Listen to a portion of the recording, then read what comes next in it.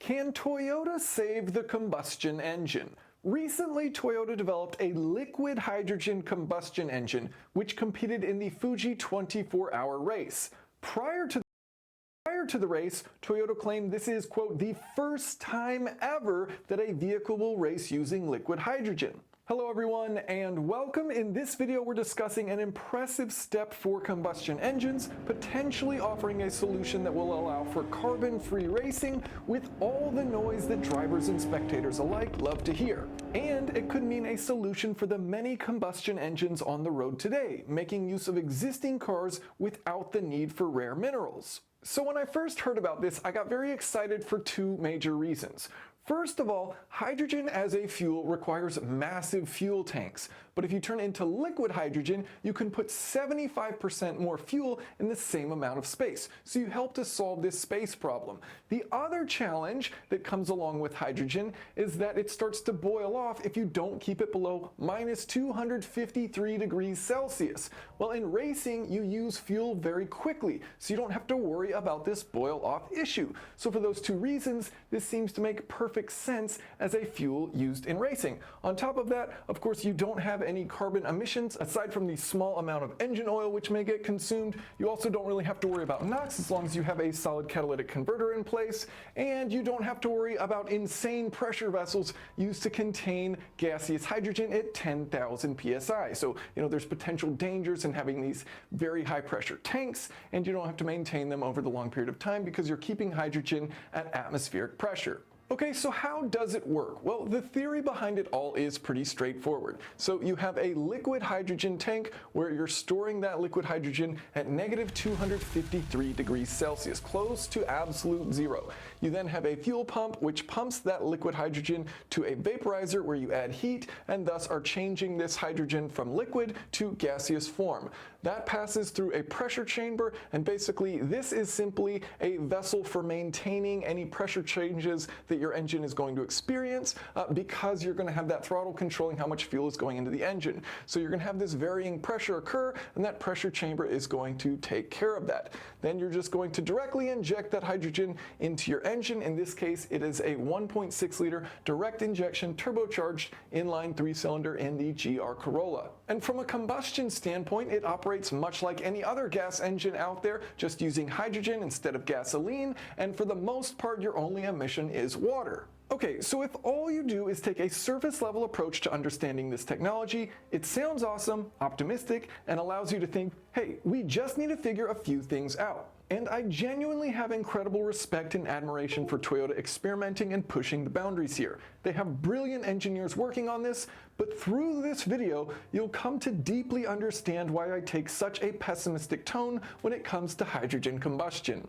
We'll start by discussing the pump problem, and quoting Toyota, about the pump issue, I believe it is the most challenging aspect of liquid hydrogen technology, and we are still facing hardware issues. Okay, so what's so hard about a fuel pump? Well, inside our hydrogen tank, we have our fuel pump, and you can think of this much like a combustion engine. You have a reciprocating piston, and that is what we're using in order to increase the pressure of that fuel to deliver it to the engine. So as this piston comes down, it pulls in that low pressure liquid hydrogen, and then as that piston moves up, this valve closes, this valve is open, and it pushes up that hydrogen, increasing the pressure as it exits. So you're pressurizing that liquid hydrogen as it moves on to the next stage, which is the vaporizer. So what's so difficult about this? Well, hydrogen is a very small molecule, and what we're doing is we're taking a pump, we're putting it in this tank, then we're filling it with liquid hydrogen, which is going to drop the temperature from room temperature down to minus 253 degrees Celsius. Well, what happens when you drop something that dramatically in temperature? It shrinks.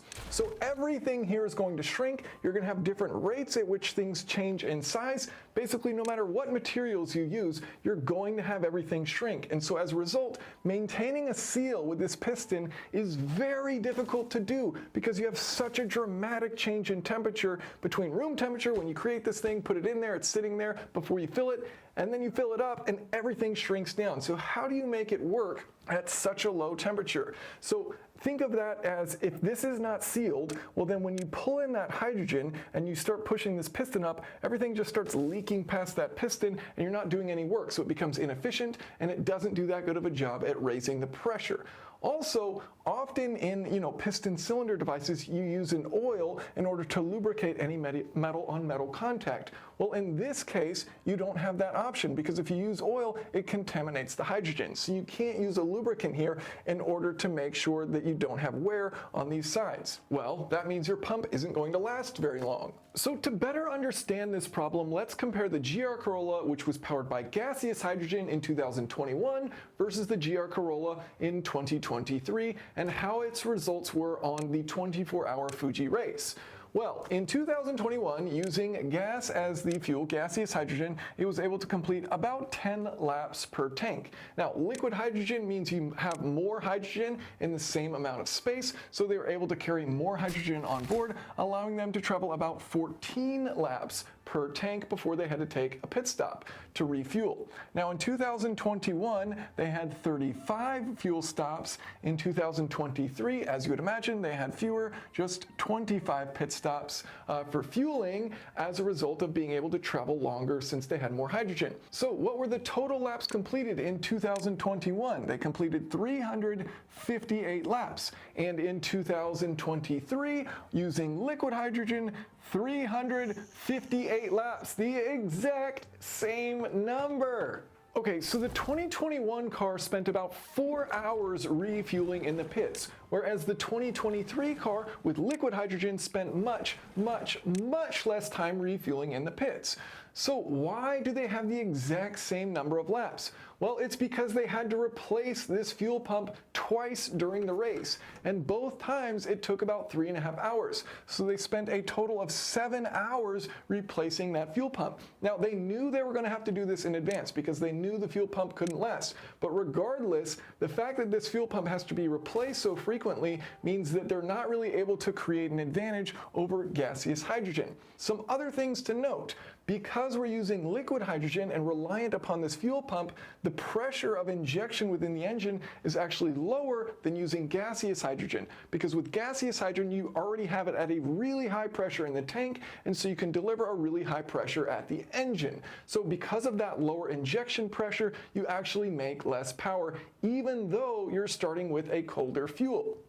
Also, as a result of the added equipment for this liquid hydrogen GR Corolla, it is a significantly heavier car, plus 250 kilograms over the gaseous version. It is at 1950 kilograms. This is a very heavy vehicle. So between having less power and being heavier, it's about 4 seconds per lap slower, which hurts it in overall laps completed. And unfortunately, to add insult to injury, if you look at the results from last year in 2022, when the GR Corolla was running on gaseous hydrogen at Fuji, it completed 478 laps. So 120 additional laps versus the liquid hydrogen version. And if you were to say, okay, let's say we never replaced the pump and we take back these 7 hours just for racing. Well, that puts the liquid hydrogen at about 505 laps. Very close to what it got last year. So not really that big of an improvement, even though it's a massive improvement in energy density. Okay, so pumping liquid hydrogen is a problem, but something I believe is an even bigger problem is how much space hydrogen takes up. Quoting Toyota, it's not currently possible to increase the energy density of hydrogen any further, so we'll have to increase tank capacity instead. This means using massive fuel tanks if you want reasonable range. Now, I know there are some nerds out there ready to claim, Jason, there are denser forms of hydrogen than liquid hydrogen, so let's address this. All right, so let's say we have a box with the dimensions of 1 meter by 1 meter by 1 meter, 1 cubic meter box, and we fill this box with gaseous hydrogen at 700 bar. What is the mass of the hydrogen in that 1 cubic meter box? Well, it's about 40 kilograms of hydrogen. Now, let's say we fill it with liquid hydrogen. How much hydrogen do we have within that box? Well, about 71 kilograms of hydrogen. Now, let's say we fill that box with water. how much hydrogen do we have within the box?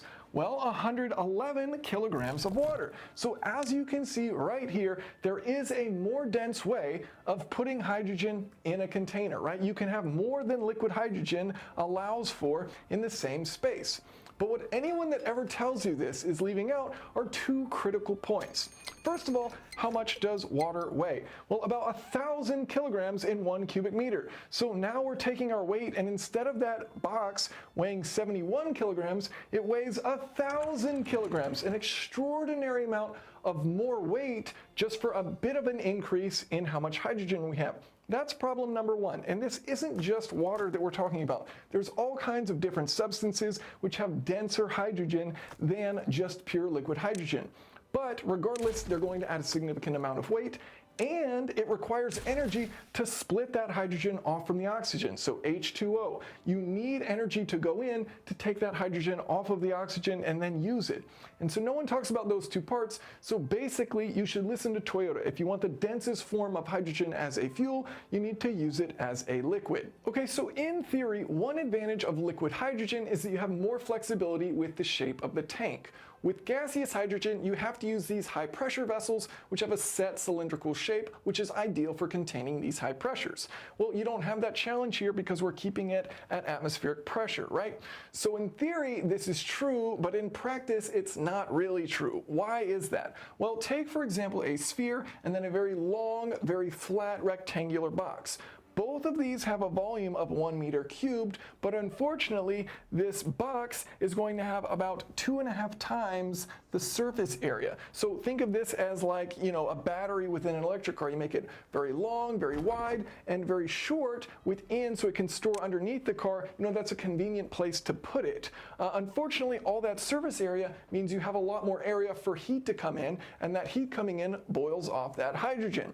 So you really want to be very efficient with your size so that your ratio of your volume to surface area is as high as possible. You want a lot of volume, you don't want much surface area. And unfortunately, if you get creative with the shape, then you introduce a lot of surface area. Okay, well that means a spherical or cylindrical tank, and this isn't a very convenient size to just plop inside of a car. It's a very awkward shape. Okay, well that's not even the biggest problem as it relates to the space problem with liquid hydrogen. So in order to understand this, we're going to compare our hydrogen Corolla to a Formula One car. Now, both have about the same fuel tank size. For the hydrogen Corolla, it is a 148-liter tank, and in F1, you're somewhere around 140 to 150 liters, so we'll just say that they have the exact same tank size. Incredible, makes this nice and easy. The fuel mass in Formula One, well, gasoline is quite heavy, so 110 kilograms of fuel about is what we have within this 148-liter hydrogen fuel tank. If you were to completely fill that, you'd be at about 10.5 kilograms of hydrogen. So the range of an F1 car with a full tank is about 300 kilometers. The range of our liquid hydrogen Corolla, while traveling out on the track, about 65 kilometers. This is pitiful. So why is the range of this hydrogen Corolla so low? Well, because of how much energy is in hydrogen. So despite the fact that they have the exact same fuel tank size, our F1 car is going to have about 1320 kilowatt hours of energy within that fuel, versus our hydrogen Corolla, which just has about 350 kilowatt hours of energy within that same size fuel tank. Now, it's worth pointing out that yes, F1 cars are lighter and they're more efficient. However, they have way, way more power and they travel way faster and they have really high downforce. So all of these are working against them in how much fuel they consume. So really, when you start to look at these and you think, okay, how do I get an F1 car to travel 300 kilometers using liquid hydrogen? Well, you would need a tank size of 560 liters, about 150 gallons. That is an absurd tank size. And keep in mind, again, this is going to be this like spherical pod that you just have to sit somewhere in the car. So very awkward in order to make this happen. And again, another little caveat we have here, you're not actually going to store liquid hydrogen at 100% within that tank. BMW did this with a vehicle in about 2006, and they found that you want to keep that liquid hydrogen below an 80% fill level, much like you would do with a propane tank for your grill. So within this, if we say we only fill at 80%, well, then our F1 tank, in order to travel those 300 kilometers for a full race distance, you'd need a 700-liter tank, or about 185 gallons. Absolutely absurd, the giant size of the tank that would be required in order to make a liquid hydrogen F1 car work. Finally, we get to the temperature problem, and it is my belief that because of this issue, we will never see large-scale adoption of liquid hydrogen combustion engines in passenger cars. Toyota was asked about this in a press conference, to which they replied, "We have a couple ideas about the boil-off issue, but we haven't made much progress yet." Alright, so here's the problem. Inside our tank, we have liquid hydrogen at negative 253 degrees C. Outside our tank, it's whatever temperature it is outside the tank. Let's say it's 20 degrees Celsius that day. Well, unfortunately, there is no way of perfectly isolating this liquid hydrogen from that temperature. Yes, you can have this really nice vacuum seal, but eventually heat is going to creep in. And as that heat creeps in, raises this temperature, hydrogen turns from a liquid to a gas, the pressure rises, and you then need to vent this hydrogen. So this is what happens today when you transport liquid hydrogen. That carrier that's carrying that giant tank of liquid hydrogen is slowly venting hydrogen along the way. It's just an inevitable loss that is going to occur. Well, this doesn't really work with passenger cars, right? Because if your car is just sitting there, and then it's just going to start venting away your fuel as it just sits in the parking lot. Now, from a danger standpoint, not that huge of an issue. You can fix this. As you vent that hydrogen, you use oxygen from the ambient air, you have a catalyst, and then you simply have water as your emissions. You're not worried about this fuel leaking out. From a safety perspective, you are worried about it because, hey, you filled up your car with fuel, you want to use it eventually, right? But BMW said in about 10 to 12 days with their old Hydrogen 7 liquid hydrogen vehicle that they created, you could lose all that fuel if it's just sitting there. It also means you can't park your car in your garage if it's a closed-in space because all of that hydrogen, in this case water, is just being dumped out into your garage. But you wouldn't want to do that. So it's crazy, right? For passenger cars, this just makes no sense. And I know all of this likely sounds very pessimistic regarding hydrogen, and I do want to reiterate that I admire Toyota for creating a real-world example and trying something new. It's when you push the boundaries and try new things that you learn, which often comes hand in hand with failures along the way. So we've discussed 3 really big problems with hydrogen, but I want to leave with a mildly optimistic message, and that is, you know what doesn't require an extraordinarily sophisticated, complicated pump that fails very frequently? Synthetic fuel. You know what doesn't require a ton of space to store? Synthetic fuel. You know what won't boil off sitting in your tank at room temperature? Synthetic fuel. Synthetic fuel solves all these problems. Its only disadvantage is that it has a higher fuel cost. So guess what did way more laps than Toyota's liquid hydrogen GR Corolla? Toyota's carbon-neutral fueled GR86 did 640 laps, 282 more than the liquid hydrogen, all with vastly simpler systems. The only thing we need in order to make synthetic fuel work is abundant clean energy. Now, if you enjoyed this video, there are 2 I would recommend checking out. First of all, BMW's Hydrogen 7. It is fascinating the engineering that went into this vehicle, which was over a decade ago when BMW was using liquid hydrogen in their vehicles. And then also my video on synthetic fuels and why they're not quite worth the hype that we're currently hearing about them. Thank you all so much for watching, and if you have any questions or comments, feel free to leave them below.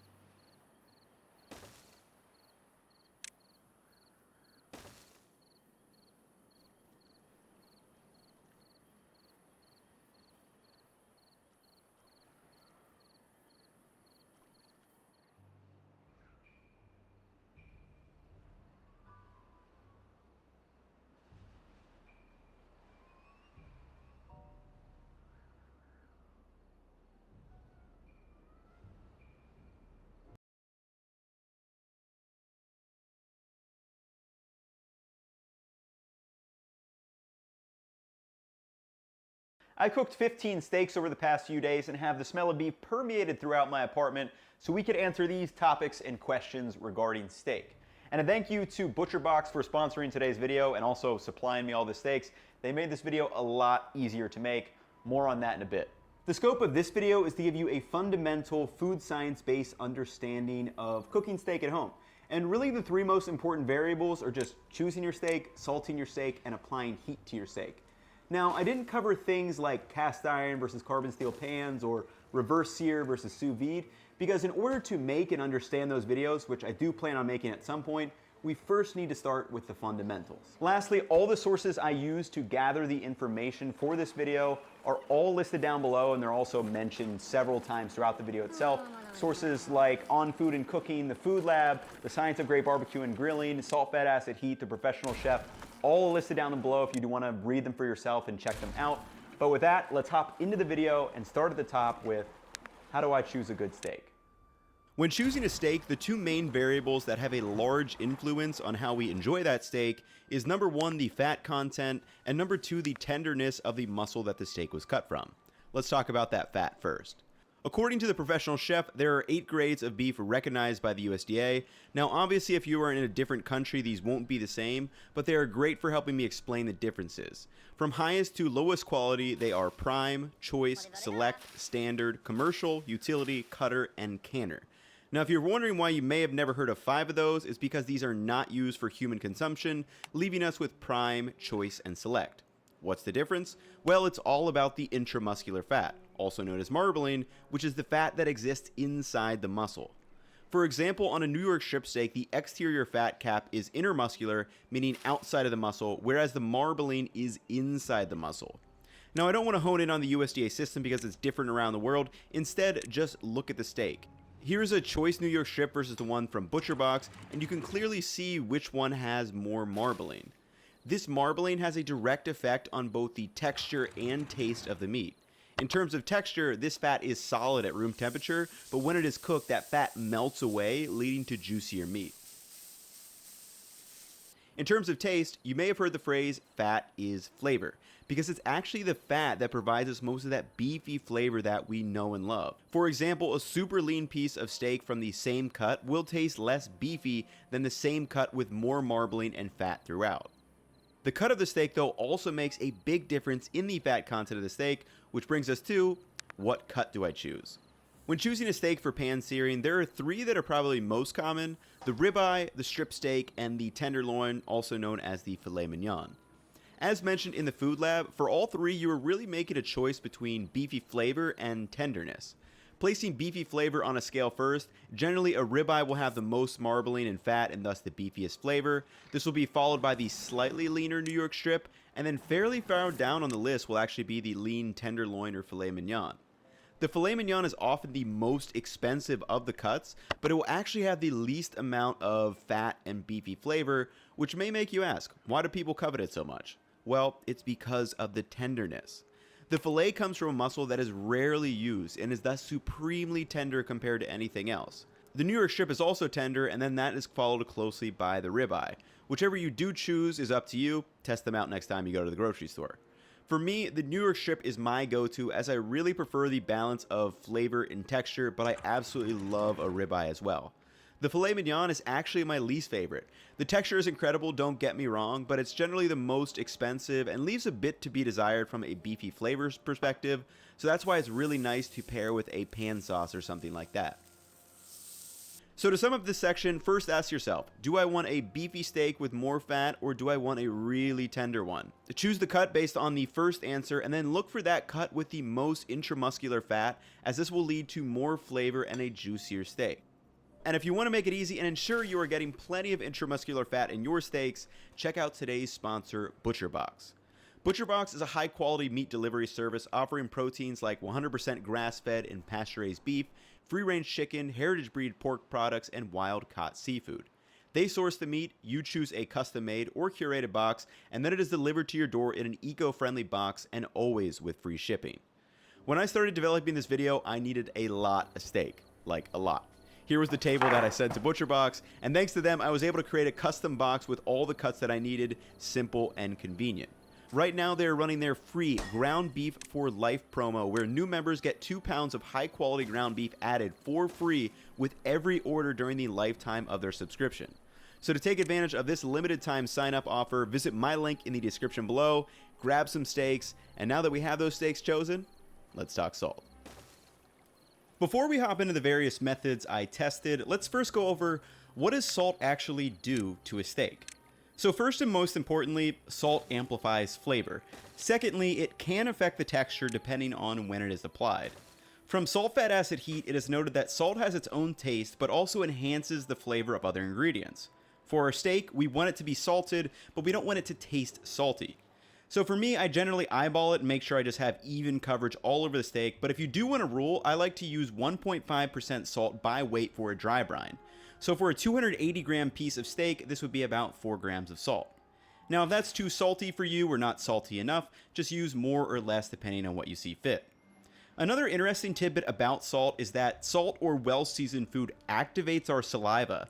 So all else being equal, a well-salted piece of steak will be made juicier not only by the liquid in the steak itself, but also by the saliva that is released in our mouth as we eat it from that savory goodness.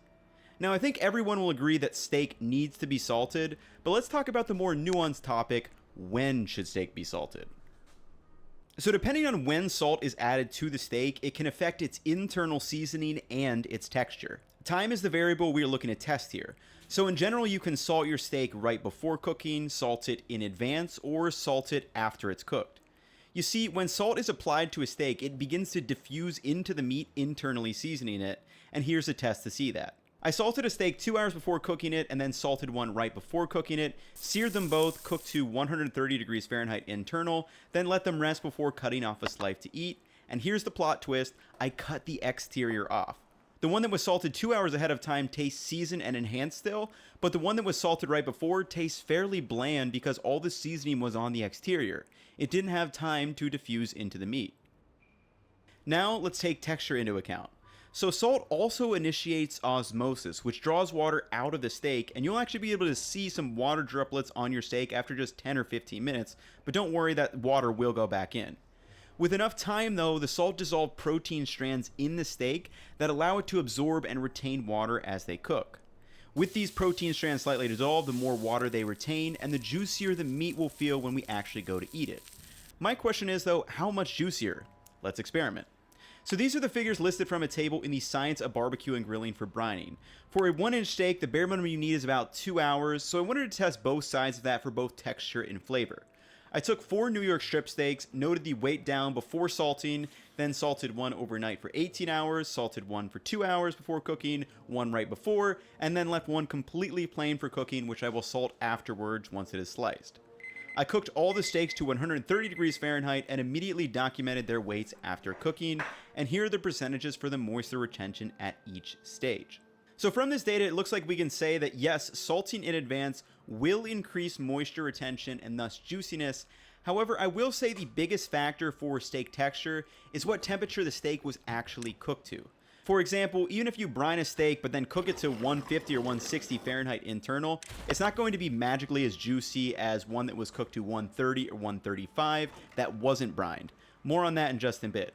The more important benefit, in my opinion, is the even seasoning that we get from salt diffusion, and here are my thoughts and rankings on these various methods after tasting them. So I have all these steaks and just taste tested all of them. Thought I'd give you my kind of personal ranking on the various salt methods. So first of all of them taste good. Like I would have no problem eating any of them. But to start with this one, this is seasoning after. So I cut it up, mixed in some salt, kind of mixed it with the juices and whatnot. So for me, this one is kind of salt forward.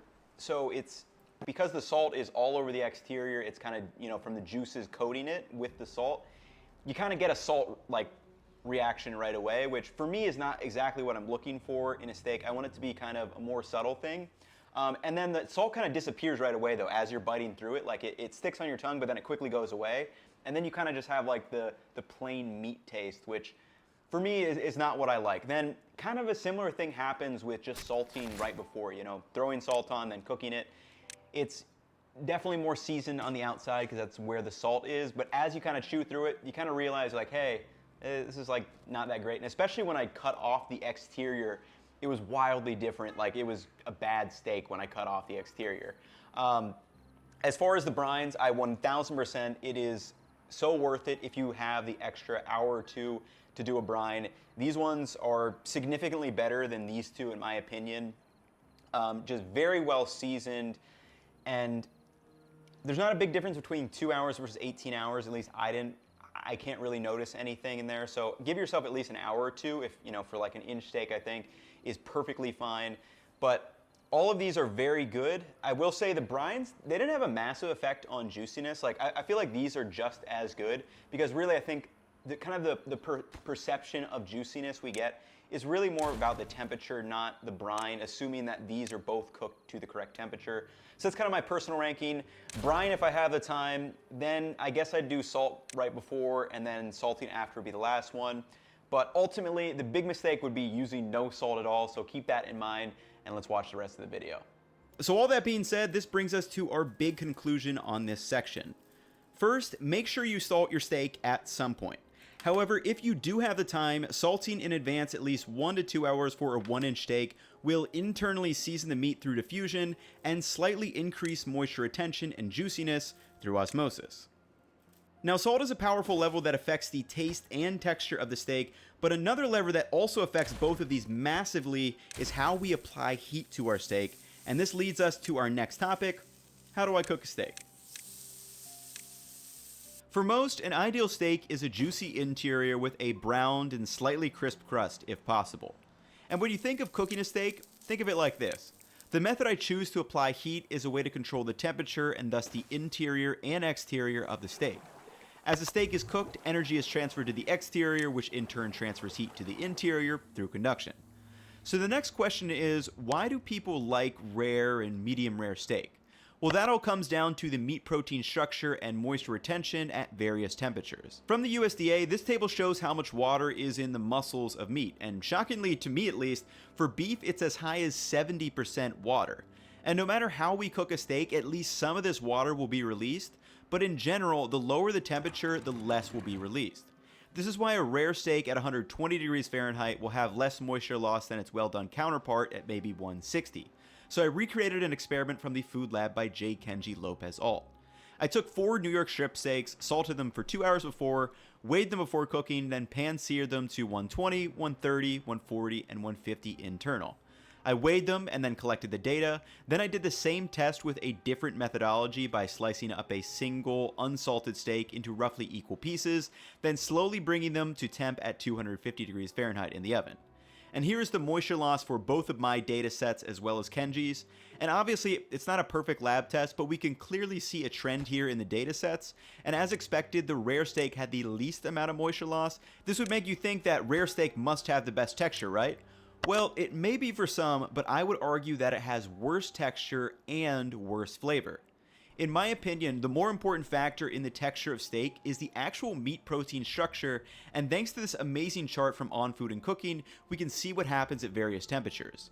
Take a look at the meat qualities column. So at 120 degrees, the steak is becoming firmer, but it's still fairly slick, which some may like, but I definitely prefer the slightly firmer texture at 130 or 135. Additionally, if you see the connective tissue collagen column, at 130 degrees Fahrenheit, the collagen sheets begin to weaken, which turns into gelatin. And also, remember that marbling we talked about earlier? That fat will begin to render at 130 degrees, which lubricates the meat, making it taste juicy and more tender, while also delivering fat-soluble flavor compounds, meaning it tastes beefier. For a rare steak at 120 degrees, the fat does not render and actually will feel a bit mushy or slippery, which is why many people do not like rare steak. Also, when you taste it, it is noticeably less beefy in a side-by-side test. Just give this one a try next time you cook some steak. The obvious next question is, how do I cook a steak to a certain rareness? Sous vide, reverse sear, pan searing, broiling, they're all methods to cook steak that I will be covering in a separate video at some point. But at the end of the day, these methods are all about controlling the doneness that you like. For a basic pan-seared steak, I think using a thermometer is the easiest way to do it. From my point of view, if I'm going to spend $10 or $15 on a nice steak at home, I'd rather use the thermometer and know my steak is going to come out exactly how I like it, and you can critically see and taste the differences if you do want to do some testing for yourself. I'll leave links below to the various thermometers that I have and like to use depending on the situation. Now, if you don't like to use a thermometer, you can absolutely do it by feel. You'll just have to develop the knack for what a rare, medium rare, or well done steak feels like for the various cuts, and also keep a better eye on it throughout cooking. Some steaks like the filet mignon are harder to tell because they feel really tender seemingly at every temperature. I typically let my steaks go on their own, and then I'll touch them when I think they are close-ish, and then I'll just verify it with my thermometer. For me, I like to pull my steaks roughly 5 degrees before the preferred target temp due to carryover cooking, though truthfully it is hard to judge. So what is carryover cooking? Well, as soon as you take that steak off the heat, it doesn't just stop cooking. The exterior here is still 170 degrees Fahrenheit, so even though a lot of that heat will start expelling outwards into the room, some of that heat is still going to work inside to the meat, increasing the temperature, and how much depends on the thickness of the steak. A thicker steak holds more energy than a thinner one, and thus will increase the internal temperature more. For this roughly 1-inch strip steak, I observed an increase of about 6 or 7 degrees after pulling it on the pan. Again, we'll cover methods in a separate video, but for now, think about that chart and use a thermometer to nail the texture you want your steak to have at home. With the internal temperature covered, let's talk about what's going on the exterior with why do you want a sear on your steak? The reason we want a good sear or crust on the steak is partly for texture and color, yes, give me those crispy little brown bits all day, but more importantly, it's for flavor. And let me introduce you to Mr. Louis Maillard. The Maillard reaction is the chemical reaction that causes food to brown when sugars and proteins are heated, like roasting meat or getting a brown crust on bread. This browning creates flavor compounds that create complexity and is another reason why the steak tastes beefier. Here's a chart from On Food and Cooking showing some of the flavors from this reaction. It's the same key reaction behind the crust on smash burgers and many of the foods that we know and love.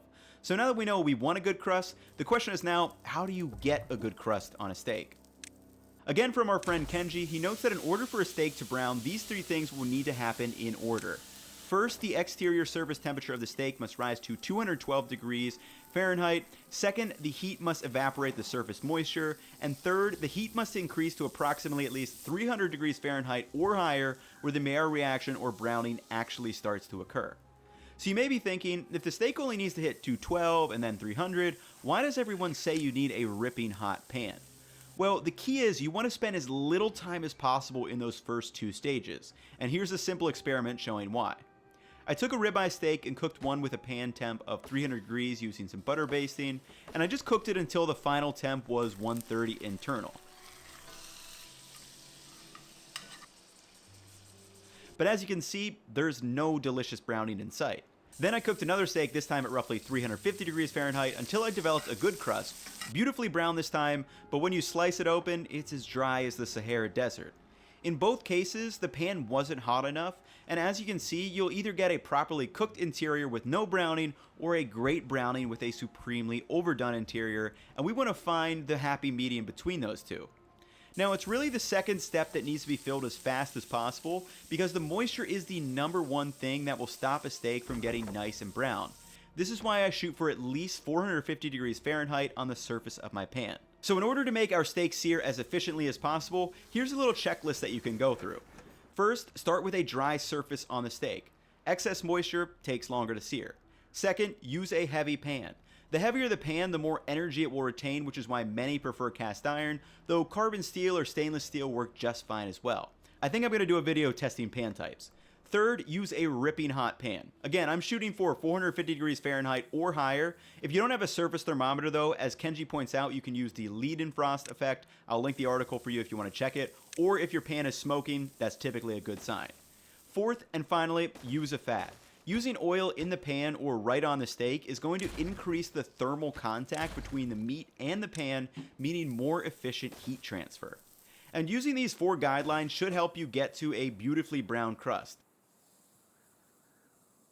It's also prudent to note that thicker steaks make it much easier to get a browned exterior and medium rare or medium interior, since it takes longer to cook and more heat to do so. For a thinner cut steak, you're definitely going to have your work cut out for you. Now, there are a lot more areas for exploration, such as butter basting, using mayo, and testing different pans, but here are the basic principles learned from this section on heat.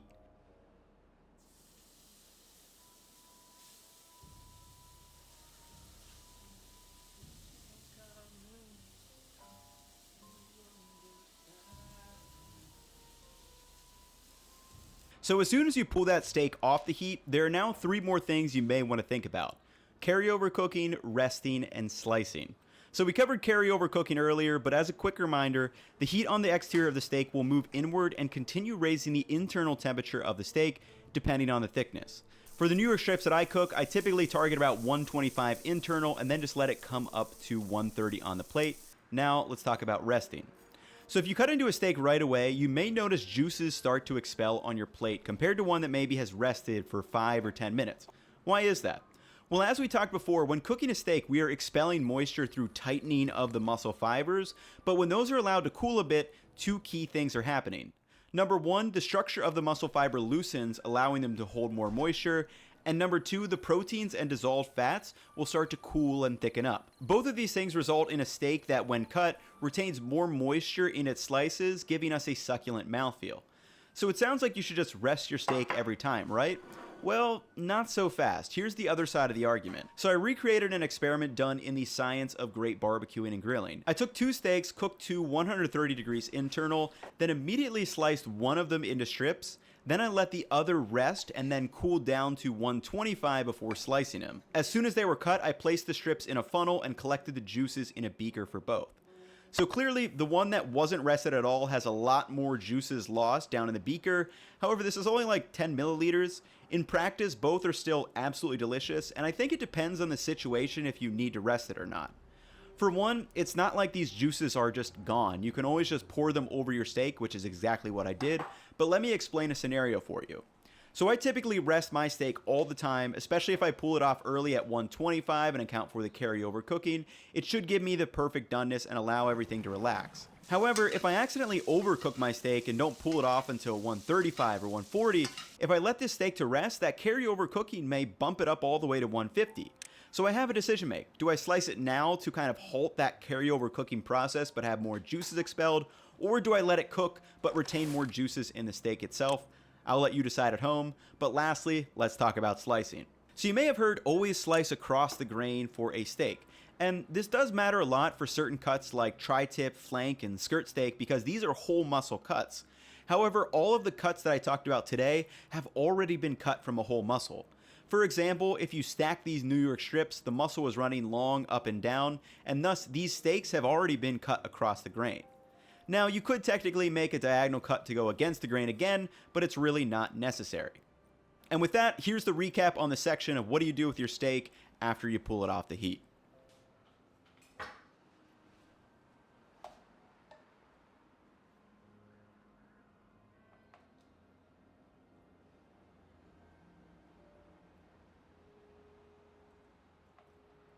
So I know that was a ton of information in this video, and like I said, everything's timestamped below, including just the little recaps of each section if you want to refer back to them. But I think it's safe to say that we all have our bachelor's degree in steak now. Again, this video was all about the fundamentals of cooking steak. You know, there are already so many other ideas and video topics I have planned, like, you know, what's the best pan for searing a steak? How about different fats, mayo versus oil, or how does the steak change when you use reverse sear versus a sous vide, and what are pros and cons of both? But before we get to those videos, they're really all built on the fundamentals that were discussed in this one. So if you guys have enjoyed, definitely drop me a like and subscribe. Thank you again to ButcherBox for sponsoring today's video, and let me know down in the comments if you do enjoy this type of video. For me, it is a lot more work, but I really do enjoy making these, and I feel like these videos don't really exist that kind of cover holistically the basics of, you know, how do you cook a steak, or maybe how do you make bread, or some of these other topics. So I'd like to do more of these videos in the future, but that's gonna wrap it up for me in this one. I will catch you all in the next one. Go make some steaks. Peace, y'all.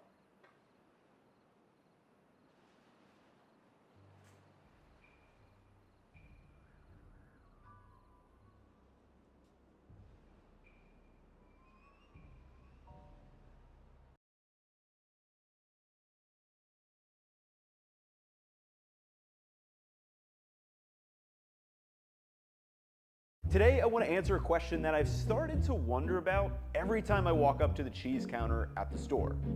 Is Parmigiano Reggiano actually worth it?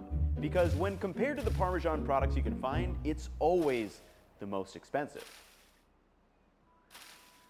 So in today's video, we're gonna do a deep dive into the world of Parmesan cheese. I purchased 5 different Parmesan products at varying price points, researched into how these are made and regulated before running them through various experiments so we can get to the bottom of this. Because I, just like you, have heard countless confusing things over the years. For example, you may have heard fake Parmesan will clump up and be grainy, so you should always buy the real stuff. Or maybe you have questions like, what do people even mean by real or fake Parmesan? Is the green bottle of pre-grated stuff even made out of cheese? Are Parmesan and Parmigiano Reggiano the same thing? And how do I know if I'm getting Parm Reg from Italy? Or maybe the most important of all, can you actually taste a difference from a US-made Parmesan versus one that is from Italy? Now, I'm someone who has happily spent my money on the $21 per pound for the imported Italian stuff the past couple of years, so this is actually an answer I'm not sure I even want. But I've opened Pandora's box of this fascinating story of the cheese that Italy's Cheese Consortium calls one of the most counterfeited and imitated cheeses in the world.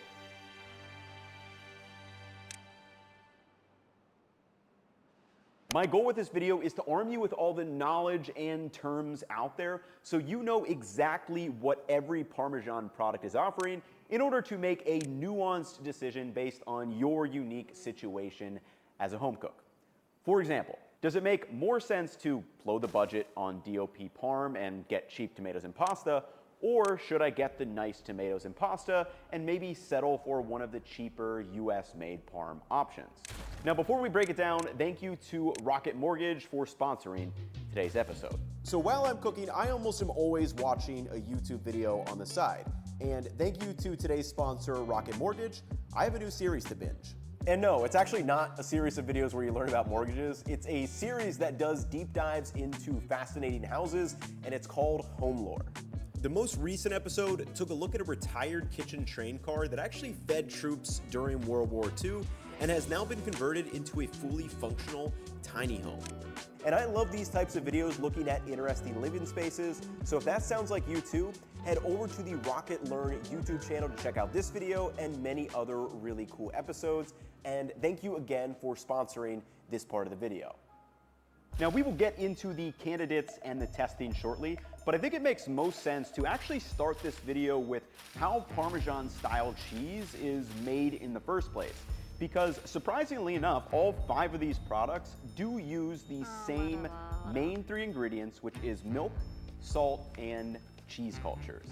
This chart from On Food and Cooking explains how a variety of common cheeses are made, and if we take a look, Parmesan, like a lot of other cheeses, is first coagulated into curds with a rennet, and then that curd is cut and heated to release more whey before being firmly pressed into a wheel, where it is then aged until being broken, and it's used for our sauces, soups, or pastas.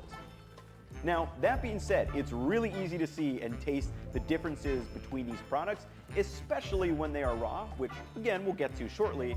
But at a high level, these do generally go through the same process that leaves you with a salty and drier cheese that we all know and love.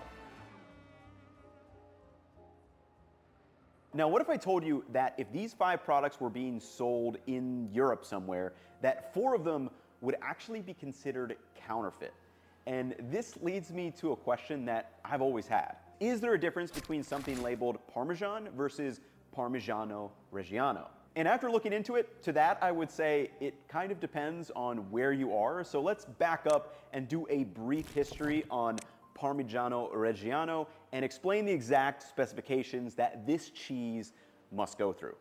According to the Italian Cheese Consortium's website, Parmigiano Reggiano's origins started over 1,000 years ago in the Middle Ages with the same 3 ingredients they use today: milk, salt, and rennet.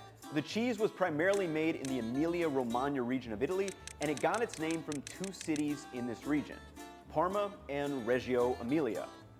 Now, what's crazy is that as far back as 1612, 160 years before the US was even a thing, the cheese already was starting to be regulated with a deed signed by the Duke of Parma that defined the places where cheese called from Parma could actually come from. As the Parmigiano Reggiano moved into modern times, this designation was expanded, and in 1934, the dairies in the region of Italy agreed they needed a mark of origin for their cheese. And now today, as part of the European Union, if you want a cheese to be considered and stamped as legit Parmigiano Reggiano, there is an extremely specific location and process in which it must be made. Now, all the specification that this cheese must go through in order to be titled Parmigiano Reggiano is actually all summed up in a single document from the official European Union, PDO-IT-02202, titled Parmigiano Reggiano, and last updated November 11th, 2016. Now, I'll link this document below because it's actually just a really interesting read-through because it does have some very specific measures. For example, you have the basic ones like the 3 ingredients that must be used, where it come from, the size of the wheel, and things like that.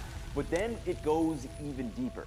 For example, there are some notes like the cyclopropane fatty acid ratio has to be less than 22 milligrams per 100 grams of fat, and 75% of the food that the cow itself eats actually has to be produced within the same geographic area, so those cows better not be munching on any grass grown in France. So this outlines exactly what something labeled Parmigiano Reggiano is, but what does it mean if something is labeled Parmesan? And this is where the "it depends" comes in. The word Parmesan is the English translation of Parmigiano Reggiano, and for every country in the European Union, if you see a cheese that is labeled Parmesan at a shop in, say, France or Germany, it is Parmigiano Reggiano, meaning it was made in Italy and upholds all the standards, and this was made in a ruling where it is noted that the term Parmesan is an evocation or extension of Parmigiano Reggiano. And this is where it's kind of interesting to me because say someone made a wheel of cheese exactly how you would make Parmigiano Reggiano, like down to the T. They got it looking the same, they met all the requirements of moisture levels, fat levels, the aging maturity, and all that. But the only thing they changed is that they made it with cows that were from Germany. Now, in this case, even the most discerning Italian may not even be able to tell in a blind taste test, but just because that is so, this cheese still cannot be legally labeled as Parmesan in the European Union. And I was trying to find out some more on this because the EU actually sued Berlin back in 2004 for not upholding the name of Parmesan. And this blog from 2016 also mentions that some French restaurants will use imitation Parmesans, but I want to know what they call them since the words Parmesan or Parmigiano Reggiano cannot be used on the cheese label. Anyway, so why did I give all this background? Well, because in the United States, the words Parmigiano Reggiano are still protected in labeling, but the word Parmesan is not. And this is the exact same thing with how in the US we use the word champagne to generically refer to sparkling wines. But in the European Union, if a bottle is labeled champagne, it must be the specific sparkling wine from the Champagne in France.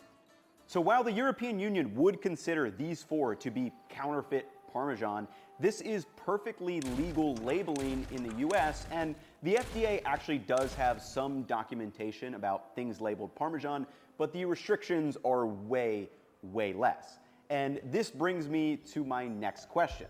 How can you ensure you are getting the real Parmigiano Reggiano in a US grocery store? Again, the name is protected, so in the United States, it's actually really easy to figure out, especially compared to that canned tomato market. So first, just take a look at the name. If it's labeled Parmigiano Reggiano, it is the legit stuff. If you see it's labeled Parmesan, just assume that it is made with milk or processed in the US. Now the name should be enough, but additionally you can check for the DOP stamp on the cheese packaging, and further, if you buy a hunk with the rind still attached, a last check that you can do is to check the needle stamp that will also say Parmigiano Reggiano. Now there are definitely some pros and cons to kind of the EU versus the US regulation approach. For example, the EU approach would kind of be like saying, in the US, Wisconsin is going to be the only state allowed to produce and label cheddar cheese, even though Vermont and Cabot Creamery may make really great tasting cheddar cheese, they're going to have to label it something else. So very interesting to think about, but it's a whole separate conversation, kind of way above me. But what I want to answer in this video is, given the current landscape and options of Parmesan-style cheeses in the US, is Parmigiano Reggiano actually worth it? So to do this, we still need to explain some terms and actually how cheese in general works. But let's just hop into the first of 3 taste tests and welcome in the candidates that I chose. First, we have 2 pre-graded options. These are 1, the classic green bottle, and then secondly, a higher end 16-month pre-graded version before moving into the whole wedges. For these, I have a 12-month aged US domestic, a 20-month aged US domestic, and lastly, a whole block of the 24-month Parmigiano Reggiano from Italy. And up to now, we've touched on the history, regulation, and common labeling semantics, but none of that information really helps us answer the original question. So let's start putting stuff to actual practice. And this is where I think it gets fun, because there are 3 important areas to consider and have in mind as we go through these taste tests. Number 1, flavor. Does Parmigiano Reggiano have a significantly better flavor compared to the Parmesan alternatives? And then secondly is food properties. Does it have advantageous food properties such as a higher fat content? Does it melt better? Or do those additives in the US made parms make any difference? And then lastly is lifestyle consideration. How is it going to be used? For example, the recommendation may change depending on what we are using it for, such as a shaved garnish for a salad or sprinkling over some pizza, or if we're going to end up using it in some pasta sauce like an Alfredo or carbonara. And for me, I chose 3 tests that you also can easily replicate at home, and I would recommend trying it because they're just pretty fun. But with that being said, let's hop into taste test number 1. So for this raw taste test, all I did was grate the blocks of Parmesan that I had, and then also spooned out some of those pre-grated ones, blindfolded myself, and had Gabe give me a small spoonful of each one. And spoiler, it's pretty easy to tell the differences here. Man, that one was good, really good. Nice and creamy, kind of really melted on the tongue.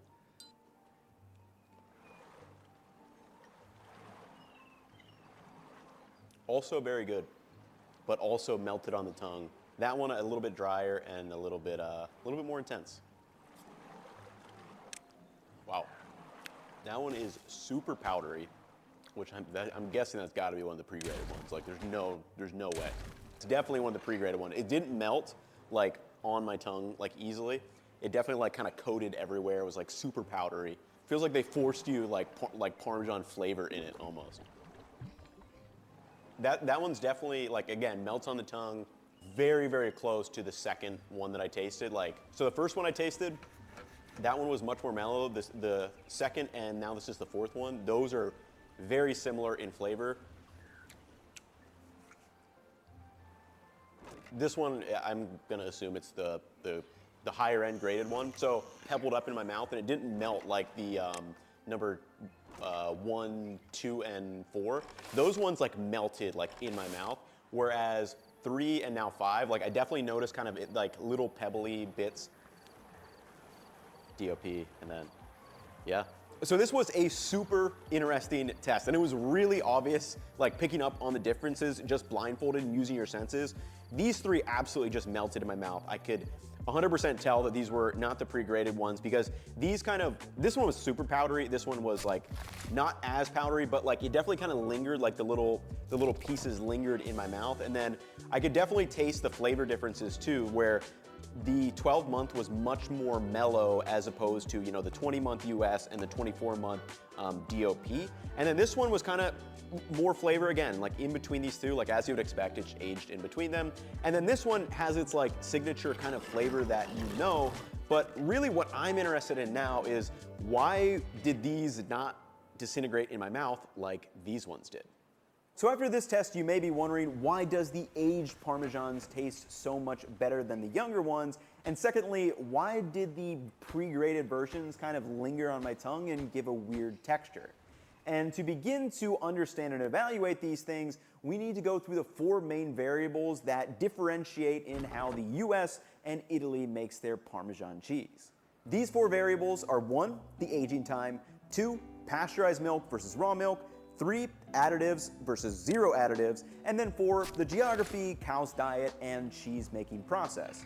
And when broken down into a US versus EU parm table, it begins to show the differences in the actual makeup of these cheeses. And I want to start with aging first because I think this is the most important decision you'll have to make as a home cook navigating the grocery store, because when it comes to cheese in general, aging has a massive effect on both the taste and texture of the final product.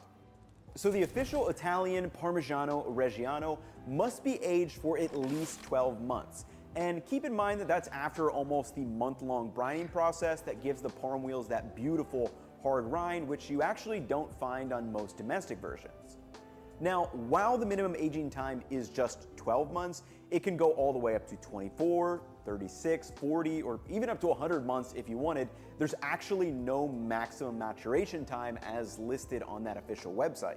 And if you are in Italy, you'll be able to find a full range of aged parms really easily, but in a US grocery store, that's not the case. Now, I'm not sure of the exact numbers here, but the most common imported Parmigiano Reggiano is going to be the 24-month aged one. There's likely some cost-benefit analysis done by the stores, unless a particular store happened to order something special. Now, it's a completely different story when it comes to aging times in the United States. Based on this Title 21 from the FDA, last updated in 1993, the minimum aging time for something labeled Parmesan is 10 months. And most of the US-made Parmesans I found at the store were 10 or 12 months, but you can find some US-made brands that will age their cheeses for 20 or 24 months, but anecdotally, they're a little bit hard to find. It took me like 4 or 5 grocery stores before I actually got my hands on one. And in general, if you have tried any aged cheeses, you know that they're drastically different than the minimum age counterpart. For example, a young cheddar versus an aged one, a 10-month parm versus a 24-month parm is going to be very, very different. And at a high level, 2 things happen when cheese is aging. 1, cheese cultures continue to transform lactose into lactic acid, and then secondly, the cheese will begin to lose more moisture. And both of these processes intensify the flavor of the cheese and also change the texture, which you can easily see with your eyes. And in general, the younger aged cheese is going to be the mildest in flavor, but it's also going to have a higher moisture percentage and a lower melting temperature when compared to the longer aged Parmesan cheeses. And I'm staying pretty surface level here. There's a lot more science that goes into cheese making and the aging of cheese in general, but let's move on to variable number 2, and that is the milk. Because I bet a cheesemaker would tell me right now that it doesn't matter how long you are aging your cheese in the first place if you are starting with bad milk. And when it comes to the milk used in the Italian Parmesan cheese, that is always going to be raw milk. So in general, the United States is very conservative when it comes to food safety. So for any mass-produced dairy products, US dairy farms are typically going to pasteurize their milk by heating it to a specific temperature for a set amount of time. And this process kills off harmful bacteria that could potentially cause disease, which is a good thing. But the only bad thing about this is that all bacteria is not bad for you or will cause disease. And this process also kills off the bacteria that is partly responsible for developing flavor in the aging and lactic acid fermentation process.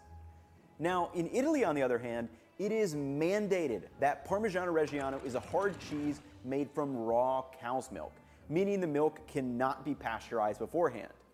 And the small, highly regulated Italian operations can keep a close eye on the cheese to make sure that any harmful bacteria are not ending up in the final product. Now, if you've ever tasted raw milk, you know that it tastes way different from the stuff that you get at the store. But that being said, it is kind of hard to quantify exactly how much of a difference this makes, because if you try the 24 versus the 20-month aged ones, like, yeah, they taste different, but both are still pretty good. So it's kind of hard to say exactly which thing makes the most difference. And with that being said, let's move on to variable number 3, and that is the additives. By definition, Parmigiano Reggiano can only contain the 3 ingredients we talked about earlier. US cheese companies, on the other hand, might mix in preservatives or enzymes to ensure that their product is safe for mass production, make sure it passes FDA regulation, or has a long enough shelf life to be profitable at the grocery store. And on a US-made Parmesan, there are about 4 potential ingredients that you could see added to the ingredient list. This is 1, cellulose, 2, potassium sorbate, 3, natamycin, and 4thly is enzymes. Now these are all food-grade additives, passed by the USDA, and they're in a variety of products, but really the question is, do these additives significantly affect the taste and texture? And short one, yeah, they do. When I added 30 grams of each of the grated Parmesans to a 275-degree pan, every single one of them melted, with the exception of the green bottle.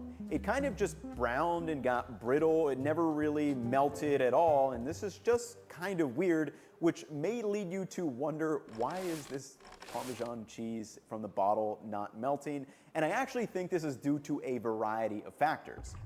Number 1, a lack of moisture. Number 2, a lack of fat. Number 3, a tight protein structure of the cheese before being grated. And these might partially be caused by 1, adding cellulose powder, and 2, adding potassium sorbate.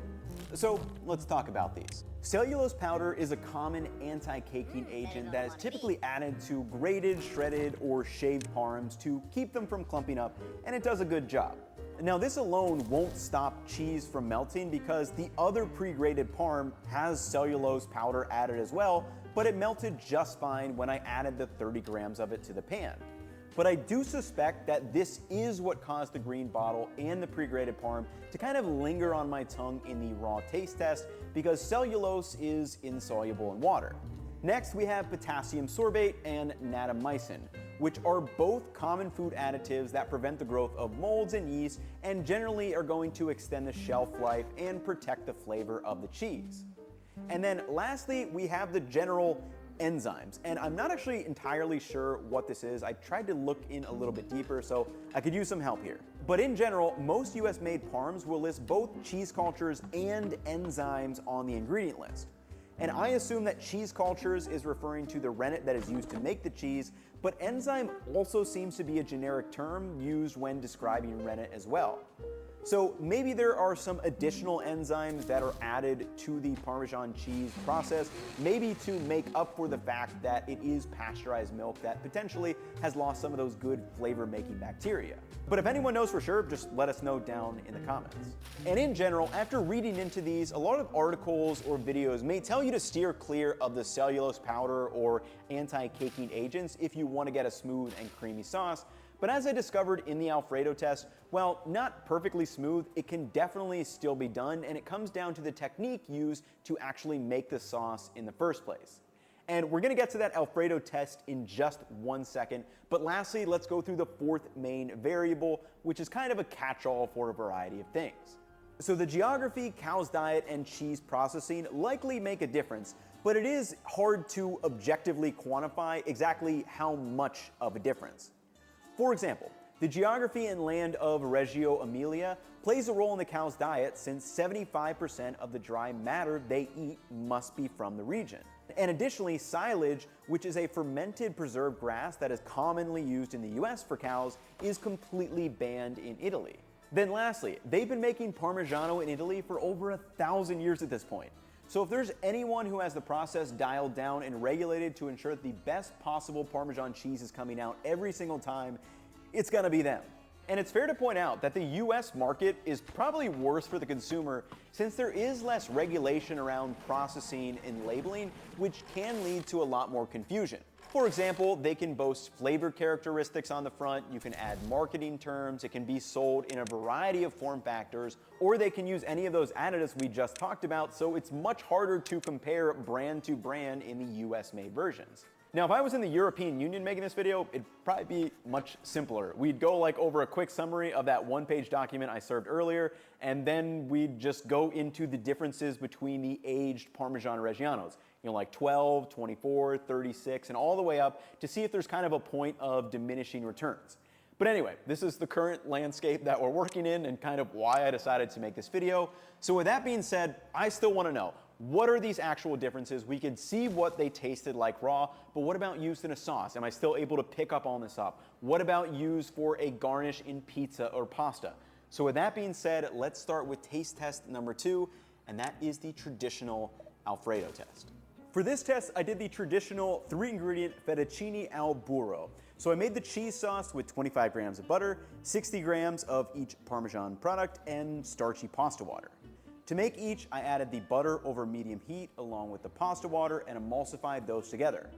Once mixed, I turned the heat down to low, and very important, you need to keep the temperature below 160 degrees Fahrenheit or else that cheese will seize up and get stringy as you add it. And like I mentioned earlier, the younger aged Parmesan cheeses are going to have a slightly lower melting point due to having more moisture and a looser protein structure. So for these, I actually had to turn it down to 150 degrees Fahrenheit just to be on the safe side. And I've outlined the food science behind all this stuff in a cacio e pepe video I did a few months back, and that was really the only way I was successfully able to make each of these 3-ingredient sauces with the 5 Parmesan products.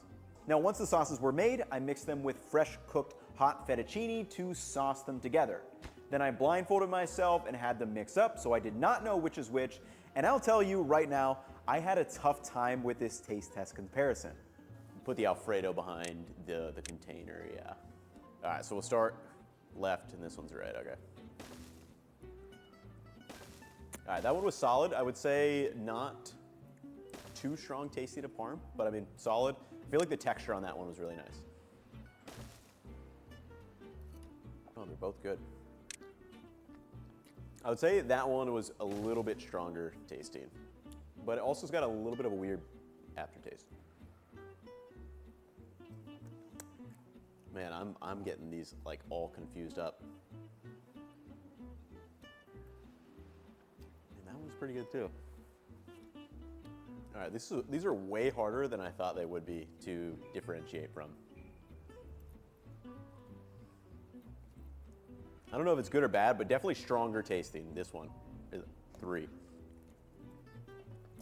That one a little bit more mellow. I don't know if there's one where I would say clearly it's terrible, and I don't know if there's one where I'd be like, this is the best thing ever, though 3 and 5 were definitely stronger tasting in my opinion. I don't know, I'm just gonna see. I'm really curious. I honestly have no idea. Wow, that was super interesting, dude. So like, that's what I said, like these were very strong tasting, but like I didn't know if they were better, but like I'm lost. Like I'm absolutely lost on all these. I don't even know what to think.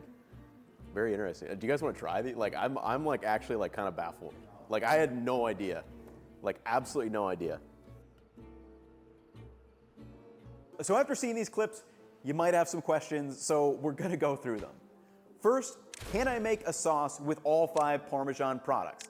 The answer to that is yes. But are there differences in how they distribute throughout the sauce? And this is also a yes.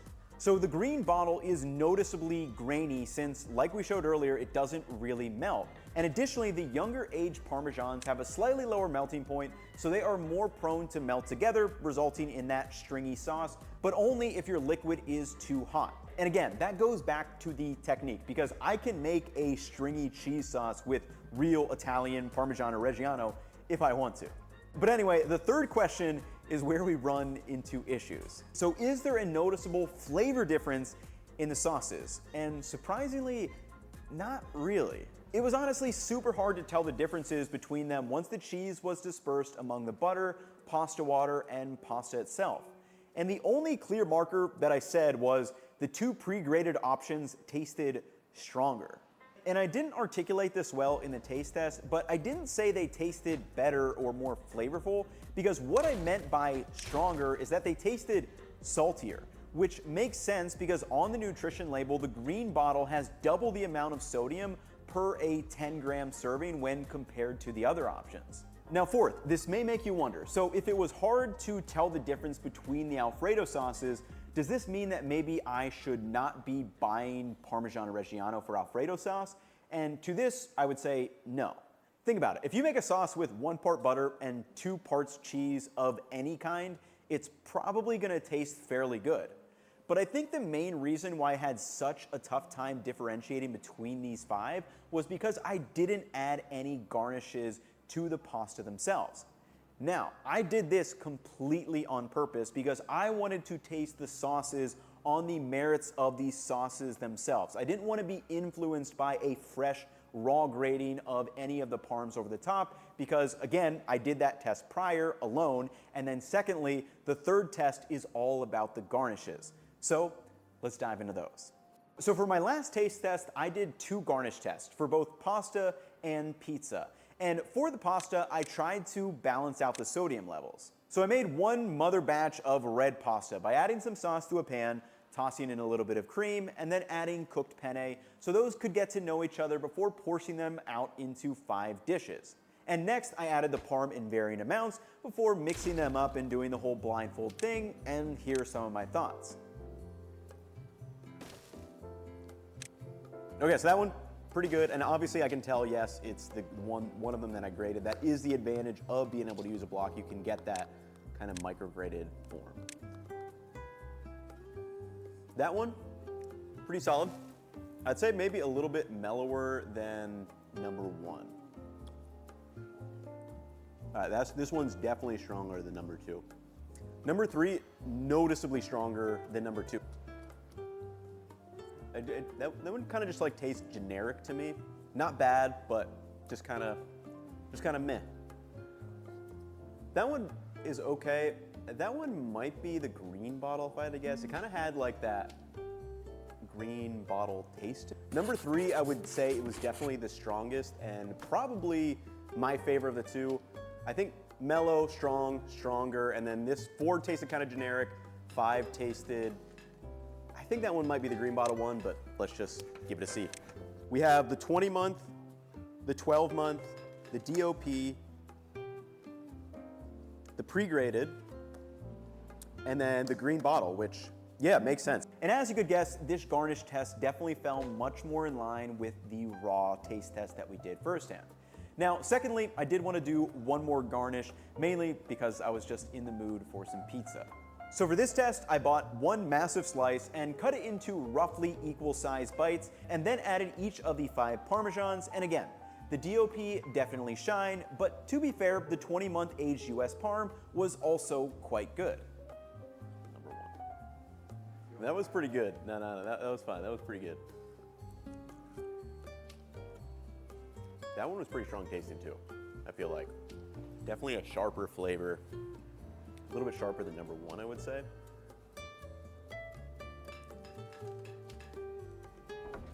This one also felt like pretty strong tasting. 2 and 3 felt stronger tasting than number 1. I feel like these middle 3 honestly like all just tasted really good to me. Maybe number 1 was like a little bit milder.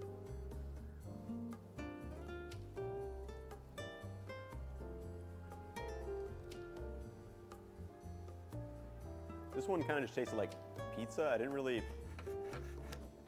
parm wasn't too strong on number 5. So I think 1 and 5 for me were a little bit milder in taste. I think 2 and 3 were my favorite, and then 4 was probably like a step below 2 and 3. So again, another raw taste test, and again, the DOP, the 20-month, the longer aged ones definitely are more concentrated and sharper in flavor, and it really does come through, especially in these raw applications.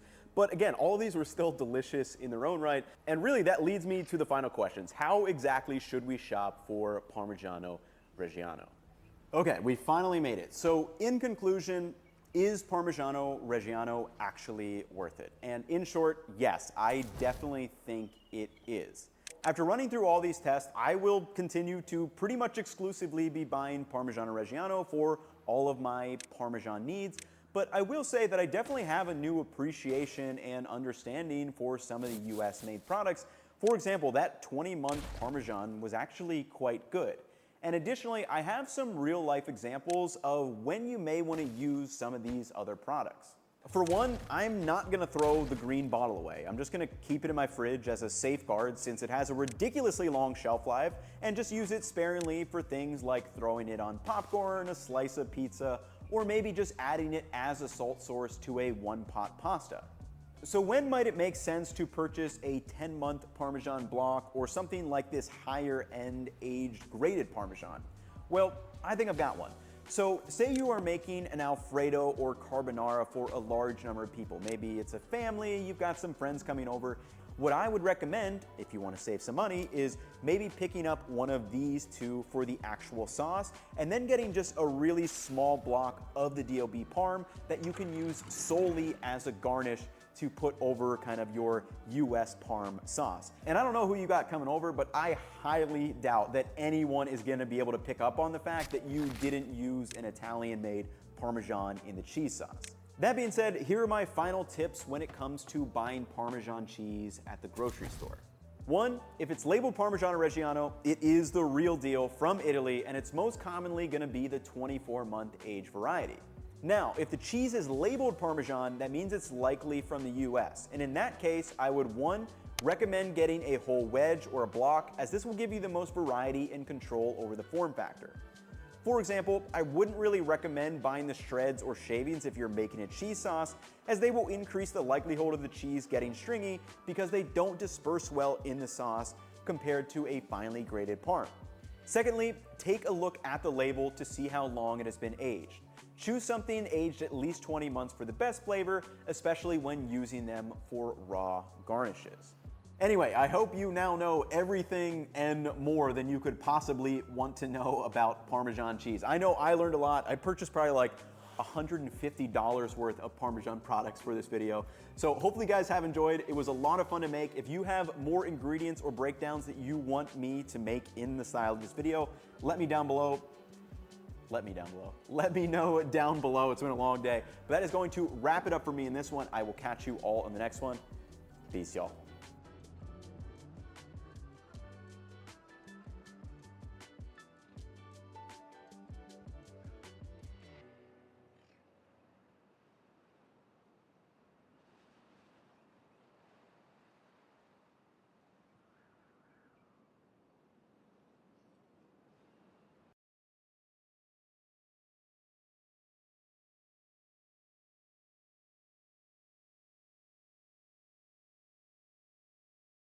In this video, we're doing a deep dive into the world of truffles, which at upwards of $1,000 per pound for black winter truffles and over $3,000 per pound for white truffles, these are easily one of the most expensive ingredients in the world. But if you're like me, I've always wondered, are fresh truffles actually worth it? So, over the past couple of weeks, I spent close to $1,000 on various truffles and truffle products and ran them through 6 different experiments in an attempt to answer every question I could possibly think of when it comes to truffles. And by the end of this video, I promise you'll have an answer to these 3 questions. 1, are black truffles worth it? 2, are the more expensive white truffles worth it? And 3, are there any good substitutes like the oil for fresh truffles? And everything I learned in this video was not only interesting, but some of it was shocking. For example, did you know that fresh white truffles do not taste like fresh black truffles? They actually have fundamentally different aroma profiles, and side by side, the fragrance is quite different. But it gets even more confusing when we get to truffle products.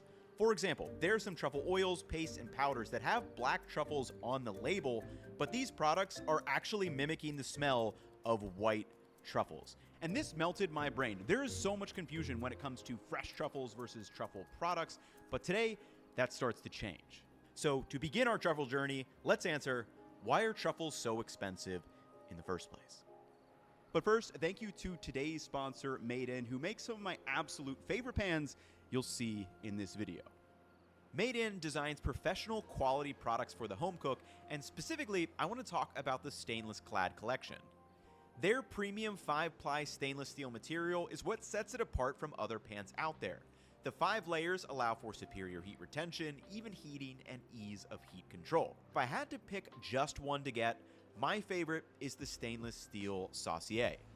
This is my go-to pot for one-pot pastas, and today I used it for making the risotto. It has curved edges and is just a perfect size, and I also use this for any sauce-based dish like chicken tinga. So head to the link in my description to save on your order, and thank you Made In for sponsoring this video. But now, sit back, relax, and let's go underground. Truffles are an edible fungus from the tuber species that grow at the base of living trees. However, many people assume they are some type of mushroom, but that's actually not the case. They are different in two key ways. First, truffles fruit underground into a ball-like shape, and this is unlike mushrooms, which fruit above the ground into an edible stem and cap. And secondly, truffles live in a symbiotic relationship with living trees, and they do this by extending a tree roots network. Mushrooms and most fungi, on the other hand, feed on and decompose decaying trees. And in this case, the underground truffles pass on water and nutrients to the tree in exchange for carbs and sugars in the soil. And this is what turns truffles into a dense and aromatic fruiting body. And because they are underground, they've evolved to be highly aromatic, so they can be found by animals such as pigs and dogs. And the truffle is the reproductive fruiting body of the fungus, and it's full of spores that are waiting to be distributed throughout the forest, or in our case, to our mouths. And this is what we see in that gorgeous cross-section. And today, there are actually over 30 species of truffles that are commercially traded. However, all truffles are not created equally. Truffles can vary quite a bit in terms of texture, color, and aroma. And in fact, some truffles are completely odorless, which is a far cry from some of the most popular ones. The two most popular ones tend to be the black winter truffle, or Tuber melanosporum, which this 22-gram truffle cost me $58. And even more sought after is the white truffle, or Tuber magnatum. This single 20-gram truffle cost me $153, or over $3,000 per pound. So why are white truffles over 3 times the price? Well, there's more than just one reason, and we'll get into those. But one of the reasons that truffles in general are so expensive is probably something you've heard about, and that is truffles are really hard to reproduce on the farm. Why exactly? Well, truffles are usually native to regions with lots of limestone in the soil, and this makes for a super high pH or basic growing environment. And this is why you find naturally occurring truffles in European regions like Spain, France, or Italy. They happen to have the right type of soil for wild edible truffles to occur. Now, even if you start in the right environment, as is beginning to happen in Spain and experimentally in the US with certain black truffle varieties, farming truffles is still very tricky. People try to farm truffles by inoculating the right soil near the right trees with the truffle spores, but there's still a big problem.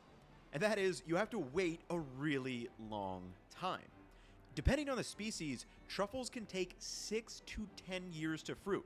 So it might take a decade to find out if you have successfully inoculated the tree roots, meaning it's a really slow feedback cycle to adjust your techniques and become profitable. So until agriculture engineering can figure it out, truffles are going to remain really expensive. Now, the thing I've been wondering about for years is, are people obsessed with truffles because they are scarce, expensive, and have this almost mystical aura around how they are grown and harvested, or do they actually just taste really freaking good? So let's unpack this by answering this question. From a food science perspective, what is the flavor of truffles? And this is the section that forced me to forget what I thought I knew about how truffles work. At a high level, these 6 properties make up the flavor of food: taste, aroma, texture, physical reaction, sight, and the human element. And when it comes to using fresh truffles in our cooking, it's best to primarily think of them as an herb, spice, or aromatic vegetable. Things like adding fresh basil to your pizza, using vanilla in ice cream, sauteing some fresh garlic, or adding freshly saved truffle to your pasta all have one thing in common. We are adding them to provide aroma, or simply put, to make our food smell better. So what do truffles smell like? Well, based on a lot of the truffle-flavored foods and products, you may think that black and white truffles smell pretty similar and could be considered as a substitute for each other, but as I found out, that's actually not the case. So I grabbed out the truffles to get some B-roll of the white and black ones side by side for the first time, and I gave them a sniff and was like, wait, the white truffle smells like the truffle oil and the black truffle paste, but the fresh black truffle smells really good, don't get me wrong, but it doesn't smell like the white truffle, and it also doesn't smell like this truffle oil or black truffle paste.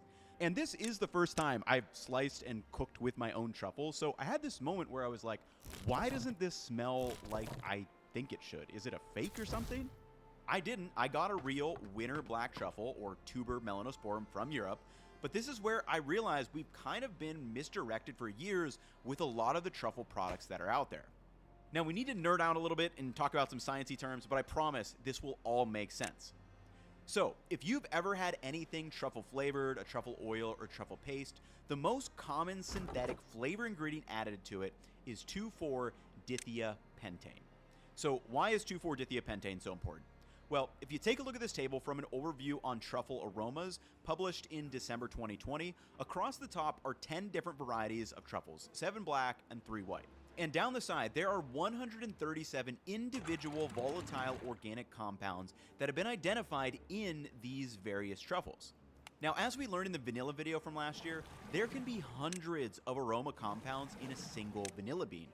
But there's one compound that is stronger than all the rest in a higher concentration, and that is vanillin. Vanillin is the compound that we primarily identify as the smell of vanilla, and it's also the compound that is synthetically made and added to imitation vanilla. So hopefully you can see where we're going. You're probably thinking, oh, that 2,4-dithiapentane is probably the key aroma molecule in all truffles then, right? Well, if we go to the table, we can see that 2,4-dithiapentane's odor description is sulfuric garlic. And if we go to the white truffle, or tuber magnetum, the most prized one, we can see that 67 to 83 of the relative area percentage is made up of 2,4-dithiapentane. Chemically, it's the same structure as the one added to many truffle oils and truffle products. But if we scroll across to the black truffles and look at tuber melanosporum, here's the kicker. Winter black truffles, or any variety of these black truffles in the table, do not have 2,4-dithiapentane in them. And what I found out is that most truffle products are actually made from summer black truffles, or tuber aestivum. And the funny part about this is these black truffles are essentially odorless. As noted from the Truffle Hunter, these truffles are harvested in massive quantities in the summer across Europe and the Near East, and this is the truffle that keeps the industry afloat. Any packaged product using truffle is likely using this one, and it also looks exactly like people think a truffle should look like. But what it lacks is aroma. Now, because it lacks aroma, it's mixed with flavoring, as you'll see on the label for various truffle products. And this is likely made up of a couple aroma compounds, but the primary one is going to be 2,4-dithiapentane. Now, some truffle products may specifically call out black truffle oil concentrate as an ingredient, and in this case, it definitely doesn't smell like white truffles, but as far as I can tell, based on the products I got, if you see a generic listing on the ingredient label of flavoring, or truffle flavor, this is likely made with a high concentration of the sulfuric and garlicky smelling 2,4-dithiapentane. Even if it's made with summer black truffles, it's actually mimicking the main aroma compound of the prize tuber magnetum.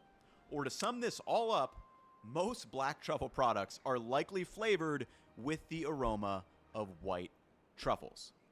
And I wish you could smell these in person with me because it still blows my mind. But now you're probably wondering, if winter black truffles don't have 70% of the 2,4-dithiapentane, meaning they don't smell like white truffles, then what do they smell like? Well, if you're someone who doesn't like the strong odor of white truffles, you may love the earthy, mushroomy warmth of winter black ones. Black winter truffle is so much more like earthy and like tobacco-y and definitely much more subtle versus kind of the top, fresher, piercing note that you get in the white truffle. Very, very interesting. And I always assumed is that these are basically just kind of the same, but it's really not the case. So if you look at this table in detail, unlike white truffles, there's not an overly dominant aroma compounds, and they can vary from truffle to truffle. And I love this fragrance description from the Truffle Hunter. Deep earth and forest floor. Drenched in cocoa and tobacco, layers of dried tobacco, sorghum, and cured olives slowly unfold. Not piercing like white truffles, it warms you like an old friend. And again, compare that to the aroma descriptor of the white truffle. Intense aroma of garlic, fried cheese, and gym socks, like a subterranean trattoria where sweaty chefs have been laboring over deliciousness for hours. So now, I think the question we all want to know is this: can the cheap truffle oil replace the flavor of fresh white truffles? Okay, let's pause for a second because that was a ton of information to digest. Remember, these are the 3 questions we are trying to answer. Can we answer them yet? No. That's why the rest of this video is focused on testing and practical applications. But what we did just learn is important because we now have the needed context to be able to evaluate these questions much better. And here are the key things that you need to keep in mind for the rest of this video. First, winter and autumn black truffles have a different aroma profile than white truffles. They are more subtle, earthy, forest floor, and tobacco-like. And secondly, most fresh black truffle varieties, such as summer black truffles, are completely lacking in aroma. Next, 2,4-dithiapentane is the dominant aroma compound in tuber magatum, which provides a sulfuric, garlicky aroma. And this is the compound most of us identify as truffle, but this compound is not in black truffles. And lastly, most truffle products are going to be made with black summer truffles with a flavor concentrated in 2,4-dithiapentane. So keep these observations in mind and let's hop into the testing. And for me, this is where things get really fun. These tests are split into 2 portions. The first 3 will be only using fresh black truffles, and the second 3 will be focused on truffle substitutes. So let's dive in. When it comes to using truffles at home, I have 3 questions that I wanted to answer. 1, are truffles better shaved or grated? 2, is it better to use truffles as a garnish only, or can you cook with them? And 3, what is the optimal ratio of fresh truffles to use in a pasta sauce? And all 3 answers will help you get the most out of your truffles. So let's go into test number 1. If you are out at a restaurant or watch a video of someone using fresh truffles, they are almost always being shaved into light little pieces. Now, in terms of sight, these look absolutely beautiful on your plate, but more importantly, the super thin shavings are damaging the cells in the truffle, which exposes the volatile aroma compounds that are awaiting our nose for enjoyment. And the idea is that the thinner the truffle shaving, the more cells are damaged, the more aroma compounds are released. But if I'm already spending $60 to $70 on a single truffle, do I really need to spend another $35 to $50 on some specialty truffle shaver that I'll probably never use again? Or can I use something I already have like a knife or microplane grater? Well, I bought one of those truffle shavers to find out, and here's my observation. The truffle shaver gets thinner slices than can be achieved with a standard chef's knife. Now, a super thin blade and a sharp knife can get thin slices, but truffles are kind of awkward to slice unless you square off a section, which would be wasting some of your truffles. So what I actually decided to use for this test is the microplane. And in theory, the microplane or grated truffles should release even more aroma compounds than the single shavings. Remember, the more cells that are damaged, the more aroma compounds will be released. So with grating the truffles, the microplane is essentially creating a row of 8 teeny tiny slices of the truffles. And this is a concept I've tested in my onion cutting video, and it's actually crazy how big a difference it made when I rough diced the same amount of onions versus a finely minced one. So, does this concept hold up for truffles? Let's see. For this test, I made some cacio e truffle instead of cacio e pepe. I followed the method that I showed in my cacio e pepe video by making the sauce ahead of time with a cornstarch gel. And this gel is blended together with some Parmigiano Reggiano and olive oil, where it can be then stored in the fridge and ready for use. To assemble, I cooked some spaghetti until al dente, then added it to a pan along with the cheese cornstarch mixture and some pasta water. I mixed the two together to form a nice cohesive sauce and then separated it into 2 bowls for serving. To each bowl, I added exactly 1 gram of fresh truffle. Of course, 1 being shaved and 1 being grated. That's way easier. Holy smokes, that's way easier. And before I even got to tasting the pasta, I already had my answer to this first question. Okay, so I did 1 gram of truffle each, grated versus the sliced.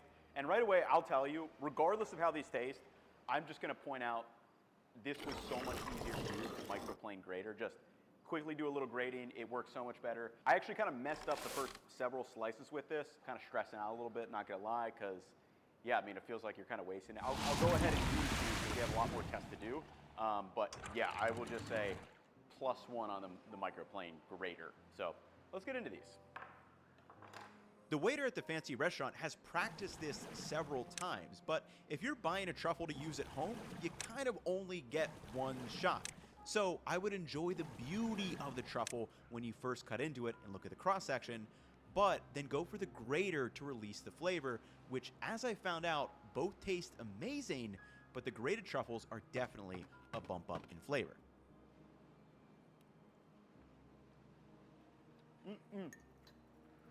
This is the first dish I've had using these truffles, so I don't really know how to describe them, but my tongue is just absolutely salivating with that first one. Oh my gosh. And it's not as strong as you would think. I will say that. All right, let's go for the grated. Smells a little bit more fragrant to me. Oh yeah. There's definitely some bump up in flavor on this one.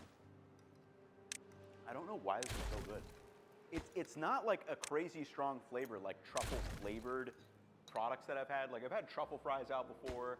I've had like truffle chips before. And they have a very distinctive like truffle flavor.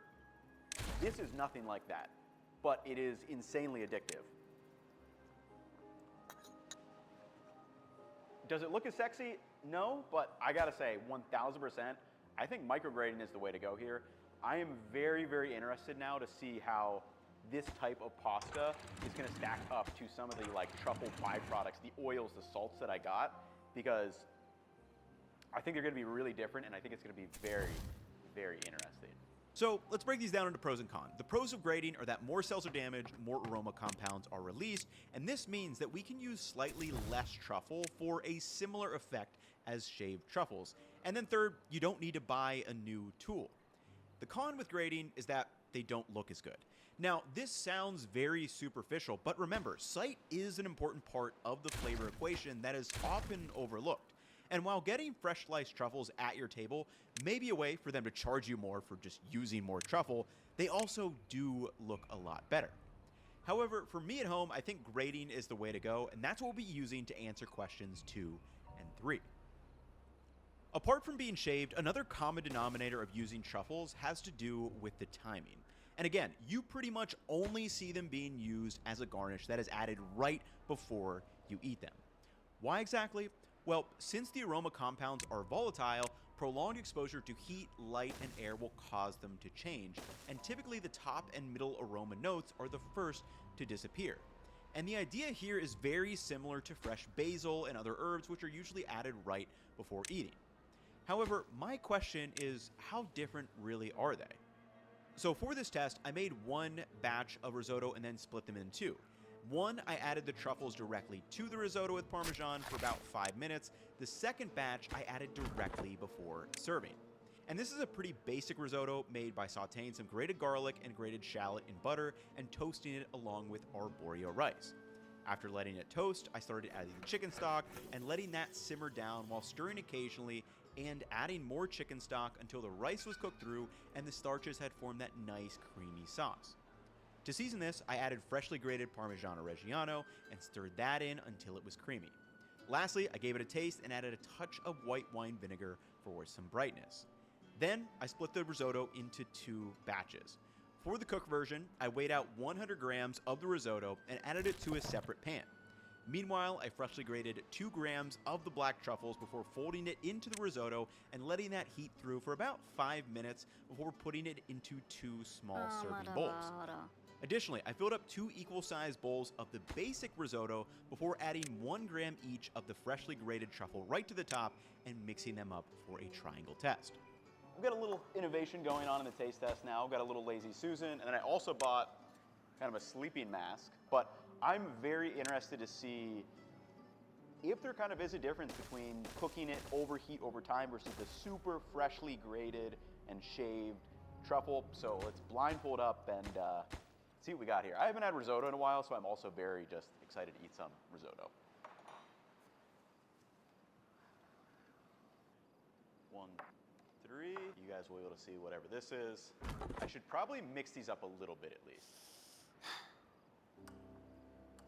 Start here. Again, this is so good, but it's nothing like truffle flavored things that I've had. earthy, like, it's so hard to describe. Okay, sort it up. Let me get a palate cleanser. Okay, back to neutral, number 2. So, how different were they? Well, on my first bite in a number 2, I think I picked up on some fresher earthiness. That one tasted, I don't know if it's different than one, I'll have to go back through. To me, that one tasted a little more earthy fresh, like it was not cooked. Like it has that kind of, dirt's probably the wrong word, but in a good way. Number 3. However, when I got to the last one, I definitely became a little confused and the flavor here started to run together. Yeah. I don't know really which one's better. I mean, they all taste good. I think 1 and 3 are the cooked versions and 2 is the uncooked. Let's see what we got. Wait, what even were these? Oh man, I got these confused. Okay, so 2 and 3 were uncooked raw. Maybe the one bite that I got in 2 was kind of throwing me off a little bit. Number 1, definitely a little bit more mellow out. I'm gonna kind of test these again. See, I think this is the tricky thing with truffles, is that if you kind of mix it in well, you probably don't notice as much of a difference. But if you take a bite right off the top when it has been kind of that raw garnish, it is gonna be different.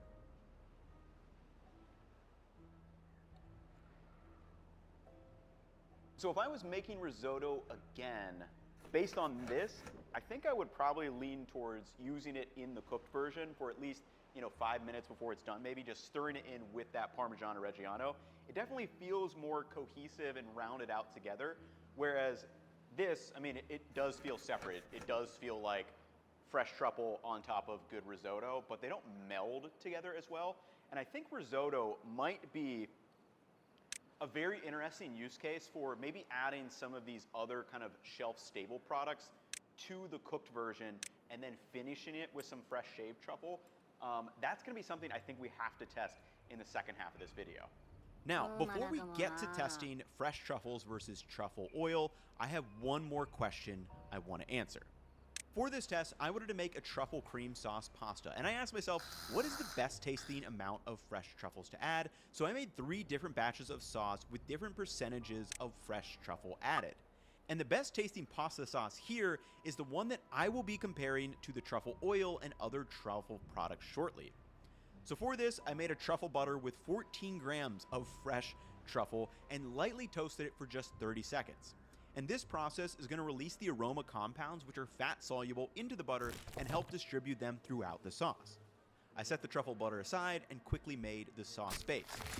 For the sauce, I added 150 grams of heavy cream to the pan and brought it to a simmer before stirring in 50 grams of Parmigiano Reggiano.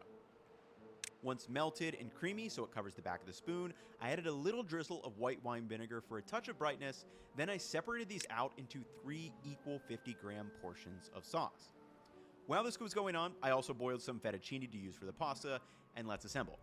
Now, I did mess up my math a little bit here, so technically these are not 2, 5, and 10% truffles. It's actually 7.7%, 3.5%, and 1.89%.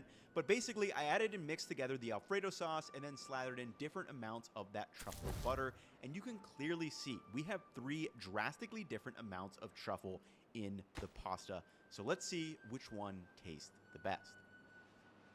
Okay, so we have the 2% truffle sauce, the 5% truffle sauce, and the 10% truffle sauce. And I'm not gonna blindfold up for this one because we're actually gonna recreate this same test, and I'll blindfold later on, and we'll test it with some of these other options, like saved truffles, maybe we'll do the truffle paste and the truffle oil. I've gotta see. But what I really wanna do here is just taste them and kind of see what the best mix is, because 10% truffles is a lot of truffles to use in pasta, so if one of these other options are pretty good, maybe that's how you can stretch your truffle out to go a little bit further for a dinner party or something like that. So let's go into number 1. Also, might be a hot take, Alfredo with cream is way better than the traditional version that's just butter. I'll say it. That's where I'm at with it. So this one, very good, but you'd have to tell me there's truffle in that. I would just kind of assume that's some kind of mushroom, but I wouldn't necessarily say, oh, that's definitely truffle in there. Still good though. Definitely better. If you're looking for that truffle flavor. I was supposed to start like working out more this month, but this truffle video is gonna set me back like a week or so. Very, very good. Nice truffle flavor. This might be the best thing I've eaten with the truffles so far in this video. That's great. Let's go on to number 10, or 10%.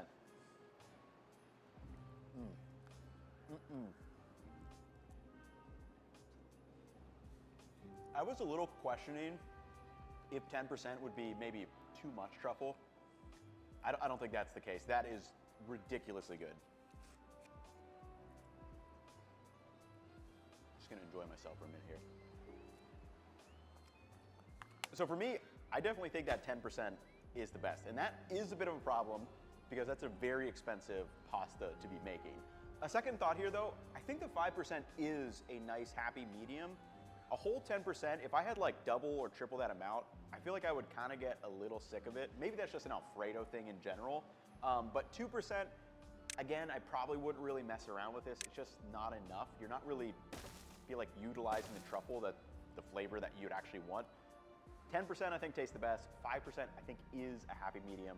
But now let's shift gears and see how these things stack up against truffle products. Now it's time for the penultimate test we've been waiting for. Can you actually taste the difference between truffle substitutes and fresh truffles? So to answer this final question, I made another batch of a cream sauce with fettuccine and did this in 3 levels. First is fresh white versus fresh black truffle. Secondly is looking at what is the best tasting truffle substitute. And third, we'll put the best tasting truffle substitute up against the final boss, fresh white truffle. So first, I did a quick test of equal amounts of fresh black winter truffle and fresh white truffle, and as is no surprise based on what we've talked about with the different aroma compounds, it's easy to pick out the difference.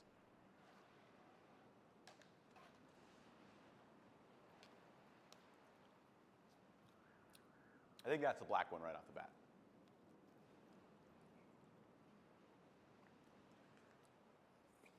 That is actually so cool tasting them side by side. So I think this is black truffle, this is the white truffle. Let's see. So the black truffle, it's so much more like earthy and kind of like tobacco-y, umami, much more like kind of subtle and complex on like kind of a middle and base notes type of aromas.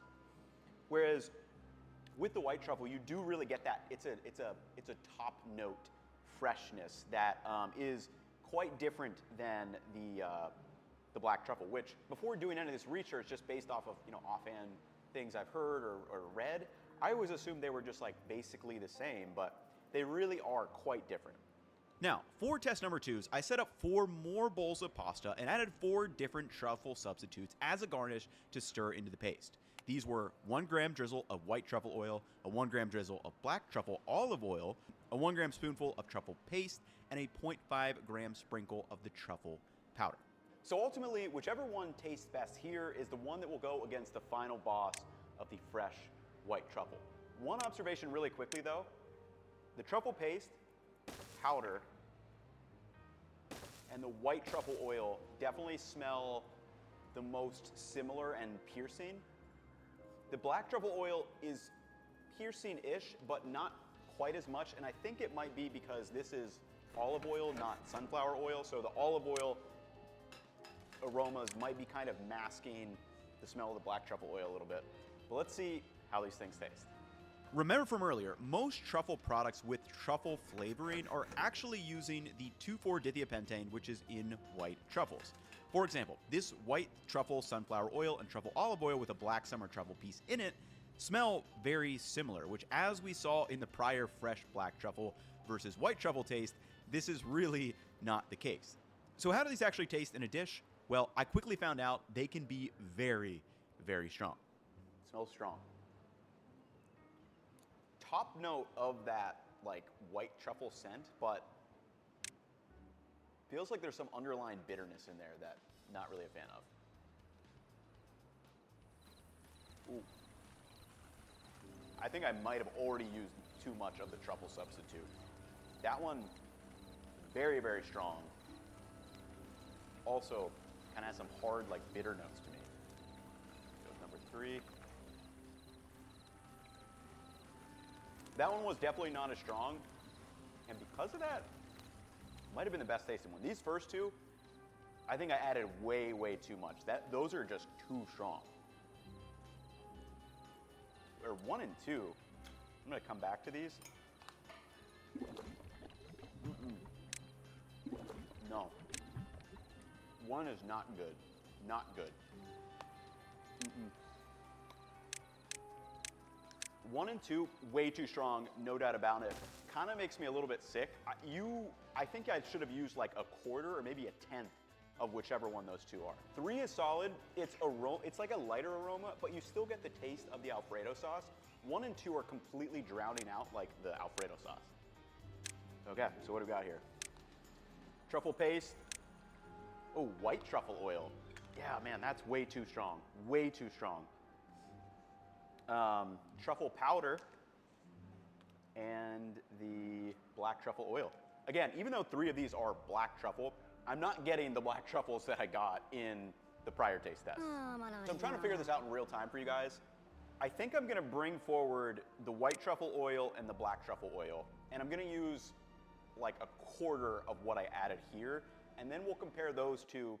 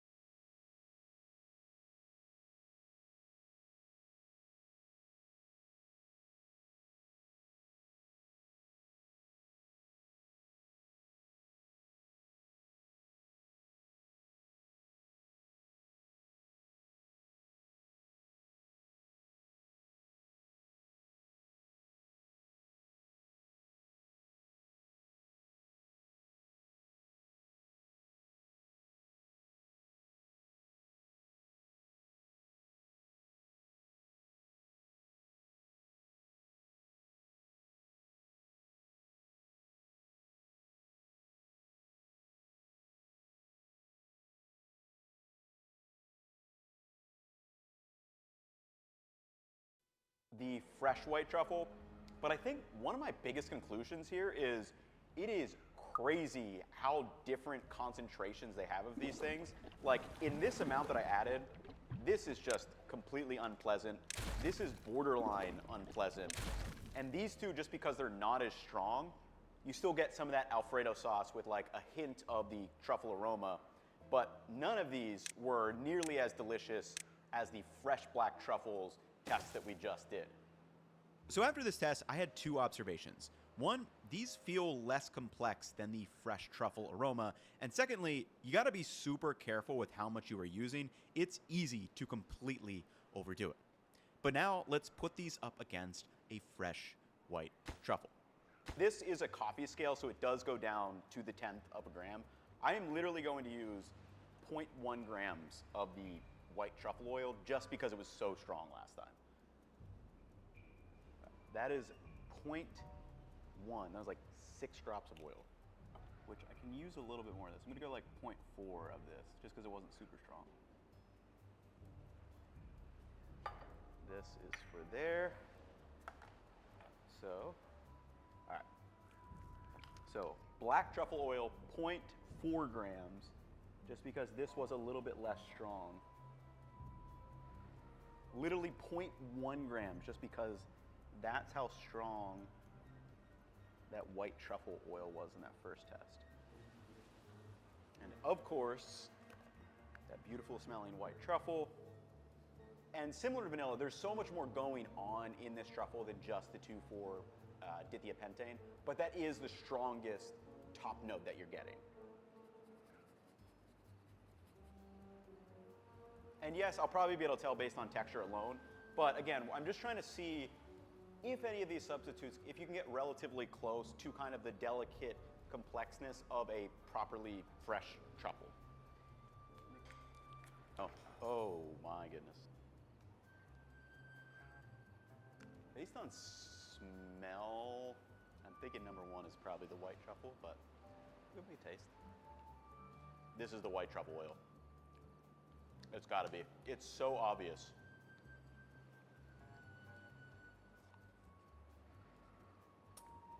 I think that's black truffle oil.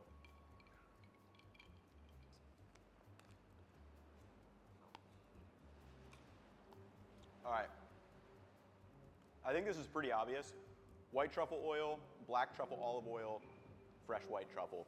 Fresh white truffle, black truffle olive oil, white truffle oil. So this was pretty easy to tell the difference between them. Again, the white truffle oil is so piercing and kind of one note that you're getting. The black truffle just kind of muted a little bit, which again, I think might be because the aromas of the olive oil are kind of in there. And then the white truffle, yes, it does have that nice top note that the fresh black truffle doesn't, but it still also does have some other complexity going on underneath it, and you can totally taste it's a completely different experience. These really feel like one note that you're getting. If you're actually trying to recreate a fresh truffle, I don't think they do a good job, but I think these still can be useful in your cooking. Let me explain. So now we have all the information we need to be able to answer the 3 questions I posed at the beginning of this video. First, are fresh black truffles actually worth it? Well, based on my findings and taste tests with these, yes, I think winter black truffles or tuber melanosporum are worth it. But here's what I would do. I would get 2 or 3 friends or family members together to bring your cost to around $15 a person. Then don't buy a truffle shaver, use an existing microplane or grater and shave it into a nice pasta. Now remember, these are not going to smell like you think they should, but they do have a couple of extra benefits over white truffles. First is that they have a longer shelf life. This 5-day-old black truffle that was sliced into it, and it looks basically the same and smells very, very similar. However, just a 1 or 2-day-old white truffle that is sliced into is much more delicate and reactive and way less fragrant. And this brings us to question number 2, are the more expensive fresh white truffles worth it? For me, I do not think fresh white truffles are worth it. Don't get me wrong, they are absolutely delicious and super unique. But someone left a comment on a video and asked, if white truffles were as cheap as garlic, would you make a bunch of white truffled flavored things? And for me, that's just a no. I'm sure you are all starting to realize I tend to take a very pragmatic and kind of utilitarian approach with these, and even a small white truffle costs more than like a nice pan from Made In, so it's just hard to really swallow that cost. However, I will say, if you want to try a fresh black or white truffle, I actually think it makes more sense to purchase and use them at home rather than trying to order them out at a restaurant. A restaurant is going to give you bigger slices and also charge you by weight, where at home you can use the microplane and really get more bang for your buck. And that brings us to question number 3, are there any good substitutes for fresh truffles? I'll put it this way, if your goal is to literally try and recreate a fresh white truffle experience in a risotto or pasta, no, I don't think the substitutes work. It was so obvious to me which one was which, even when I use such a tiny amount. To me, it's kind of like using fresh basil versus dried. You just miss out on a ton of complexity. However, can truffle oils, paste, and powders be used to create interesting tasting food? To that, I would say yes. Cooking is all personal preference at the end of the day, and in fact, even if you get fresh shaved truffle at a restaurant, there's a good chance they are using a truffle oil or other truffle product in addition. Remember, most of us have essentially trained our nose and brain on the strong aroma in truffle products. And if you got a pure white truffle dish where they only use white truffle, I bet you would be very, very surprised, and you might even ask, hey, did you add enough truffle to this dish? However, when it comes to using truffle products, and I cannot stress this enough, be super, super careful with how much you are adding. I could have added the entire $150 white truffle to the pasta and not been overwhelmed, whereas just a single gram or 2 of truffle oil can completely overpower a dish. Anyway, we're going to type up a little guide so you can refer to all the key observations and findings in this video rather than having to rewatch this behemoth of a video. But hopefully you guys have enjoyed. I think this is probably going to be my last video of the year. I'm going to take a couple of weeks off, and we've got big things coming in 2024. So I will catch you all in the next one. Peace, y'all.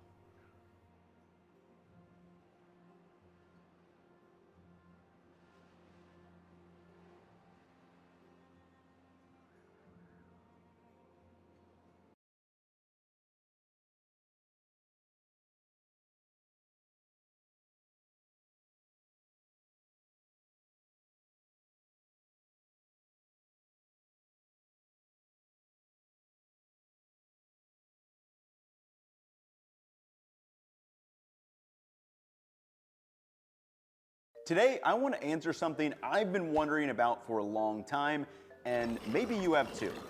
And that is, can you actually tell a difference between expensive extra virgin olive oils? So in today's video, we're going to run through 4 different experiments with a neutral oil, a mid-tier extra virgin olive oil, and the most expensive extra virgin bottle I could find at the store that one article has called the Ferrari of olive oil. And specifically, here are the taste tests we're going to be running. First, we have a leafy greens dressing test. Second, a warm pasta salad. Third, some roasted vegetables. And fourth and finally, a chicken cutlet test that may make some Italians cry because of olive oil misuse. And this video is really all about putting cooking theory to practice. And I was definitely surprised by some of the results. Wow, that is hard. Holy smokes. Did not expect this. However, before we get to testing, we need to understand a few big picture questions that really help shape the conclusions of how to get the most out of olive oil as a home cook, and explain why I chose to do these specific tests with these different oils. And these are, why do we add fats to food in the first place, and what makes one extra virgin olive oil taste different from another? Like, what am I actually getting in terms of flavor if I drop an extra $30 on a bottle of olive oil? Before we dive in, thank you to today's sponsor, Made In. Almost all of my cookware is from Made In's professional quality products for the home cook, but today I want to highlight the stainless steel frying pan. In this video, you'll see me use this pan for the chicken cutlet test. And Made In's premium 5-ply stainless steel material is what sets it apart from other pans out there. The 5 layers crafted in Italy allow for superior heat retention, even heating, and ease of heat control on both induction and gas ranges. I have both the 8 and 12 inch versions, which can handle searing steaks or larger pasta dishes. So if you want to check out Made in Stainless cookware and get 15% off your order, head to the link in my description, and thank you again, Made in, for sponsoring this video. So now let's answer, why do we add fats and oils to food in the first place? So we need to do a 33-second recap of the video I made 18 months ago, because today's video is really a continuation of where we left off in that one. In that video, I answered questions like, how was olive oil made? Then I broke down the differences between refined olive oil, regular olive oil, and extra virgin olive oil, which included talking about characteristics of the oil such as the smoke point and free fatty acid levels. And really the conclusion from that video was, for most home cooks, don't bother with anything else but extra virgin olive oil. Look for a bottle that smells good to you, has a harvest date for freshness, and fits in your price range. That first video was kind of like olive oil theory 101. But even if you are looking for only extra virgin olive oil at the store, you'll quickly be overwhelmed with more options than wine these days. And if you were like me, I'm wondering, well, is there a noticeable difference from Greek olive oil or Spanish olive oil or Italian olive oil? Or why is everyone calling olive oil spicy these days? Is spicy olive oil even a good thing? And in order to start evaluating differences between these, it makes most sense to just answer, why do we add any fats or oils to food in the first place? And in short, there's really just 5 use cases. First is to introduce the aroma molecules of the fat. For example, olive oil has aroma molecules that are different from beef fat, butter, and has aroma molecules that are different from other olive oils. Secondly is to introduce the taste of the fat. Now, of the 5 tastes, most fats are pretty neutral tasting, and it's actually the aroma molecules providing most of the flavor, but olive oil can have a slightly bitter taste that plays nicely in a lot of dishes. Thirdly, fats and oil will enhance existing fat-soluble flavor compounds in the dish. So anything a fat or oil touches, like spices, vegetables while cooking, or salads ingredients, has their own flavor compounds. And those fat-soluble flavor compounds will be enhanced by the added fat. Fourth, fats enhance the mouthfeel. So oils will linger on our tongue, providing that luscious texture, and also causing those fat-soluble flavor compounds from number 3 to linger on our taste buds, prolonging that experience. And then lastly, fats and oils can be used as a cooking medium. So as we learned in that last video, filtered extra virgin olive oil is actually a great cooking medium, as it has stable at high temperatures with a smoke point above 400 degrees. The reason why people tell you not to cook with some of this stuff, we'll get to later. Can you guess which 2 of those 5 matter most when it comes to evaluating different bottles of extra virgin olive oil when raw? Well, it's primarily all about those first 2. And if most of this comes down to taste and aroma, naturally, I've got 2 questions. First is, what affects the flavor of extra virgin olive oil? And secondly, what do those different flavors actually taste like? Much like the beans used for coffee or the grapes used for wine, how the olives are grown and processed to make olive oil has an effect on the flavor. Variables such as the country in which the olives are grown, the actual olive varietal that is planted, the maturity of that olive when it is picked, the storage conditions, the olive oil processing and filtering, all can influence the flavor components of the oil and its aroma and taste. And here's this cool reference chart with a bunch of aromas that different olive oils can potentially have. And I'm sure Italy, Greece, Spain, California all say their olives taste the best and make the best olive oil, but I'd love to hear from an industry expert on this, because I think what probably makes the most difference is the actual olive varietal itself and when that olive was picked. For example, the Graza cooking oil is produced and flavored primarily with mature olives, while the Lodimio olive oil is made from a larger proportion of younger, greener olives, and this leads to a couple of key differences. So in general, younger olives are generally going to produce less oil, leading to increased cost. And additionally, from a flavor perspective, they will have a more vibrant flavor in kind of top and middle aroma notes, and also have that slightly bitter and spicy sensation due to the polyphenols. Mature olives, on the other hand, produce more oil, which lowers the cost, And provided it's the same olive, those notes will kind of mellow out a bit, and it's not going to be as spicy, bitter, or have that vibrance of flavors. And it's a similar idea to freshly cracked black peppercorns versus adding pepper that was pre-ground a couple of days ago. And for testing, we theoretically could have grabbed 10 or 20 different bottles, as they would all technically have a different flavor profile. And if I was an olive oil sommelier or something like that, I may be able to tell you the difference between 10 or 20 different bottles, but I chose to just stick with 2 because these kind of represent the class of everyday cooking extra virgin olive oil and what most people call a finishing olive oil that is primarily only supposed to use raw. Now, I'm going to run these through the gamut because I want to answer the question as best I can you actually tell a difference between olive oil? So with that being said, let's dive into experiment number 1, the leafy green test. For experiment number 1, I made a basic vinaigrette with 3 parts or 60 grams of each oil and 1 part or 20 grams of vinegar before shaking each of those up to form a basic emulsion. Then I grabbed out 3 bowls, added a leafy green mix, and spooned over 10 grams of each dressing before shaking those up. Now I purposely left this fairly plain because this use case is most applicable to things where you really want the taste and aroma of unadulterated extra virgin olive oil to shine. You can think of dipping bread in olive oil, adding a drizzle to a caprese salad, or your morning avocado toast. And what I'm most interested in is how big of a difference is there between the neutral oil to the olive oil vinaigrettes, and can I actually tell a difference between the mid-tier and the expensive flavoring olive oil? All right, let's blindfold up and see if we can actually differentiate any of these. I guess I only have 3. Oh man, this is gonna be hard.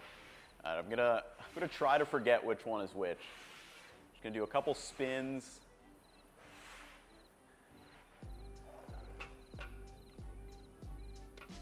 One, 2, 3. Let's go.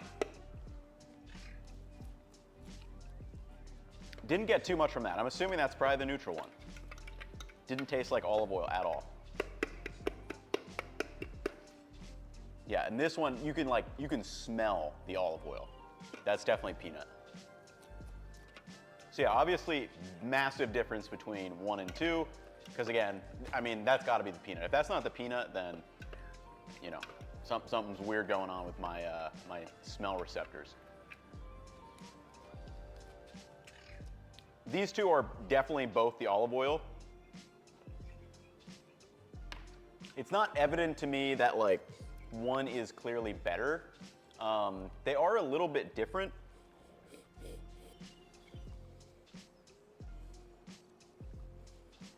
They're different, but this is hard for me to pick up on.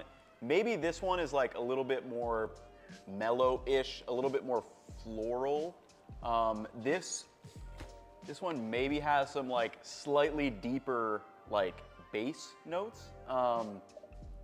But they're like, if you were tasting these, I would really not know at all. Okay. So this was the really expensive olive oil. This was peanut. This was the regular EVOO. And yeah, this one has like they are different. Don't get me wrong, but it's not like it's very much going to be like a preference thing. Like you could taste both of these and be like, yeah, they're both good.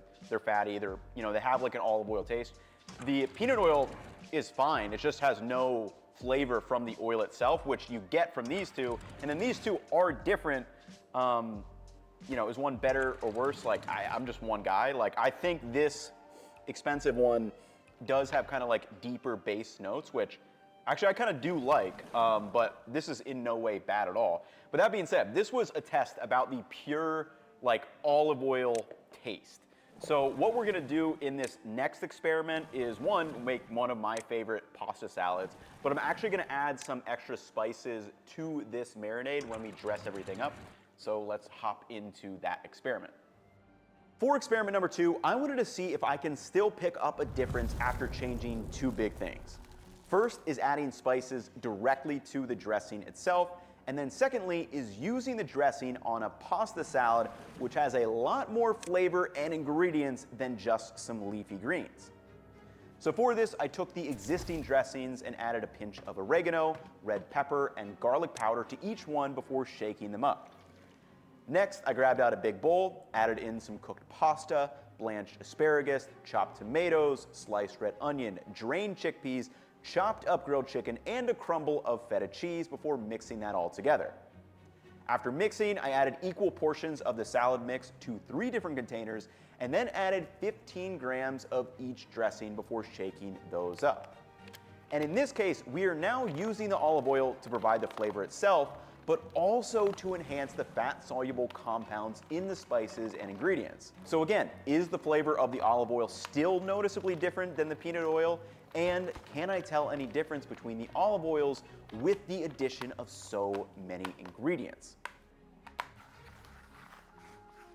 So now we've added a lot more ingredients to kind of this raw version. So I still am very interested to see, like, yes, the olive oil tastes different between the two, but can I still pick up on it when there are so many extra ingredients? And then what does the kind of peanut oil, neutral oil look like compared to the other two?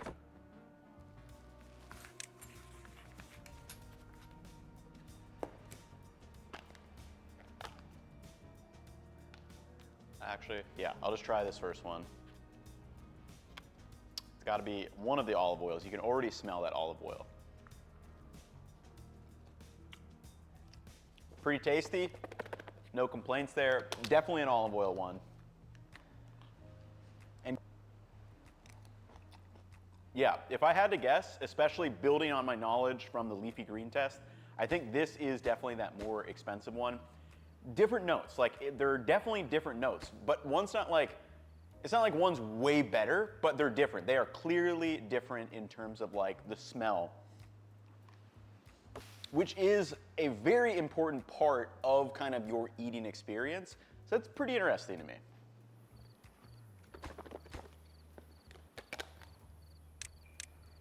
And yeah, this has got to be the peanut oil. No, like you can definitely tell there's no like olive oil. They smell completely different.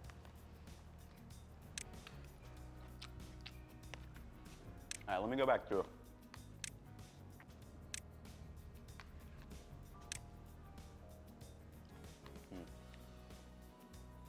Okay. I'm actually kind of confused on these two now. They're definitely the olive oil ones.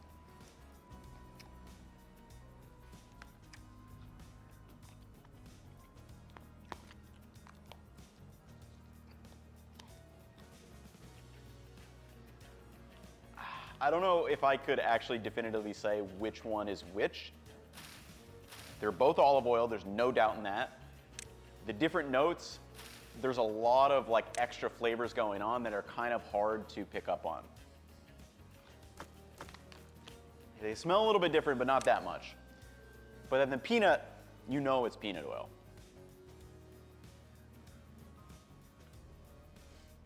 So blue is expensive. Yellow is the kind of mid-tier everyday, and then yeah, last one, peanut oil, as expected.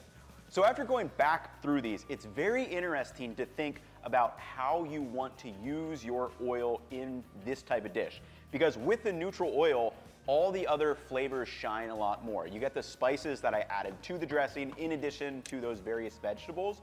Whereas with these two, you're adding the flavor of olive oil itself as well. So it's going to mix in with those spices, it's going to mix in with the vegetables, and maybe those don't pop as much because it's kind of mellowed out among all of the olive oil flavor that you can clearly smell as soon as you bite into it.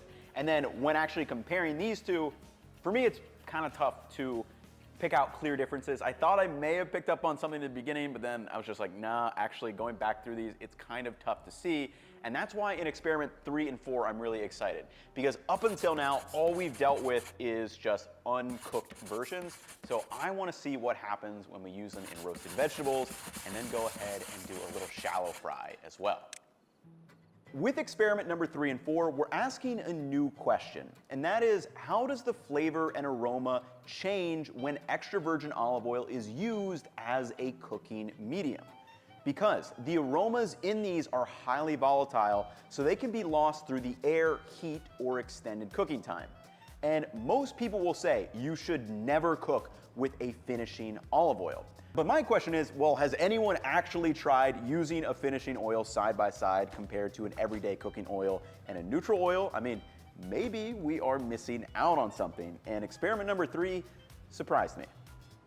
Wow. All right. For experiment number 3, I first measured out 20 grams of each oil.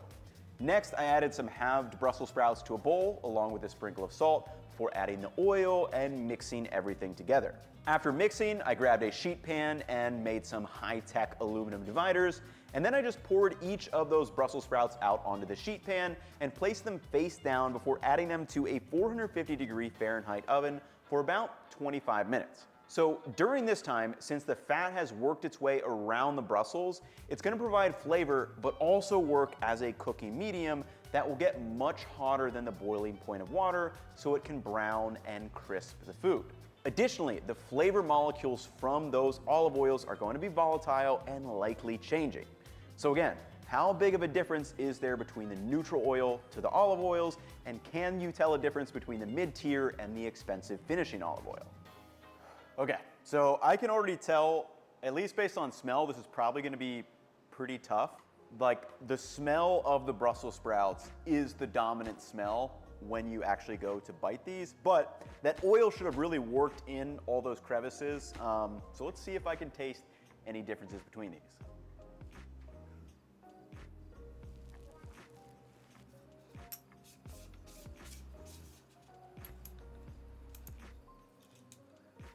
And man, yeah, that dominant smell really is just like the Brussels sprouts. Let's start from the right this time. Love roasted Brussels sprouts though.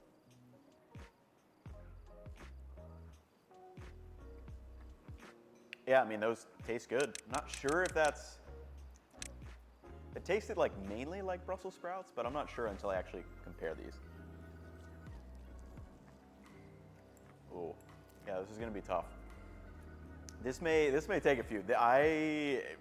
Short observation is I'm not sure which one was olive oil and which one was neutral, unless both of those were the olive oil and this one's neutral. I'm not really sure.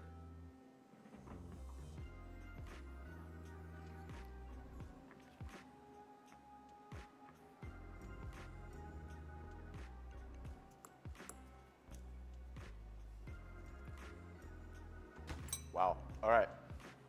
That is hard. I need to go back through these because first time through, I don't even know which one is the peanut oil.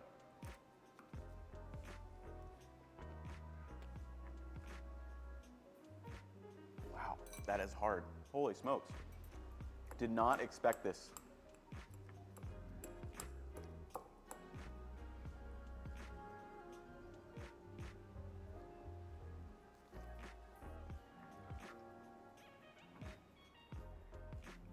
I am trying, but honestly, I have no idea which, like, they all run together for me, and I think, you know, Brussels sprouts are a pretty strong tasting vegetable, and to me, it just tastes like Brussels sprouts, salt, and oil in general. I'm not picking up any of that olive oil scent that was super obvious in those uncooked versions, so I'm not even gonna bother guessing which one is which, honestly. I have no idea. Okay. So this was the peanut oil. This was the mid-tier. Okay, so I actually didn't mess up the order. And then this was the expensive olive oil. Wow, that is very, very interesting. That was no idea. Had no idea which one was which one was the olive oil, which one was not. So that's very interesting now because as we move into experiment number 4, obviously Brussels sprouts, like I said, are pretty strong tasting. But how does that work in kind of a breading around chicken, both pretty neutral, but that oil should really soak in? Will I be able to tell if it's at least olive oil? I don't know, but that's why we're gonna try. So I did not expect this outcome at all. I still assumed it would be fairly easy to tell the difference between the peanut oil and olive oils, but this definitely taught me something. For example, if you wanted the flavor of olive oil in your roasted vegetables to save some money, a better option might be to roast vegetables with a cheap neutral oil and then use that finishing oil to just toss with the veggies after they come out. And after experiment number 3, this left me a little bit doubtful about experiment number 4, but there are a couple of factors that could change the outcome. Firstly, we're using a lot more oil to shallow fry. Secondly, the overall cook time is going to be about 6 minutes versus 25 minutes in the oven.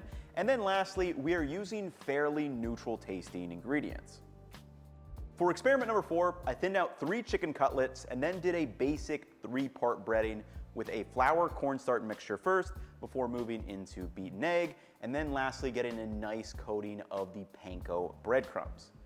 This time I used 150 grams of each oil and added them to a pan and brought the oil to 350 degrees Fahrenheit before dropping in each of the cutlets and cooking them for about 6.5 minutes. And during this time, the oil is working into the exterior coating of the cutlet as a cooking medium, which will allow it to brown and crisp. And additionally, there should be some flavor transfer, but how big of a difference here, I have no idea. So after cooking all 3 cutlets, I chopped off a portion, added them to the color coordinated pieces, and now let's taste test. So this is the one I was most looking forward to at the start of this video, but after doing the roasted vegetables and not being able to taste the difference, I'm pretty skeptical if I'll be able to taste a difference here as well. But because we have much more neutral flavors, like this is just breadcrumbs and chicken, there's not really anything strong besides potentially the olive oil. Maybe I can taste the difference, maybe I can't. Regardless, all of them look really good and have fried up beautifully. So let's blindfold and see if I can see a difference. Okay. All right, let's see what we got here. I'm just gonna go for a big bite on each of these. I feel like that's gonna give me the best chance rather than like trying to cut it up into like a nice little slice. I don't think I smell anything. It just kind of smells like, you know, fried chicken cutlet. I mean, it tastes really good. Fried, a little salty. Couldn't tell you if there's much like oil taste going on. Let's go to number 2.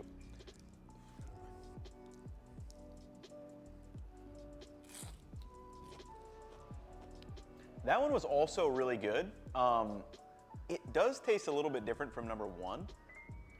I don't know exactly, maybe a little, like a touch of bitterness, which might be olive oil. I don't know, but it, like, I'm picking hairs, so I'm gonna go to the next one, then I'll probably do one more bite of each on the way back through.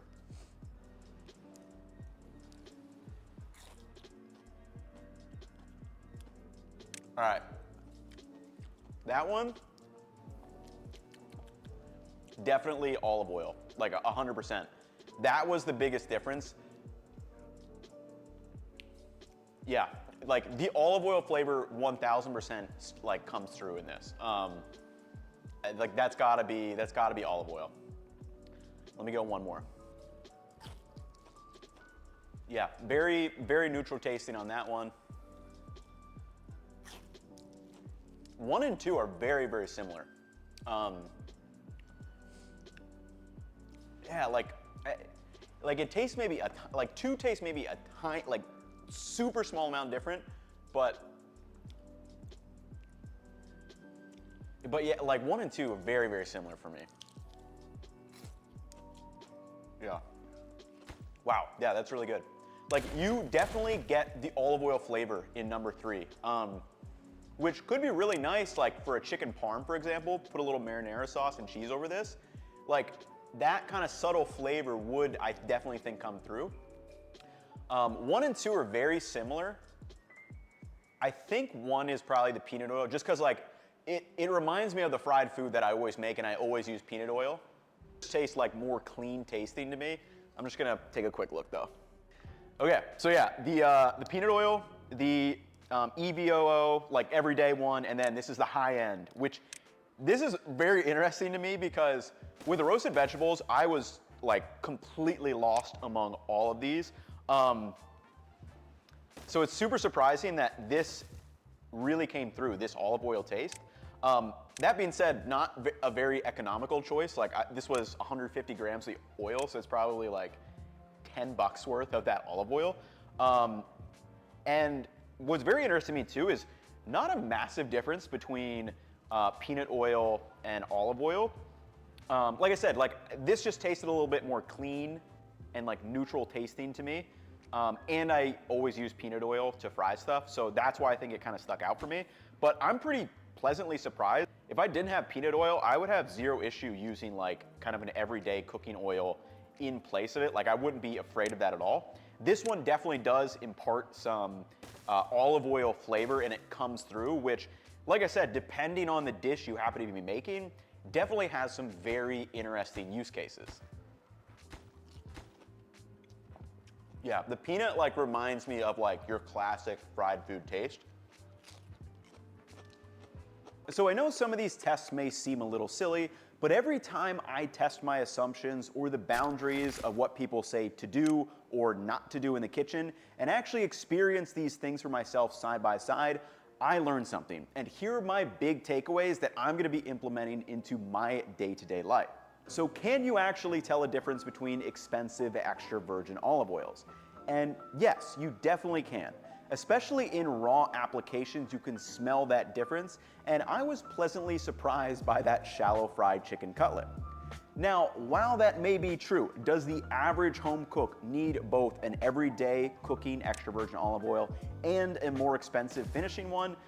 No, I definitely don't think that's the case. If it fits into the budgets and you like to spend money on food like I do, it's fun to mess around with different flavors and aromas of olive oils, but remember, this is about nuance. The cheap versus expensive tomatoes, or using 12-month aged parm versus a 24-month aged parm, is a much bigger difference in my opinion than a good everyday EVO versus a high-end EVOO. And actually, the more important question that you should answer when you're cooking is, why am I adding this fat to this dish? And this really relates to those 5 things we talked about earlier. For example, I found out that I like the neutral oil more in my pasta salad because it really let those spices shine, whereas the olive oil kind of overshadowed them a bit. For roasted vegetables, I may stop using my cooking EVOO and instead just stick to neutral oil, then add the cooking or finishing extra virgin olive oil if I want that particular taste.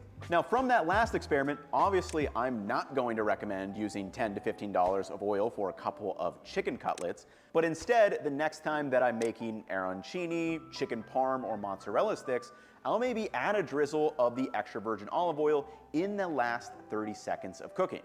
Anyway, I hope you all have enjoyed the video and learned a little something along the way.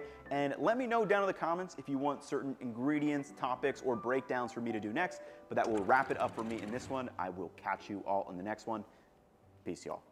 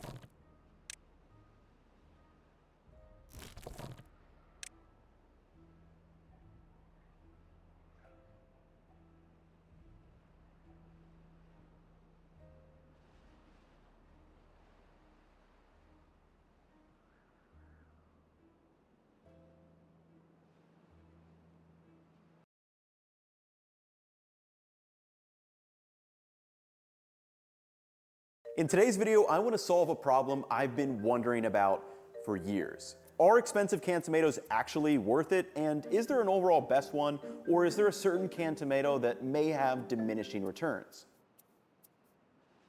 So I bought 6 different cans of tomatoes at varying price points, ingredients, growing locations, and tomato varieties, and ran them through 3 different tests so we can get to the bottom of this. And my entire reason for doing this video is because I, like many of you, have way too many questions every time I walk down the tomato aisle. For example, do I get diced or whole peeled tomatoes? Are $7 DOP certified San Marzanos actually that much better than a San Marzano style tomato? And what does San Marzano style even mean in the first place? Or maybe you have questions like, should I be avoiding tomatoes with calcium chloride on the ingredient list? And finally, are tomatoes grown and imported from Italy just inherently better than ones grown in the US? Not to mention, there's just some devious marketing tactics used nowadays. If you take a quick glance at this can, you may think these must be San Marzano tomatoes that are imported from Italy, but that actually couldn't be further from the truth. Once you zoom into the fine print, you'll realize it says San American tomato, and it's grown and packed in the United States. Not to mention, once you take a look at the actual tomato inside, you'll realize it's a round Roma tomato that looks nothing like the logo. Now, this is not to say it's inherently a bad tomato, but it seems like they're definitely trying to trick you into paying more than maybe you should. Anyway, my goal at the end of this video is to arm you with all the knowledge and terms you need to know so you can strut down the grocery aisle, know exactly what every canned tomato is offering, and make a confident purchasing decision for the best pasta or butter chicken you can imagine. Also, I hope some of you try the taste test experiments for yourself, because it's honestly just a lot of fun trying to figure out which canned tomatoes that you happen to like the best. But before we break everything down, let me thank today's sponsor, Geico, who also know a thing or two about saving money and making a confident purchasing decision. We'll talk a bit more about Geico later, but now let's go into why we chose the particular cans for testing. So let's welcome in the candidates. Here are the 6 cans that will be run through the testing during this video. First, we have the generic store brand at $1.40, the questionable marketing San American tomato at $4.68, a high-end Bianco di Napoli as showcased on Chef's Table at $5.99. Then we have the San Marzano style tomato at $5.79, the third-party certified San Marzano tomato at $4.69, and lastly, what many call the Holy Grail, the DOP certified San Marzano tomato, clocking in at $6.30. Now, I didn't just pick the first 6 cans I saw when walking down the grocery aisle. I actually combed through about 15 or so before deciding on these 6 for a specific reason, because they should give us a fairly holistic view at the canned tomato landscape. And your first question might be, why only whole peeled tomatoes? So on a sliding scale of least processed to most processed, these are the typical options at the grocery store. We have whole peeled, diced, crushed, pureed, and then tomato paste, which is going to be a cooked down and concentrated version. Now, for purposes of this video, I chose to focus in on the whole peeled tomatoes form factor for 2 reasons. One, it's the most regulated, and secondly, it's the most versatile for home cooks. Because these are the most regulated, in theory this should lead to more consistency in flavor and texture, because packers are generally going to save their ripest and most attractive tomatoes for the whole peeled cans, while the lesser ones are probably going to be used in the pastes and purees. Additionally, the ingredients and terms are fairly easy to compare and should also be applicable to, say, a diced tomato or puree from the same brand. Then, in terms of versatility, whole peeled tomatoes can obviously be used whole if needed, but we can also just dice, crush, or puree them at home if we please. Next, let's take a look at the location and tomato variety of these cans, because it's actually pretty interesting once you start pulling them out of the can. Here is one tomato from each of the 6 cans, and as you can see, they come in varying shapes and sizes. But what I found very interesting is that these are actually all plum tomato varieties, which then led me to wonder, why are plum tomatoes used for canning? Take a look at this picture. In general, compared to other varieties, plum tomatoes like the San Marzano are going to have more tomato flesh, fewer seeds, and lower water content, which is ideal for those cooking sauces, and the elongated plum shape of the San Marzano means it's almost entirely tomato flesh with a low proportion of seeds and watery juice, unlike those other examples. What's even more cool is how many plum tomato varietals there are, as evidenced by this chart from Johnny's Select Seeds, and each of them are going to be just a little bit different in terms of taste, texture, and the flesh to seed ratio. Now, from what I've been able to find, there's really just 3 primary varietables that you'll typically find in the cans at the grocery store. first is the Roma, which is generally going to be used if it's unspecified, such as the generic store brand and the San American ones. Second, we have the San Marzano. This is the official San Marzano tomato seed as used by the Cento brand and DOP Cert tomatoes. And then lastly, we have a San Marzano style, which is going to be very similar but is some type of seed offshoot from the original. Now, if you've ever wondered about what tomato varieties are best, most articles or videos will immediately direct you to a San Marzano variety. Which led me to wonder, why of all the plum varieties did the San Marzano tomato get so popular? The two main arguments are that one, these are sweeter and less acidic than other canned tomatoes, and secondly, this is the gold standard for the meaty flesh to seed ratio. Now, we'll get to the sweeter and less acidic argument in just a second with our taste test, but first, let's take a look under the hood. I sliced open each tomato down the line, and here they are. And I'll let you decide, but while cutting them, it definitely seemed like the Roma varieties let out more tomato water than the 4 San Marzano types. And this could affect both the taste and texture of the sauce that I cook, but before I do that, I wanted to do a raw taste test of each can.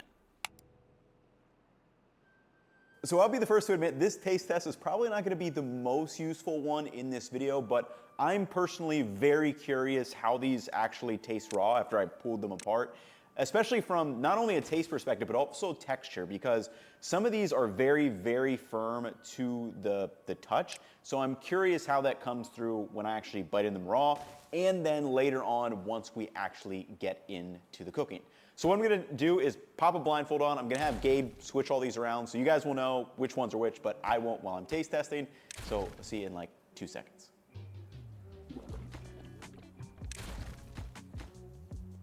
All I'll notice is that the seeds I noticed on that one at the end.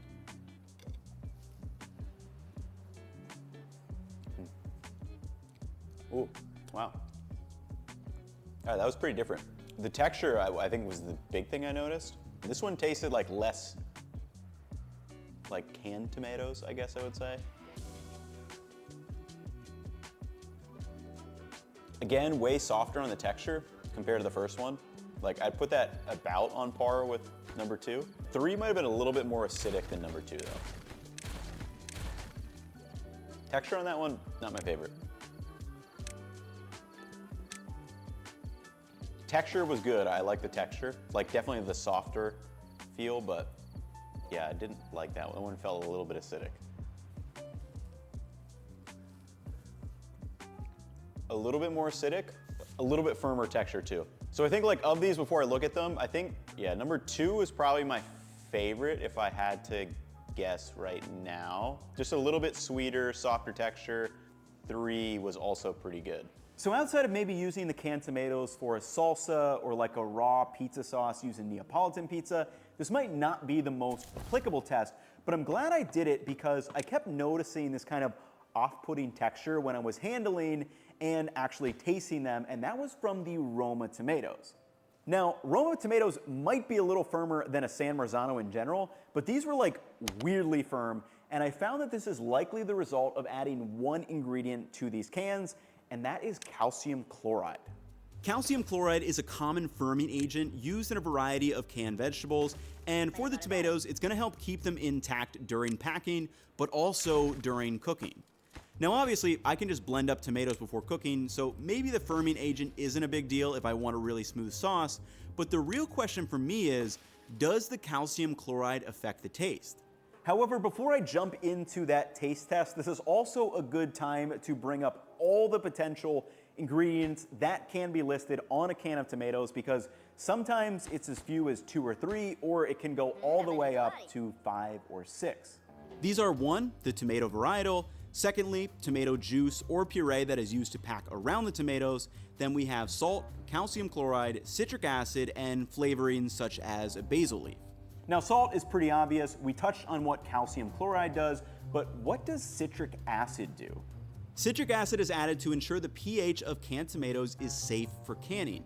And additionally, tomatoes are going to naturally vary in pH depending on the variety and ripeness, so adding that citric acid allows brands to ensure consistent pH across the batches, which could have an effect on flavor. So I actually got a pH meter for this video and pureed each can of tomatoes and then took the pH for each batch. Now, all of them ended up being within a tenth or two of each other, but the Italian imports were consistently less acidic on the pH scale. Now, I don't know if I would start reading too much into this pH test because I don't really know what a tenth of a point on the pH scale really equates to taste-wise. Like, I don't know if that's something we can perceive every time, because I think the Bianco one ended up being lower on the pH scale from this meter, but when I was actually tasting it raw, I noted that it was kind of sweeter.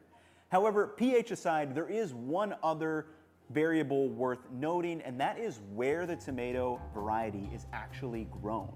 For example, will the exact same tomato grown from the same seed taste different if it's grown in a different location? Well, if you ask Italy, they're going to say yes, which is why they have the DOP certification found on the can.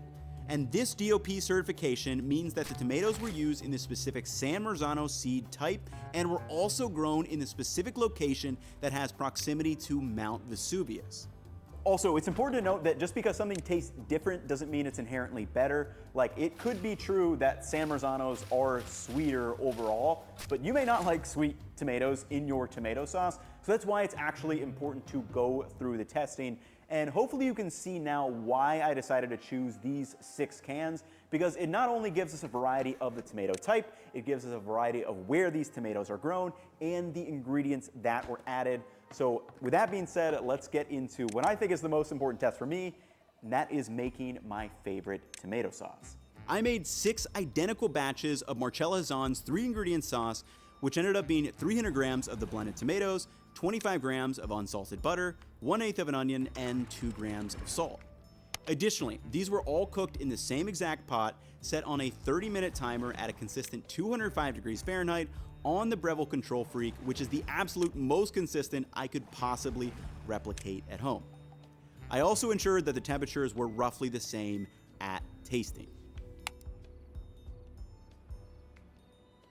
Perfect. All right, I've got all of these right in between 90 to 95 degrees, which should be like the perfect temperature for me to fully taste differences.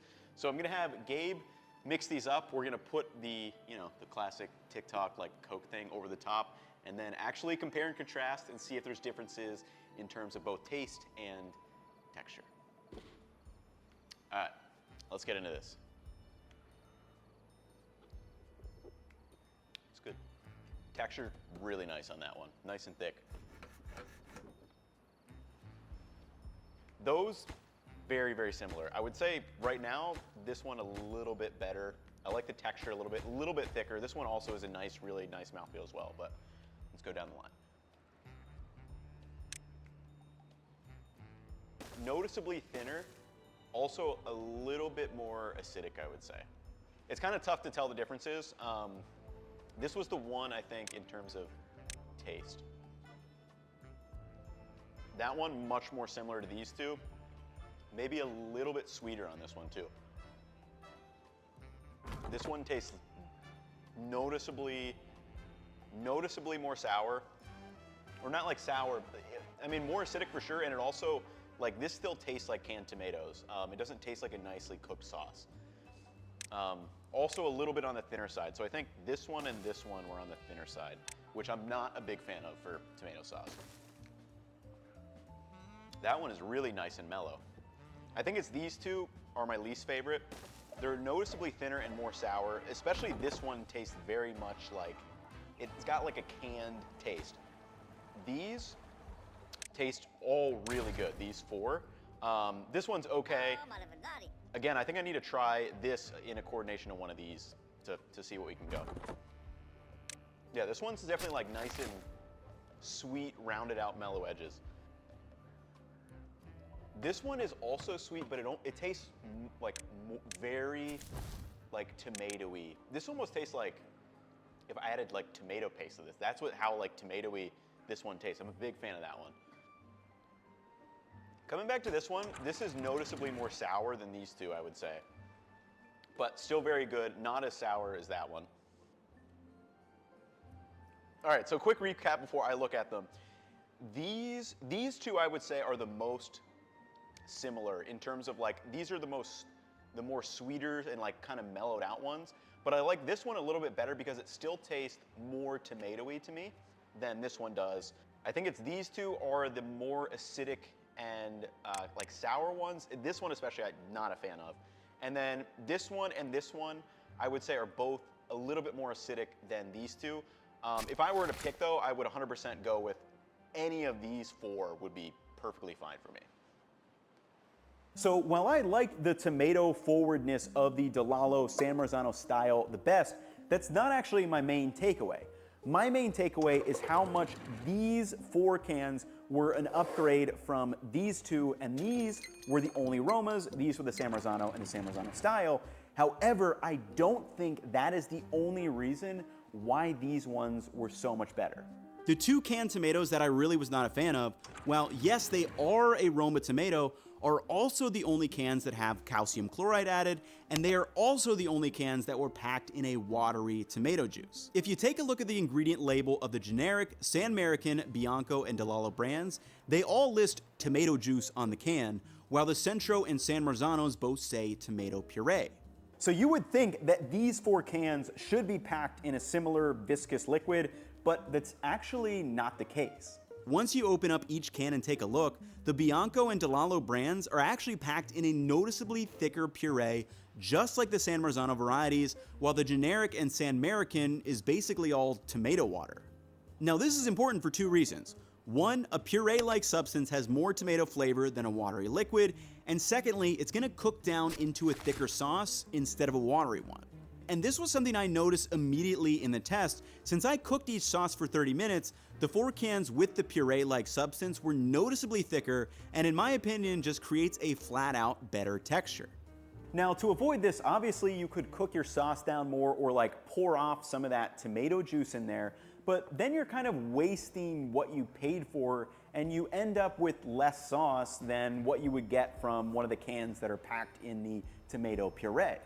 So after this test, my main takeaway is to avoid cans with calcium chloride and a watery tomato juice, but the story can't end here, because we've only tested this on a basic tomato sauce, and I'm wondering, are these flavors that I did not like in this sauce still going to be prevalent in a heavily spiced dish? Now I could have done chili, shakshuka, or countless options for this test, but I personally was in the mood for some butter chicken. Now this is in no way a super traditional recipe, but I made a quick spice mix with 1 part garam masala, 1 part turmeric, 1/3 part garlic powder, 1/3 part coriander, 1/2 part cayenne powder, and 1 part cumin. Then I threw some chicken breast on the skillet that was marinated in yogurt and that spice mix, and once that was cooked, I prepped 6 identical batches of sauce. I took 100 grams of the cooked tomato sauce, added 2 grams of the spice mix, 5 grams of butter, and 50 grams of heavy cream before mixing that up and letting it bubble. Lastly, I tossed in 50 grams of the cooked chicken and stewed that down for just 2 or 3 minutes. Again, I tried to keep the temperature right around 120 degrees Fahrenheit for eating, and these are the main questions I had before coming into this taste test. 1, are the 2 acidic and metal tasting cans still noticeable? And secondly, will I like the same can for this test? Or is there going to be a new canned tomato that is best suited for this particular use case? Before the final taste test, thank you again to Geico for sponsoring today's episode. I'm partnering with Geico this year to explore how you can save both time and money in the kitchen. So check out the link below to see all the ways that you could switch and save with Geico. But lastly, let's see how those tomatoes stack up in the butter chicken test. All right, everybody, now time for some butter chicken. Not really a super authentic recipe, just kind of threw it together real quick, but this is another use case that I would do all the time at home, and I'm really curious to see if, especially the bottom two that I didn't like as much, if those flavors still carry through into something with a lot of, heavy cream and spices added. So I'm gonna have Gabe mix them up for me, I'm gonna blindfold, and then we'll give them a taste test. Okay, let's just start on the left.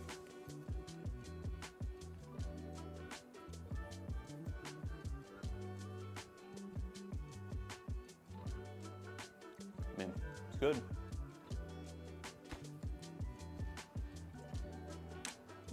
Much like smoother, a little bit mellower too, which I like. That one tasted a little more tomatoey, I would say, a little more tomato forward. I also like this one a lot too, mellower. I didn't get a piece of chicken though. That one's good. I like that one. I think 4 and 2 I think are my favorites so far. That one's definitely mellower too. I like that one. Noticeably more acidic. I think this is the most acidic. 2 is like nice and mellow and creamy. It almost feels like there's more heavy cream in it, but I know there's not. Like I literally weighed it out at 50 grams exactly on all of these. This one's really nice too, but it's more tomato forward. It's not as acidic as the out ones, but more, that one's also really nice. 2 and 4 I think are my favorites. 1 and 6 are acidic. I think this was probably my least favorite, 6. Like it's pretty tart. 3 is pretty good too. So 2 was Cento, 4 was Delalo's, which Delalo was my top one from the other. 5 was good, DOP, and then, yeah, the American and the generic. So again, these 2 definitely were outliers, I think. Like I definitely didn't like these. I mean, they're acidic, but not nearly as tinny. Like I wouldn't describe them as like that tinny aluminum can, which I did get in the earlier test. So I don't feel like that came through, but they're definitely significantly more sour than these 4. Again, I'm probably putting these in like the bottom category. 2 and 4 were just really, like especially 2. I don't know why 2 just like tasted so much better this time around, but all 4 in the middle, very, very good options. So I think to round up this video, let's get up a little table. You guys can look and hopefully figure out what type of canned tomatoes you want to buy. So in conclusion, I hope you realize I didn't want to make this video about identifying a specific brand as the best overall, because as you can see, it kind of depends on what you're going for. For example, I could totally make the case that I have a can of the Bianco on hand for a raw application like Neapolitan pizza. I keep Delalo brand style tomato forwardness for my pasta sauces or cooked pizza sauces. And then maybe I keep a can of the Cento on hand for the butter chicken or a cream-based sauce like pasta alla vodka. What I wanted to do is understand all the terms and knowledge around tomato types, growing locations, and how added ingredients can affect the taste so we can confidently make an informed purchasing decision. And with that being said, here's how I would recommend shopping for canned tomatoes. Take a look at the ingredient list and 1, avoid cans with calcium chloride added. Secondly, look for cans packed in tomato puree, or if it says tomato juice, sometimes it may be thicker than you actually think, so you're gonna need to open it up and see. Third, look for cans with the plum varietal specified, such as a San Marzano or San Marzano style. And lastly, I would pick 2 or 3 cans and experiment for yourself with a taste test, whether it's your favorite tomato sauce, chili recipe, or butter chicken. So I hope you all have enjoyed, and let me know down in the comments if you have topics or ingredients for me to explore in a similar type video, because I honestly just have a lot of fun doing them and I learn a lot, and hopefully you do too. But that's gonna wrap it up for me in this one. I will catch you all in the next one. Peace, y'all.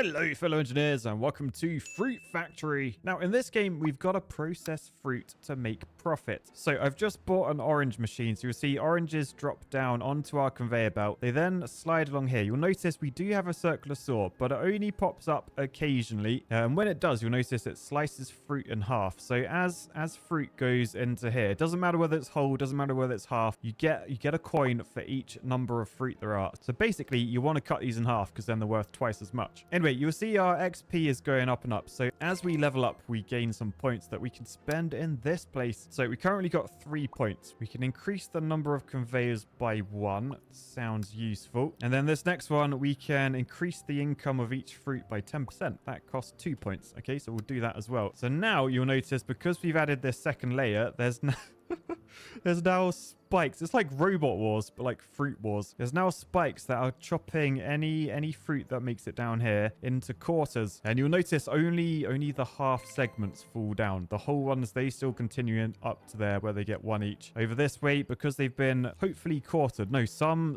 halves do still get through, but we're getting some fat cash now. So I think if we spend 10 on our income, for every orange we now get 2. So I should probably buy a few of those. I mean, I've got loads of money. Let's get at least 10 every single time. And then I think we got the cash to invest in some new fruit. So this is apple. So if we add an apple, boost, there it is. So it got sword, which means it will drop down here, and then it will get segmented again. And an apple is worth 2 straight away. By the way, I keep leveling up. I'm leveling up so fast. So let's get some more stuff on the go. So we can add more conveyors, but it might be worth trying to invest in like some of the money stuff early on. So increases the chance of getting a double income bonus by fruits. That increases to 3% rather than 0. Costs 4 points. I've only got 7. I think I will do that though. And then this other one over here increases experience by 10%. Let's buy that. Oh, I've just leveled up again, so I got 5 points.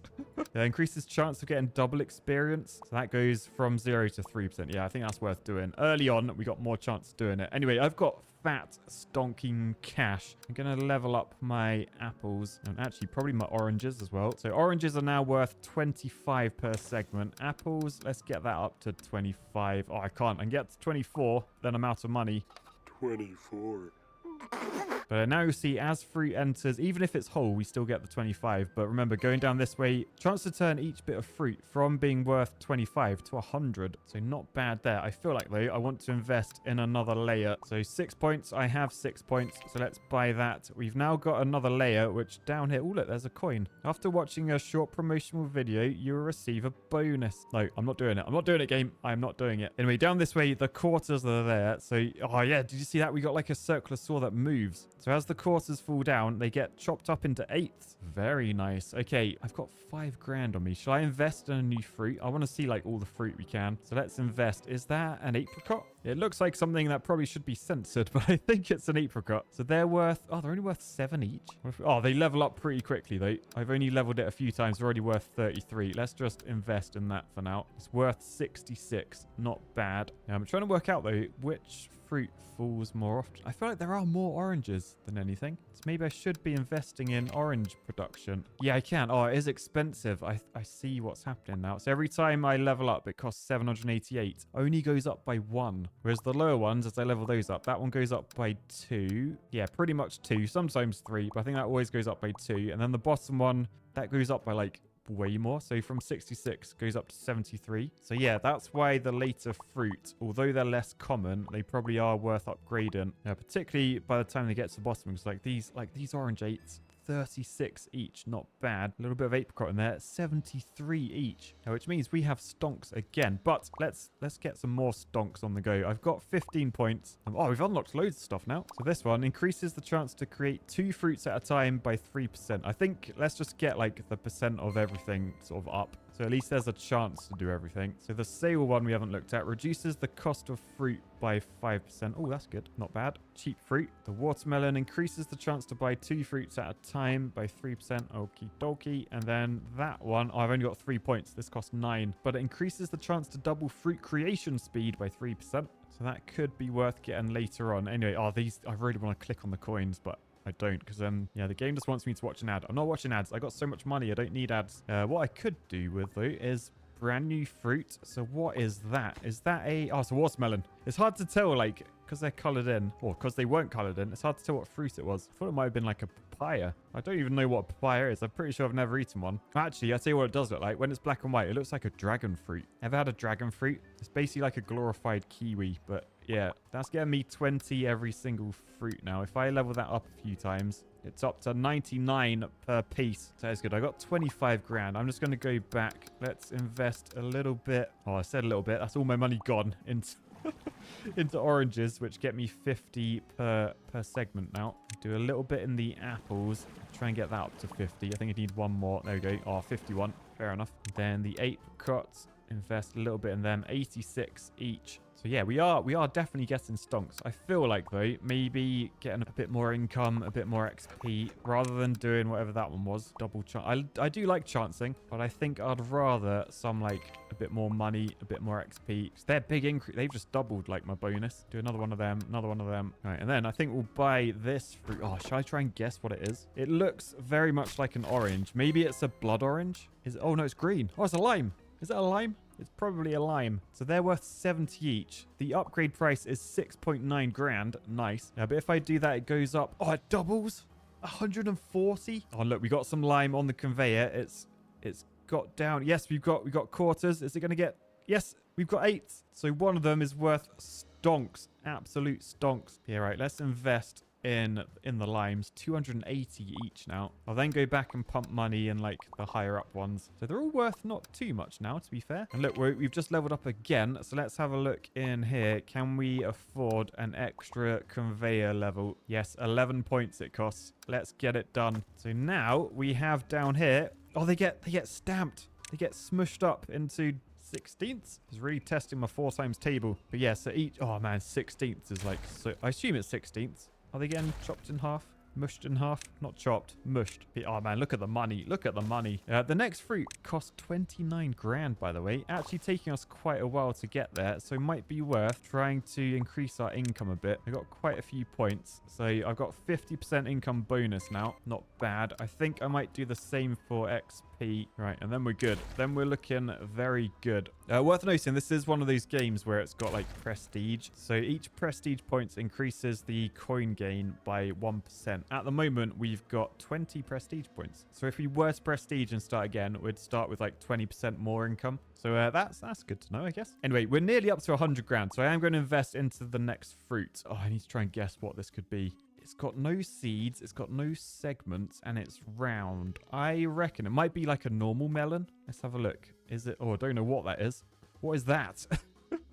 It's brown. What fruit is that meant to be? I don't know, but it's worth 243. It costs a lot to upgrade, but if I do upgrade, 486, 729. So now we're just going to keep an eye on the top. Right, there's one. Get chopped. Oh, I didn't get chopped. All right, this one has been chopped. So that's down. We've got the half segments down there. We've just got to come on, spike. No, I didn't get spiked. That is a shame. I really want some of those to get down. There's more there. Yes. Okay, so we got quarters. So they drop down. Now are they going to get sword? Yes. Okay, so follow my mouse. We're there. Now we just got to get these stomped. Boosh. Yes. Okay, we got some.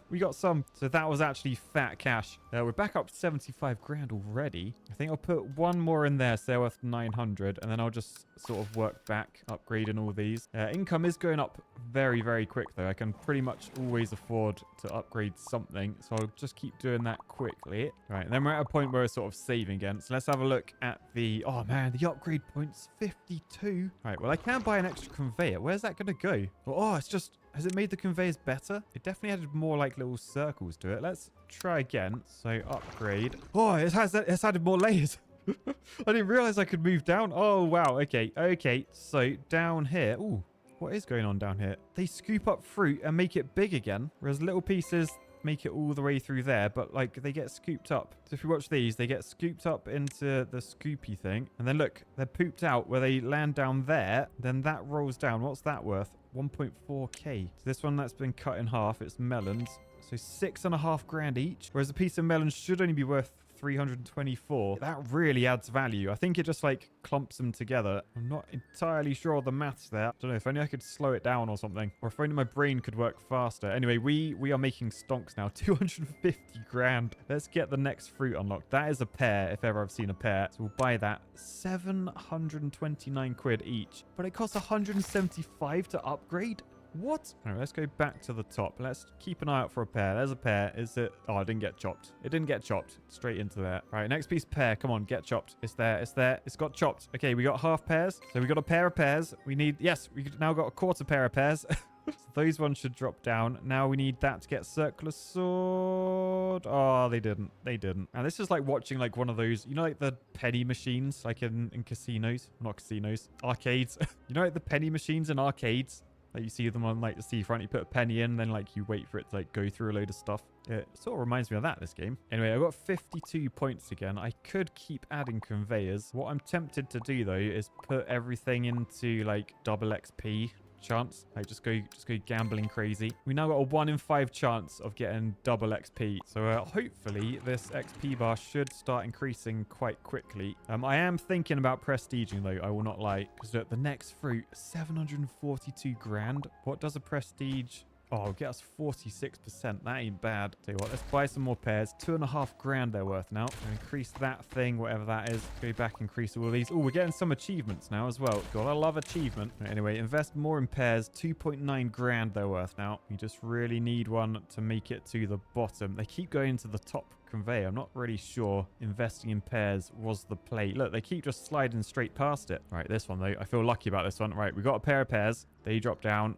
Boosh, that spiked. Front one wasn't. That's annoying. Down here, we're going to get a circular sword. Yes. Okay, that's good. That's good. So we're down to 8th pairs.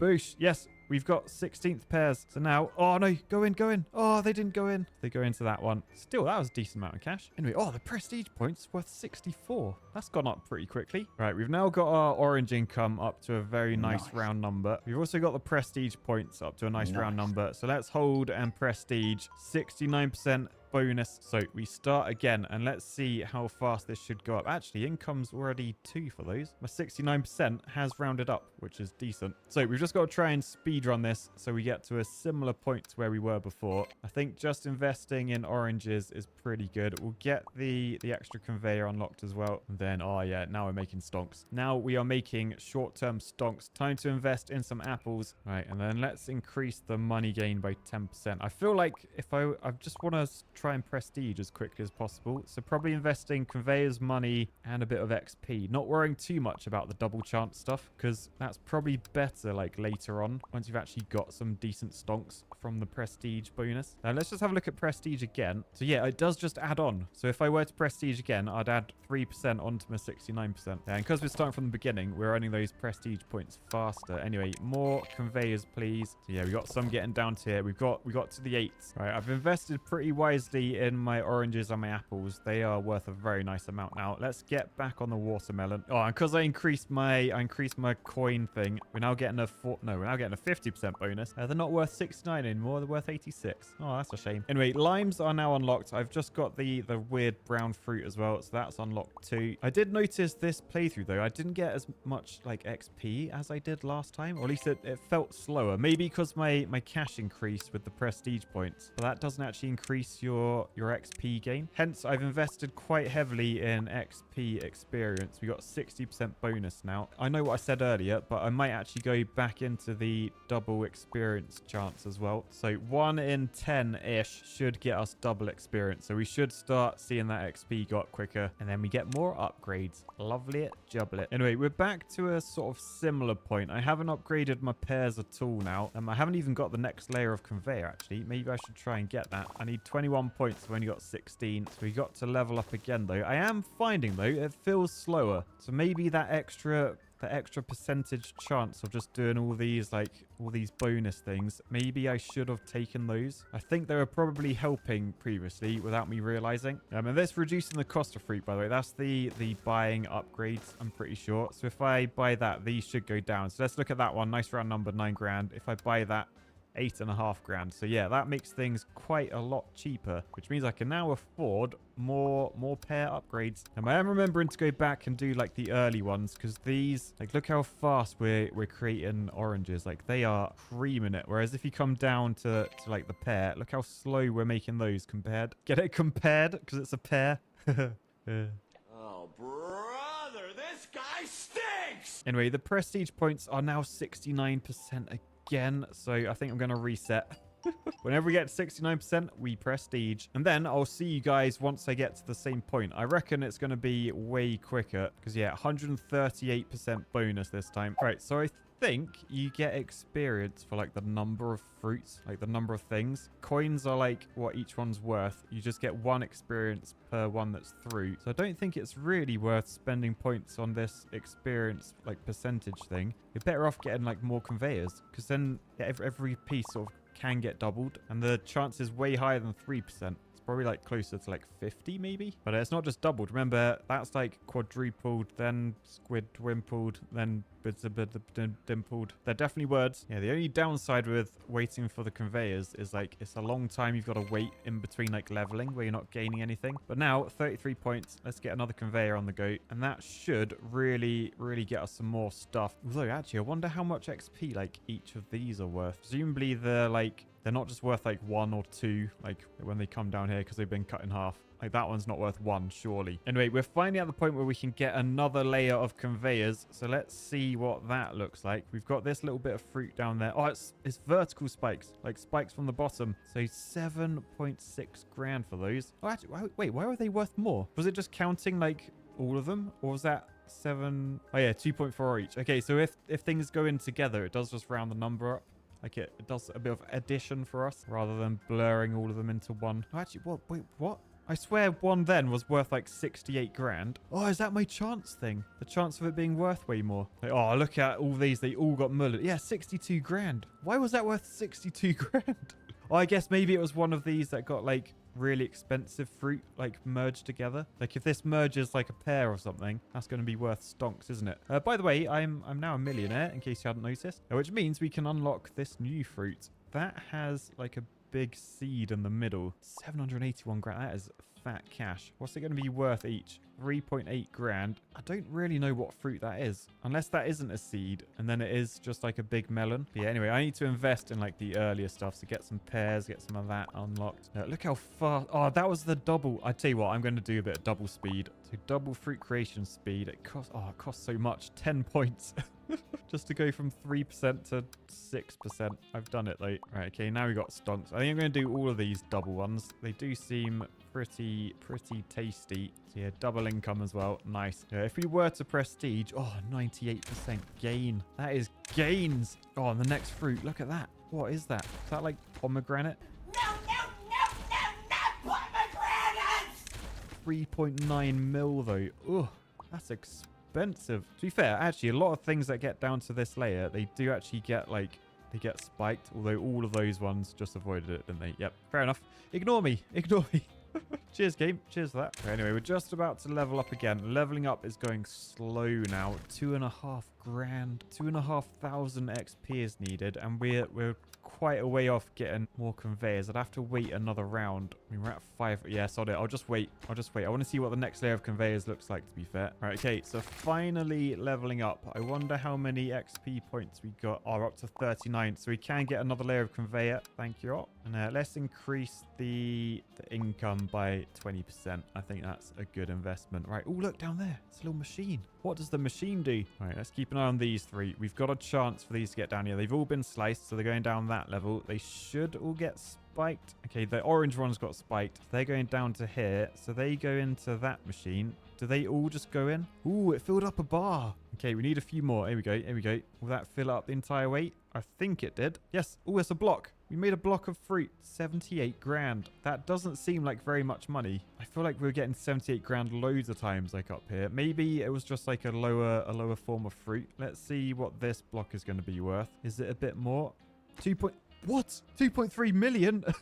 Okay, so yeah, it's definitely based on the quality of fruit that goes into it, which means we can now unlock this thing. So what is that? Oh, is it a kiwi? I think it's a kiwi. They're worth 13 grand each. Not bad. Oh man, I'm excited to see like what the blocks are worth every time. So this one is 3 million. Oh, I'm loving this floor. This machine is the best machine. I wonder what they are. Like, are they like fruit bars or something? Like a protein bar, but a fruit bar. All right, if I invest back into the kiwi, it's currently worth 13.6 grand. It's now worth 27. That's quite nice. I should probably try and do like the lower stuff as well. If I, I've just leveled up. Oh, that's the max conveyor. We can't go any lower. Interesting. Okay, so that's as far as we can go with that. Maybe I should invest in trying to make some more money. So now we're getting 60% more from all of our fruit. Oh, there's 3 more fruit remaining. I need to know what they are. Oh, I don't know. Do I want to know what that one is? What is that? Like a pepper? A pepper's not a fruit, is it? Or is it? Because the seeds are on the inside. No, because strawberries, the seeds are on the outside. What's the rule with fruit and veg and stuff? I don't know. All I do know. Oh, if I prestige 223 extra points, that's on top of these ones. And it's climbing up like anything. I wonder what causes that to go up. I wonder if it's like how much money you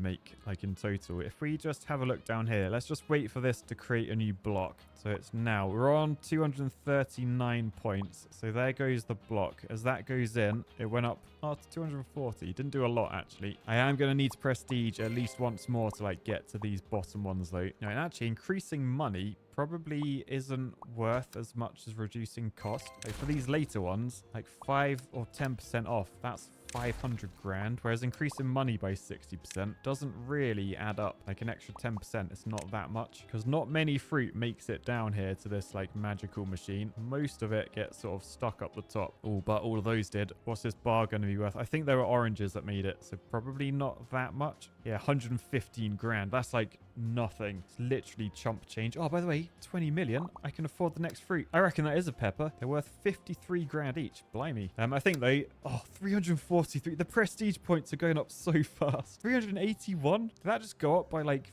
40 in front of my eyes? Or did I just misread it? Oh no, it's going up fast. That went up by like 10 when the block went through. So the blocks are definitely worthwhile. I think if it's a big one, it jumps up a load. 410%. That's a 4 times increase. Right, yeah. Although we're so close to the last fruit, I think I need to prestige. I just want to see how much it goes up by. So let's just wait for this block to go in. So that goes from 540 to... Oh, just stayed at 540. But yeah, let's reset now, and then we'll see how quickly can we speed run this game. So when we start... Oh, they're worth 8 straight up. Every piece of orange is worth 8 already. Oh my goodness. Okay, so we are upgrading these so fast. So they're now worth 55. We can unlock the apples as well. I think I might just stick with upgrading oranges, to be fair. Look how much they're worth. 130 already. Oh, this is stonks. This is stonks. All right, and then we're already a millionaire. I can unlock the brown melon. Then I won't lie, things have started to slow down slightly. Not much is actually making it to this bottom floor at the moment. Not sure why. All right, there we go. Finally, let's get the next layer. Boosh. So that is now maxed out. So now we have our magical machine. And I won't lie, I'm excited to see what these blocks are going to be worth this time with our prestige bonus. So ready? Here comes a block. There it is. What's it going to be worth? 36 million.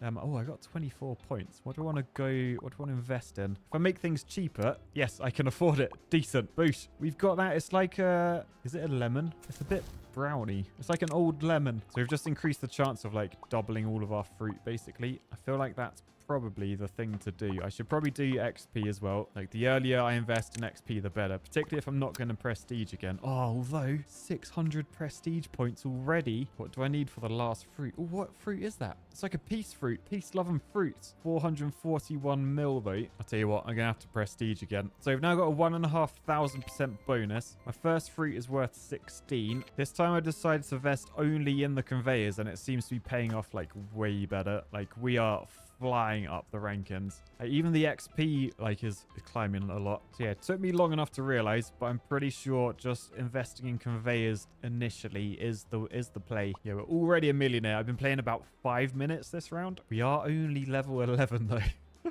And right, so let's see what our first block is going to be worth. It better be good.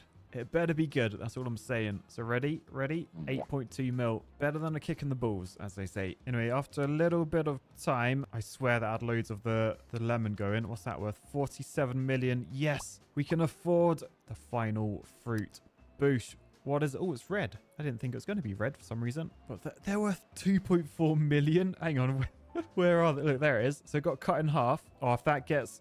Oh, it's been chopped into quarters. So each one of those pieces, 2.4 mil. Yeah, so down here, please. Yes, it's been cut up again. So that's going to drop down. Is it going to get stomped? Please, please, please, please, please. Yes, those little red cubes. Oh, they've gone into that as well. Okay, so one of them has the really expensive fruit in. Get cut, get cut. Oh, they didn't get cut. What are they worth? I didn't even see. I'm sure it was stonks, though. It must have been stonks, right? Actually, I'll tell you what. That one there should be worth 48 million. I wasn't even down the bottom. Right, what's this block worth? 678 million. So now I can double what that's worth. There's literally no point in playing anymore. So I'm going to say peace, love, and the peace fruit. Bye, guys.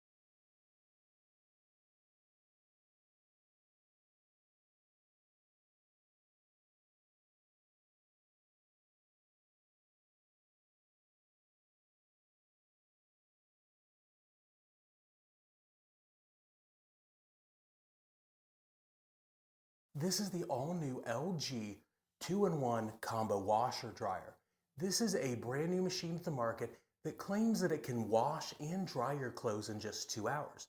LG is not a newcomer to using combo washer dryer units. They've had a lot on the market before, such as their Trom series. And the thing that makes these kind of units very interesting to use is that they have a heat pump installed in the unit, kind of like a dehumidifier. And the huge advantage here isn't what's on the front of the machine, which is one of the largest capacity washers on the market at 5 cubic feet, but it's what's behind the unit that matters. It does not have a vent like a typical dryer. It only has a drain hose, and then the other aspect is that it runs off 120 volts AC in the United States, so you can put this literally anywhere in your house that you want to wash clothes, which makes it really special to where you can now do laundry just anywhere you would like. But does the machine actually run like it claims? And what's the deal with the heat pump? Is that going to be a liability in the future? And then how do the modes work on this? We're going to inspect and tear down everything today in this video, so let's get started. Once it's powered on, the unit offers a wide array of choices and options, including AI-powered modes for faster washing choices, and I think there are about 15 options on the dial knob that allows you to make these choices. But there are also additional modes and options on the right side of the panel, including typical wash modifiers such as steam, dry times, and additional options. You can also select to only wash or only dry as well, so you can do one or the other if needed. When you set yours up for the first time, LG suggests a quick wash, so we're going to go ahead and do that. While we set up the ThinQ LG app, it lets us manage the washing machine from my cell phone. It took a little bit of time to set the app up on this washing machine, but once I was done with that, the options, features, and power of the app were extremely impressive. I found the app to be way easier to navigate and use to select a cycle than the control interface on the washing machine. You may like this or hate this depending on if you have a Wi-Fi signal and like to use your cell phone. This system does require a constant Wi-Fi connection though, which could be a problem for some people, but you don't need the Wi-Fi to actually run the unit. It's optional, but I definitely suggest it. This system does let us push options and features directly to the combo unit from my phone, so I can change the features I want on the fly, and there's just too much to go over in the video in terms of all the options. I want to say there are at least 40 to 50 different options that I can choose from my cell phone. It also features energy monitoring, which we verified independently on a kilowatt meter and found that what LG put on the screen on the phone was pretty accurate. They claim a 30% variation, but we found it was about 10% overall. For the first real load, once the quick wash was done, I tried to mix a various load of towels and smaller mixed laundry, as well as one of my large coveralls that you see me wear on screen. A few towels did make it into the mix, which tend to be bulkier and can tax a combo unit in my experience. For the first wash, we are going to use the AI wash and dry features. One caveat to my tests is I only have cold water here, which could affect the drying times. And on this test, the drying times are, well, trying times. Once the unit began, the initial time estimate was 4 hours and 42 minutes. Ouch. At least the app showed me what time it was going to be done so I could plan my videos and my life around the load of laundry. And to LG's claim, there are certain restrictions on what they say can be washed and dried in 2 hours. They say a 10-pound load on energy saver mode, which I don't think we use that option in this case, so we'll give the unit some credit. The unit ran and ran and ran, and in the process of it running, I would note that the AI wash did drop the total runtime down from 4 hours and 40 minutes to just a little bit over 4 hours for it to be fully complete. One major note was energy usage. On the kilowatt meter as well as the app, the unit showed that it rarely went over 450 or 500 watts. And quite frankly, I'm not surprised it took 4 hours to run because that low of energy consumption would, well, take a long time to dry your clothes. Now that we have our first 4.5 hour wash and dry done, I hadn't opened it yet to check anything, so we're going to open it and see how dry the clothes ended up being, as well as the wash quality on my jumpsuit that I normally wear for my Maytag uniform. Now, one note, I guess, is I did throw some towels in this, some light ones. That may have added to the wash and dry time, especially with that towel. Really dry. These are bone dry. Here's my suit.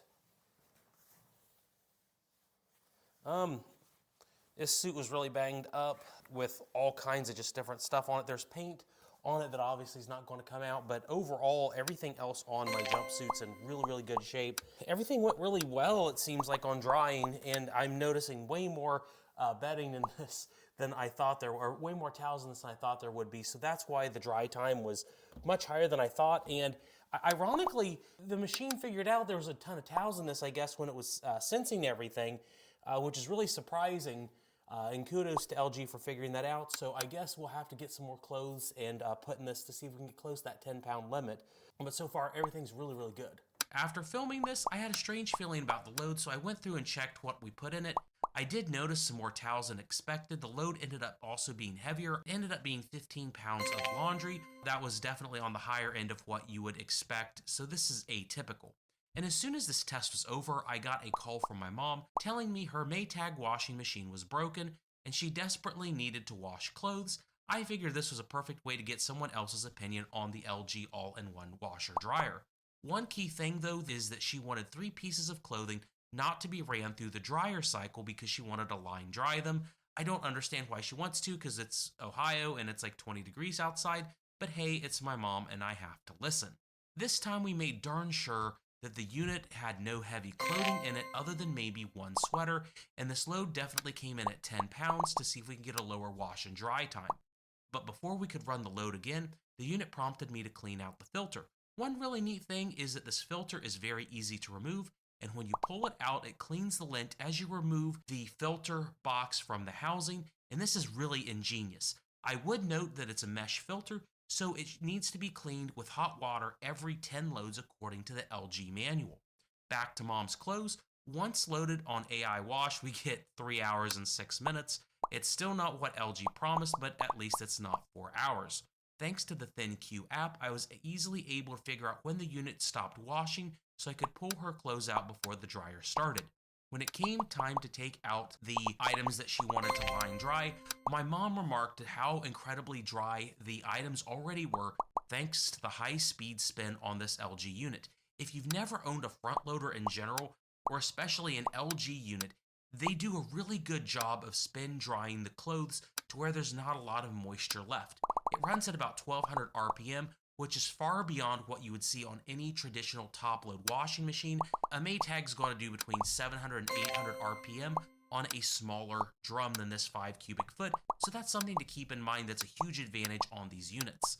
When my mom came to look at the washer, she also remarked how incredibly quiet the machine was in operation. Despite the fact that it was running and drying the clothes, it did not make a lot of noise, and there's even options on the LG app for overnight and nighttime volume levels, which reduce fan and spin noises, which is really neat.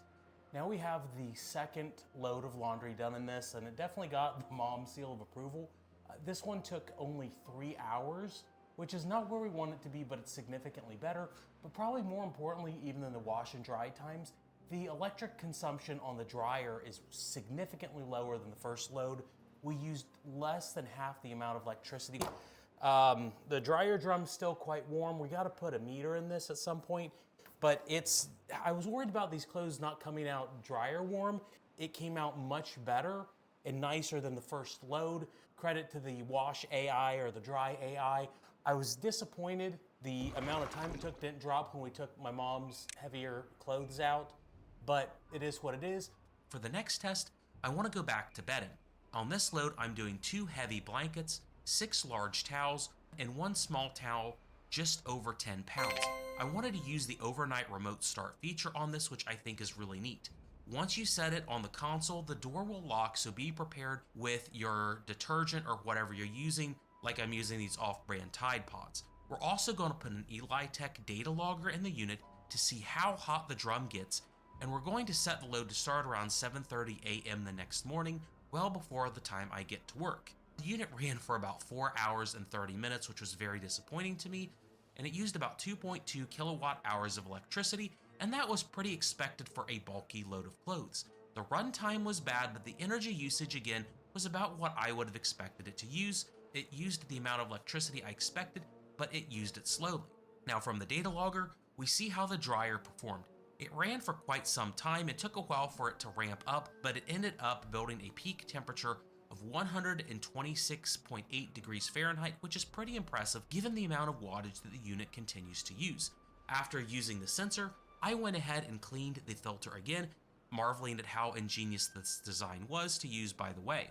Now it's time to do the part of the video which I care about, which is figuring out why the unit takes so long to dry, and we gotta avoid the warranty in the process to figure this out. At the back of the unit, there is not a lot to see, but I wanted to inspect the motor anyway to see if there's anything quickly we can discern from. Once the plate is off, you can see that this unit has a typical LG direct drive motor, which has a 10-year warranty on it. They're extremely well built, and they help the machine run whisper quiet.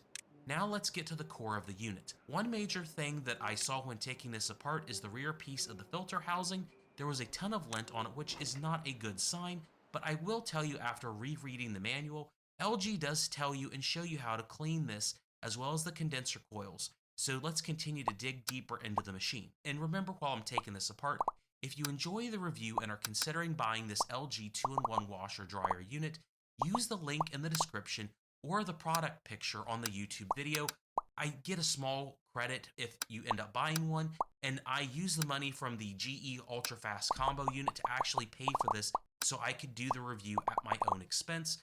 That way LG or no manufacturer influenced my opinions on the unit. The nicest thing I can say about this appliance as a technician when taking it apart is that it tears down like it should. I did not have any manual or guide or support from LG on how to do this, but it wasn't hard to do, or at least so far. But in order to really get to the heat pump unit, you have to remove the front of the machine, which I was not a fan of, but at least it wasn't super hard. If you are a technician, the good news is that if you've ever fixed an LG washing machine and had to take it apart, this operates fundamentally the same as any other unit despite the heat pump.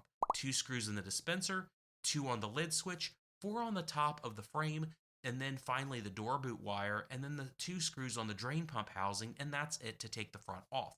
With the door off, you can see what is at the bottom of the unit, which looks like any other LG unit, and this one does have a DC voltage drain pump, which is a new wrinkle in LG units that I've taken apart. Most use VAC, but otherwise this is quite familiar. Finally, to the last bits of the heat pump system, I had to remove the front bulkhead, which was not hard, but it was nerve-wracking because I've never done anything like this before, and there probably are few techs that have outside of LG, and I'm sorry if any LG tech is watching this. I probably didn't do this the right way, but at any rate, here's the part that you're paying the $2,000 to $3,000 for, fully shown. We can start making some observations about what really makes this unit different and special for consumers, and that is the heat pump system right here. You have the compressor in the back, you have the evaporator and condenser coils in the front, and then you have a blower motor that runs to circulate air through the entire system. This is a radically efficient design that uses very low wattage to accomplish the drying of your clothes. This is powered by an LG EAR 072MA compressor. It is an R134 refrigerant compressor in a rotary configuration. This is very important to me because LG has been known as not always having the best compressors on the market for their refrigerators, but since this is a rotary compressor, it may not be privy to some of the complaints or issues that the other types that LG has on the market. Another thing that's interesting is the size of this entire system. It is rather small. The compressor only runs on 300 watts of electricity according to the online documentation that I found. It's a 3-phase, 280 volt DC compressor, which is a little bit unique in the market, I think. The evaporator and condenser coils are quite small, so it's definitely on the lower end of sized units, especially if you compare this to the GE Ultrafast 2-in-1 combo, which has a much larger system. By comparison, this is probably 1/3 to maybe 1/4 of the size. Why would LG have such a small system in this? And the answer is, well, size. This unit is not very large. This is essentially the same size or very close to their standard 5 cubic foot units that are on the market in the United States. This will fit anywhere in your house, but it doesn't have as much power as some other units would have. Now, to its credit, there is a nice resistive heating element underneath the tub that can be used for sanitization cycles, and I suspect it may run in the normal drying mode to help operate this not only on a heat pump mode, but a condenser dryer mode. That is where you run a heating element and then circulate a lot of air through a condenser that is a lower temperature, and then it coalesces all that water to go to the drain pump and then out. And essentially on this unit, I think it can use both things. In our kilowatt testing, we saw this peak at about 600 watts of electricity, which would make me suspect that it went way over the capacity on the compressor, which means that maybe there's a heating element involved in the process of heating. One bad thing about this unit that I don't like is the fact that as far as I have seen, LG only has a 1-year warranty on the compressor. When you get the machine, you see the large 10-year stamp on it for the motor, and I am not happy that they only put a 1-year warranty on that compressor. And another thing that I don't like about this is the evaporator fins here up at the front. If you look at it, there is already some lint that has bypassed the filter and has got stuck on the evaporator. And then also during the initial teardown, the rear plastic housing that goes into the filter was clogged with tons of lint. This is something that was easy to take apart, but I am concerned that degradation of airflow will increase rapidly to higher and higher drying times, which is a very common complaint of the older LG systems that did not have a heat pump in it. It's also a great concern on the GE units, and accessing this evaporator system is not as easy, I think, as the GE units because of how the housing is mounted. It goes directly down and then takes a 90-degree angle, and the fins on the evaporator are quite small, and I would be concerned that they would be prone to damage if you have to clean them. But that is only speculation on my end as a technician.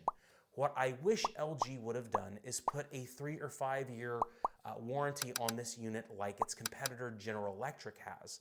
That would inspire a lot more confidence in me as a technician that they've done right by the consumer on this. If you end up buying this system, I would highly suggest that you do purchase a 3 or 5 year extended warranty on this, because if there is an issue, I predict this is where it's going to be, because otherwise LG does actually have a fantastic reputation on all the other parts in their system.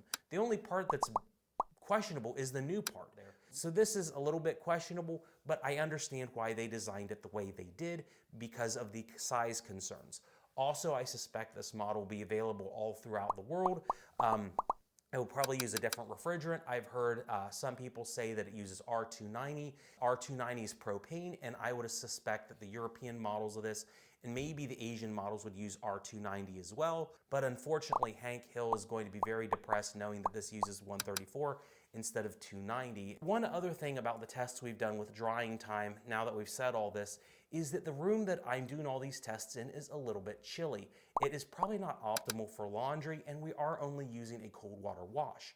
So we're going to go ahead and put the unit back together, reassemble everything, and take it to another less glamorous part of our shop that is warmer and has access to warm water. So we're going to do some additional washes and see if that changes the wash and dry time at all, or if LG's claims about the 2-hour wash was definitely on the questionable side for an average load of laundry.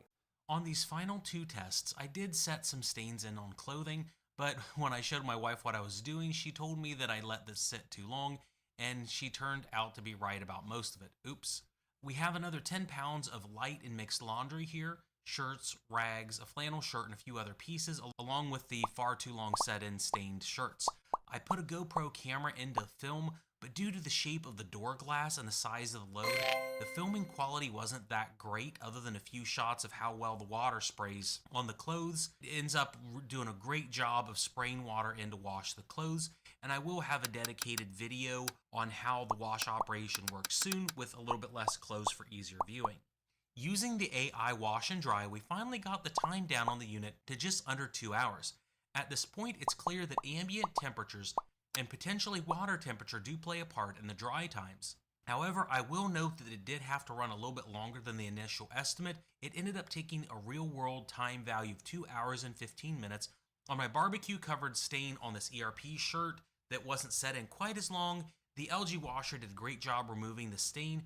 On the kimchi shirt, I wasn't so lucky, but I'm whiter than sour cream, so I really didn't do any pre-treatment on this, which will offend every South Korean that is watching this, and I apologize. On the flow meters, the LG unit used 1.9 gallons of hot water and 13.3 gallons of cold water for the wash. I didn't use any special modifiers like extra rinse that would have added more, even though that was an option that you can get on the machine or the app. After the load was done, I washed the air filter as well as cleaning it. As per the LG manual, you want to actually clean this with hot water every 10 loads, and you want to do that on any dryer, regardless if it is this type of heat pump dryer or a standard unit. The last set I wanted to do is a queen size comforter set, and I'm adding 2 twin sized blankets as well. This is without a doubt a terribly large load for this unit. I'm selecting the bedding mode, and it puts the system only into a wash mode for 1 hour with a medium speed spin dry. Once the wash was done, we switched to the dry only mode and let the unit make the decision on the runtime, which was 2 hours and 43 minutes. However, when we got done with that load, the items were not fully dried even though the unit said that it was. I ended up having to manually set it for another hour and a half to run to get the bedding dry, for a total wash and dry time of 5 hours. But before you get mad at this time, note that the drum was absolutely packed full of bedding, and that creates 2 problems for a unit. The first one is that when it's too full, it prevents the fan from properly blowing air to circulate moist air throughout the unit to run it to the heat pump to dry the clothes. The other unit is that the bedding was dry on the first pass at the front of the unit and not the center or rear, and that is because the sensors likely saw that the front was actually dry and called for it to finish the load, and this again is a problem that happens when a dryer drum is too full. Lastly, the LG washer dryer has a capacity of 5 cubic foot for the inner wash basket. If you compare this to a similarly large standalone dryer like this Samsung, it has a 7.6 cubic foot drum, which is significantly larger and could have handled this quite a bit better. On hindsight, if I had just ran the 3-piece queen comforter set, it would have probably done a fine job and dried within 2.5 hours, but I wanted to stress test this, which some people may end up doing inadvertently, and that's why it would take so long to dry. Now that we've gone through all these different tests, about a dozen different washes, would I recommend this LG combo washer dryer? Yes. I think there's a lot to like about this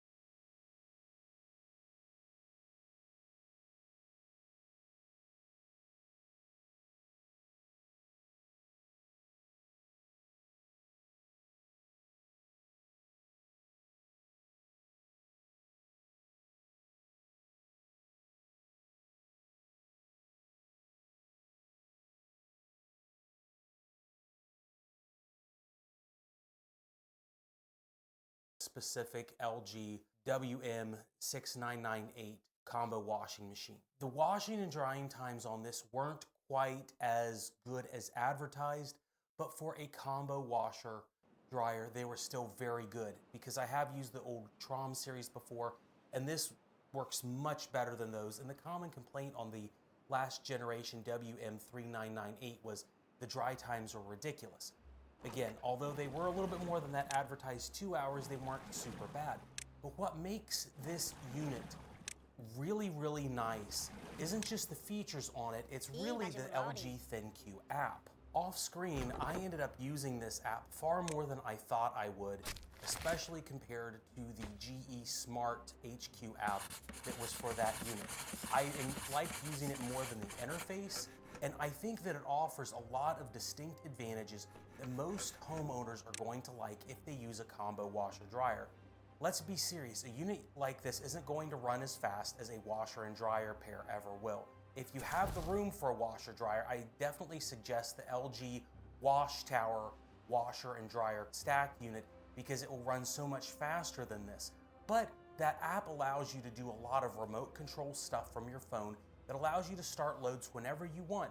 So you can be at work or asleep. That will give this unit some advantages. Another huge thing with this unit is how shockingly quiet it is, both in the dry mode and the spin mode.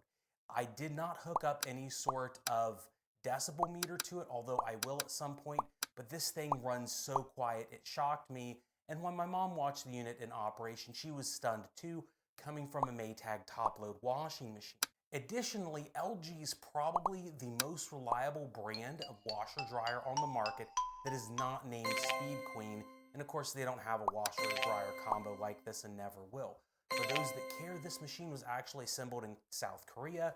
Where there are issues though on this machine, I think, is the undersized heat pump that could present some drying issues, which I think we ran into.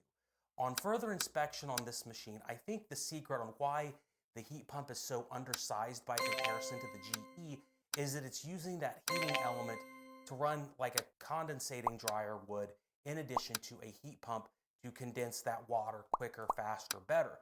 This makes for an interesting trade-off in a smaller unit, but is more susceptible to low ambient temperatures like we had here, increasing the dry times and a few other issues, but the heating element does give you additional benefits, such as a sanitization cycle. The other concern on this unit is the compressor. I believe the rotary compressor in this is a good idea. I think it's better than some of LG's other compressing systems, but I would feel far more comfortable if LG had offered a 3 or 5 year warranty on it instead of the 1 year that is on this unit. By comparison, the GE Ultrafast Combo 2-in-1 unit has a 5-year warranty, and I question why they offered that when they're both very close to the same price. I would highly suggest getting an extended warranty, no matter what, on a unit like this, just because it's new technology and you could run into problems. Finally, at the very end of this, is this unit a GE killer? Is this better than the GE Ultrafast 2-in-1 combo unit? Yes, I think this actually is a little bit better than the GE, but not extremely so. I think that the app is the biggest difference between these two machines, and the flexibility that that offers could allow it to overcome some of the weaknesses, such as the slightly longer washing and drying times. It's a much bigger advantage than I thought it would be when I started doing the video and running all these loads of clothes, but I think that it can't be understated. However, GE can always introduce new upgraded iterations of their Smart HQ system that would make them even, but the fact that you can push commands to this machine from your phone is very, very useful. That's probably going to run when you're not around. Build quality wise, I like LG over GE. LG has a much better reputation for their units, but the GE's made and assembled in China. This is made in South Korea. I think build quality on the parts, at least, is a little bit better. However, the GE heat pump is a much larger system and a more probably robust system. And they backed that with a 5-year warranty. So there are some advantages on the GE. So don't think that you have to throw that away because this is so much better. Honestly, a lot of it would probably come down to price. I bought this for $2,000 on sale. I bought the GE for $2,500 on sale. I would get, honestly, whichever machine is a little bit cheaper and get that warranty regardless. However, you don't have to take my word on which unit is better. If I can go out and find another GE Ultrafast 2-in-1 combo, maybe we can just bring it in the test room and run these units side by side in a marathon and compare every single feature line for line and see which one really truly comes out better, or at least would be better for you. And that's it for the video. I hope you liked and enjoyed this video. Make sure to subscribe, because if we can find that GE unit, we'll do some tests in the future. Also, if this video helped you just make a decision to buy this, if you click the links in the description and the YouTube shopping stuff at the bottom, it does help me earn some money back, because I did pay for this machine out of my own pocket and business expense. But I hope you have a great day and see you soon.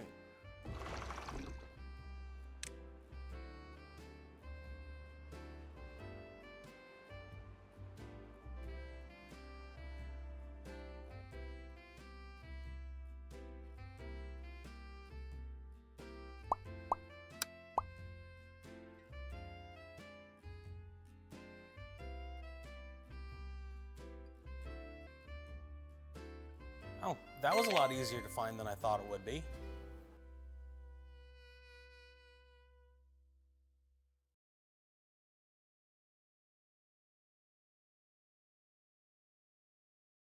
What is the most important appliance in a kitchen? Is it the dishwasher, the refrigerator, or the stove? It's probably the refrigerator. But what do you think you're going to remember when you grow up? It's probably the kitchen stove. Nothing in your house brings out better childhood memories than cooking or baking with a family member. Anytime I smell cooking oil like Crisco, I think of my grandmother's frying up French fries for my brother and I when I was a kid.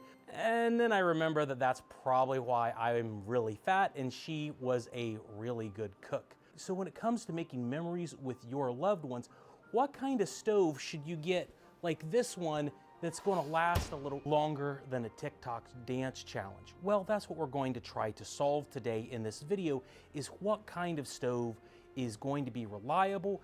Of all the different types of stoves that are out there, what should work for you? Well, I've been doing appliances for a while, and we're going to answer that today. The first kind of stove we're going to talk about are your electric ranges, or your stoves, units that have both the cooktop up top as well as the oven underneath. The first advice I was ever given when it came to stoves like this, when I started appliances many years back, was, Benny, don't sell glass top stoves. They're horrible to work on. They're going to break all the time. You're just going to have all kinds of nightmares with them when you run your business. And after all of these years, I found out that that was a really bad take on stoves. Having a glass top isn't as much of a big problem as you think it would be. And on top of that, generally, any stove that you choose is going to be far more reliable than most refrigerators or washing machines, and probably about as reliable as a dryer. On average, you can expect an average stove to last between 10 and 15 years, but let's try to find some makes and models that are going to last just a little bit longer than that. One of the most important things when it comes to picking a stove are the features. What features do you actually need with your stove? What's important for your family? And make sure that you don't add any features beyond what you need. Any extra features you add is going to cost you both in money and in reliability. Some brands that have Wi-Fi are going to charge hundreds of dollars more for this feature, whereas other brands like, say, LG include Wi-Fi for free. But do you really need Wi-Fi for your stove? Just how smart are you? Can you tell me the time and make sure it's always updated so I don't have to guess, so we're never late to events? Can you tell me if I accidentally left you on and I've left the house and don't have to return to see if you work? Do you know who killed JFK?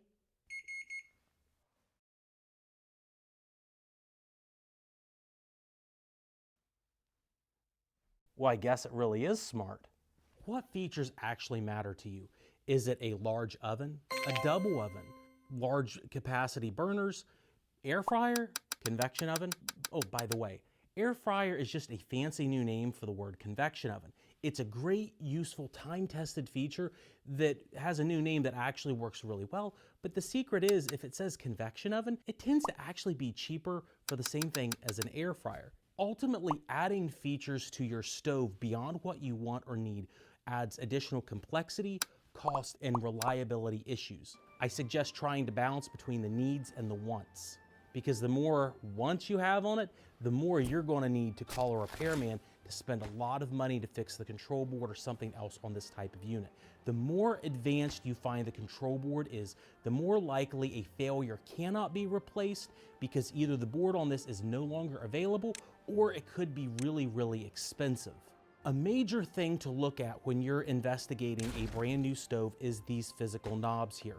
Test them, try them, see what happens when you move them. If they're very smooth in operation and there's not a lot of physical resistance, chances are it's a potentiometer behind here, which is very expensive to replace. Even worse, watch out for any smooth top unit where the control board does everything, not only the bake and broil, but replaces the knobs as well. That adds on additional complexity to the unit, and all the energy and all the current is going to run through that board. So if there's an issue with the knobs, it ends up taking the control board out as well, and that can cost you an insane amount of money. So make sure to test these. The absolute best thing that you can have is a standard old school physical knob like what you see on this ancient hot point here. Surprisingly, they still make stoves with the old style infinite switches on these. They're affordable to replace, but more importantly, they are extremely reliable.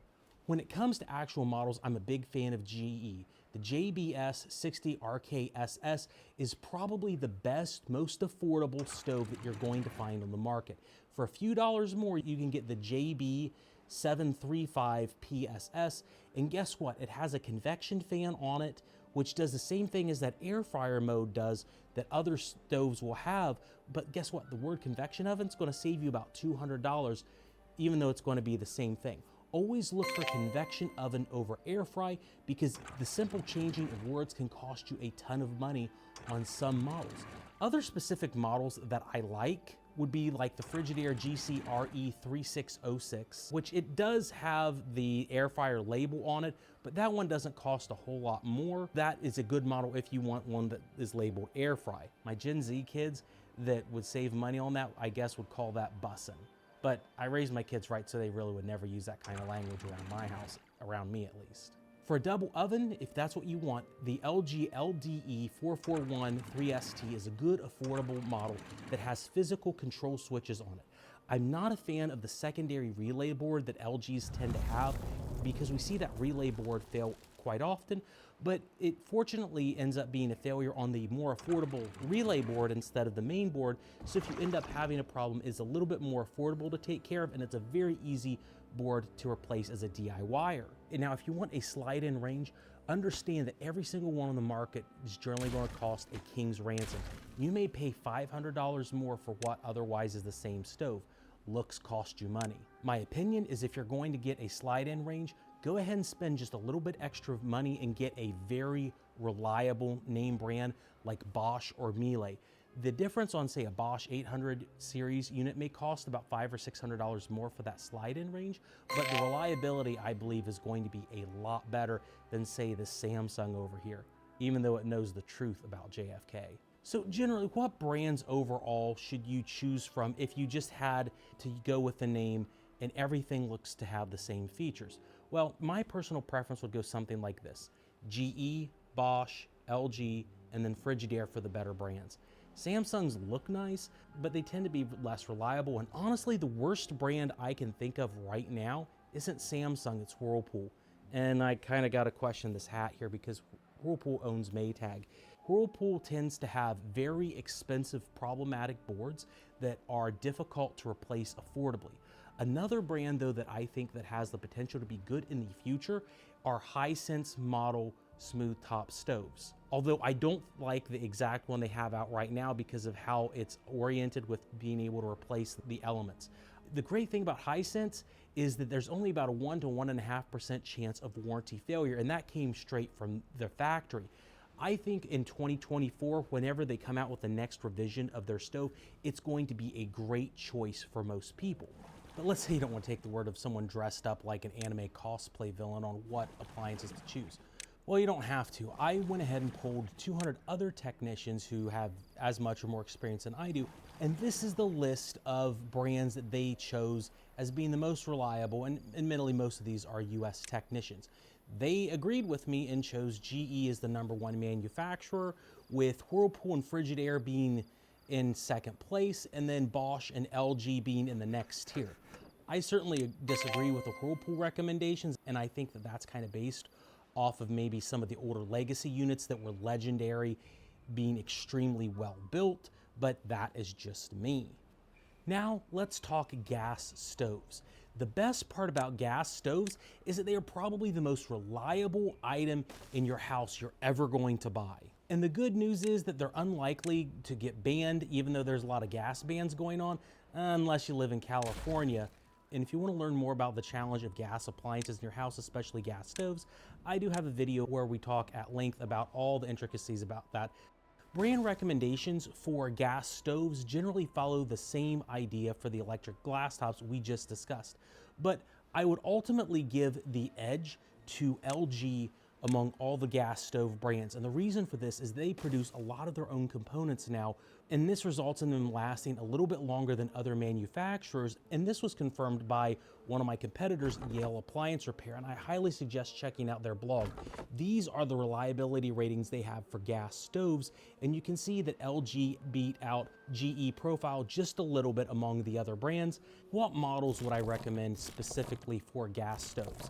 The LG LRGL 5825F is a really good model. The Frigidaire FFCF 3054TS is another good one. And then the GE JGB 566 is another good model. And if I messed up any of these names, please check the description. I am dyslexic, and also my eyesight isn't the best, so memorizing these numbers is awful. Now, if you have the money for a higher end gas stove, I would suggest spending the extra money on a Thermador or a Viking unit if you can afford it. Those are the two best premium brands you're going to find in the United States right now. There is nothing else that compares to them. I've had experience with a few Viking and Thermador units, and they are amazing. They are very expensive. If you have to replace a part, it will cost you a lot of money. But when you get into that realm of stoves, you're going to get something that lasts double or triple the lifespan of any other brand on the market. Now, if you're wanting an absolute budget choice for a gas stove, I really like what Hotpoint RGBS 3000 has. It is the most minimalistic stove that's available on the modern US market. It has no features whatsoever. It just has 5 knobs and that's it, but it is rather well built. For Europe, I don't have a lot of suggestions other than you definitely want to go with a Bosch or a Miele unit, but one of the budget brands I would suggest is Hisense. They bought out ASCO, and they are a decent, what we would look at in the US as being kind of a budget brand. Now, when we're discussing gas stoves here, something very important to think about is venting. Now, I don't have any venting here to show you, but the reality is that whether we like it or not, gas stoves do produce a lot of harmful particles. They produce nitrogen dioxide and a few other harmful pollutants. So consider your venting. What kind of range hood you have, if it's ducted outside, which is the best. If it is a unit that is non-ducted, make sure that it has an activated charcoal filter in it. But let's say you can't have any sort of vent in your house. You absolutely want something that can circulate air with an activated charcoal filter.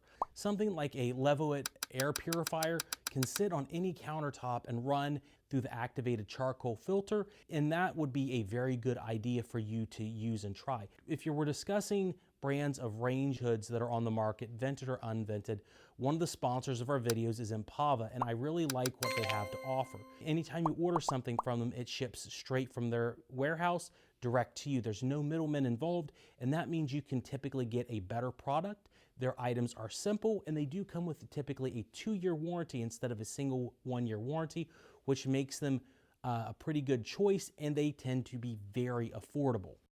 One of the most difficult things to talk about induction stoves isn't about how efficient they are or how great they are for the environment. The real problem seems to be part failures. One of the most frustrating things about induction ranges is the circuitry that's involved in making one. For example, the Samsung here has multiple generator boards that have to produce the power to deal with the induction range. Comparatively, there are a few brands out there like this Impava induction cooktop here that have individual generator boards for each of these burners, which is a huge advantage. Every major brand that I'm aware of generally has multiple large boards with them that marry multiple of these burners to multiple computer boards, and this makes them very scary to recommend from a maintenance and repair perspective, as well as your reliability. For example, the most affordable induction ranges right now, like the Frigidaire GCRI 3058AF, it's going to knock out either 2 or 4 of the burners. And the big problem with these generator boards is they are wildly expensive. Most generator boards go from $300 to $500 each on a Frigidaire, and for a GE, they can cost upwards of $1,000, which is incredibly expensive. So if something goes bad, you're essentially at the replacement cost for a brand new stove. My honest opinion is if you have any ability to have a cooktop instead of having a combo unit where you have your cooktop and your oven together, go ahead and get an induction. That's the best case scenario, because if something like this Impalva breaks, you can easily replace the individual boards, or at worst case scenario, replace the cooktop rather than have to replace the top and the oven as well. This will save you a lot of money and headache, I think. At least that's my opinion right now. Now, if you absolutely have to go with an induction range, the best brand I think you can go with right now is either a Bosch or a Miele, and they are going to be very expensive. However, a Bosch 800 series induction range isn't going to be much more expensive than, say, a GE or a Whirlpool or a mid-range Frigidaire. Now, if you want to go cheap on a induction range, I guess that's okay. Something like a Samsung NE63B 8211SS may be a viable model. They run about $1,000, which is really cheap for an induction range. Did I just really recommend Samsung? Yes, but the reason that I would suggest that is they, again, run about $1,000, and the price of that versus, say, a Bosch or Miele, you may be able to buy 2.5 or 3 of those induction ranges and have them fail before you get to the price of a Bosch or Miele, and in the long run, you may not have actually saved any money. So Samsung, you owe me just this once. Going back to cooktops, we're going to follow again the general ideas for reliability we had from the text earlier. Frigidaire, GE, LG, Bosch, Miele if you can afford them. And I can't really talk about the exact price of this Impalva model here because it could change a fraction of a Samsung or any other brand. This is what I would definitely go with because, again, if it breaks, I have a 2-year warranty on it. The generator boards are individual. I can replace them easily and probably affordably. And if it doesn't work out, I can throw it away and not be married to the oven. Although they do sell ovens too. Finally, on coil-top stoves, they are few and far between now in terms of availability. I didn't do an in-depth review on this Amana S.i.R 4303, but it's not that good.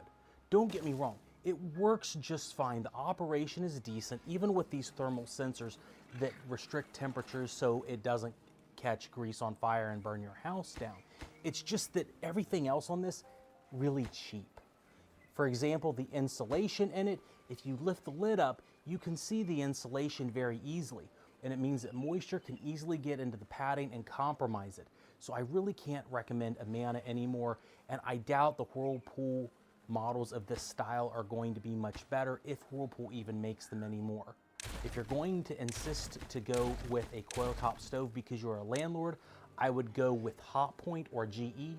The Hotpoint RBS 160D is a bit better. It's not saying much, but landlords absolutely love coil-top stoves for durability for some reason.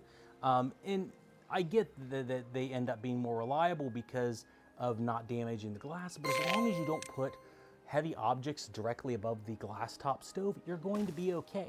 When my family upgraded from a coil top stove up to a smooth top unit, we had no issues and we've been running a smooth top for about 5 years. But of course, I'm not storing anything heavy like ceramic plates or glassware directly above the stove. Just my collectible Dora the Explorer and Encanto cups for me and my loved ones and the people I value in my life. So what are some tips for keeping your stove lasting longer, kind of like this one here? Well, first, make sure that it's installed properly with a good, proper amperage range cord that has a strain relief on it. One of the biggest failures that we see in our shop with stoves are cords that are improperly installed onto the terminal block, either without a strain relief or it's not installed properly. If you don't do that right, it puts extra strain on the connection between the terminal block and the cord, which eventually will cause the cord to fail, arc, and destroy the terminal block. It's a pretty expensive call for a homeowner, and a proper strain relief and range cord is to the tune of $10 or $20. Next, try to avoid using the self-cleaning feature on your oven. I don't think this one has a self-cleaning feature on it. The reason that you don't want a self-clean mode is that it gets wildly hot, like my wife. If the stove insulation is compromised, the excess heat can also damage other components in the stove, so I suggest avoiding the self-cleaning feature, even though a lot of people are going to hate me for that. Newer stoves, though, fortunately have something called a steam clean feature, and that's actually really good. It uses water vapor from a cup of water. It's a much better option because the steam clean will not get as hot. It won't work as well as a self-clean will, but it is a much better, more reliable alternative. Now, for cleaning your stove, a good natural alternative is simply using baking soda and vinegar to clean your stove. Sprinkle the soda in the stove and then spray some vinegar in a bottle. Let it sit, wipe away. That trick also works great on these burner rings, whether you have a coil top stove or a glass top element too. Another thing that we really haven't talked about much so far in the video is specifically in the wall ovens. Generally, you don't want to go cheap on those sorts of units because most technicians are going to charge you quite a bit more money to remove your wall oven to diagnose it. Unlike these, where most of the parts and assemblies can be accessed from the front and it's easy to pull them out, a wall oven requires a lot more sophistication to pull them out.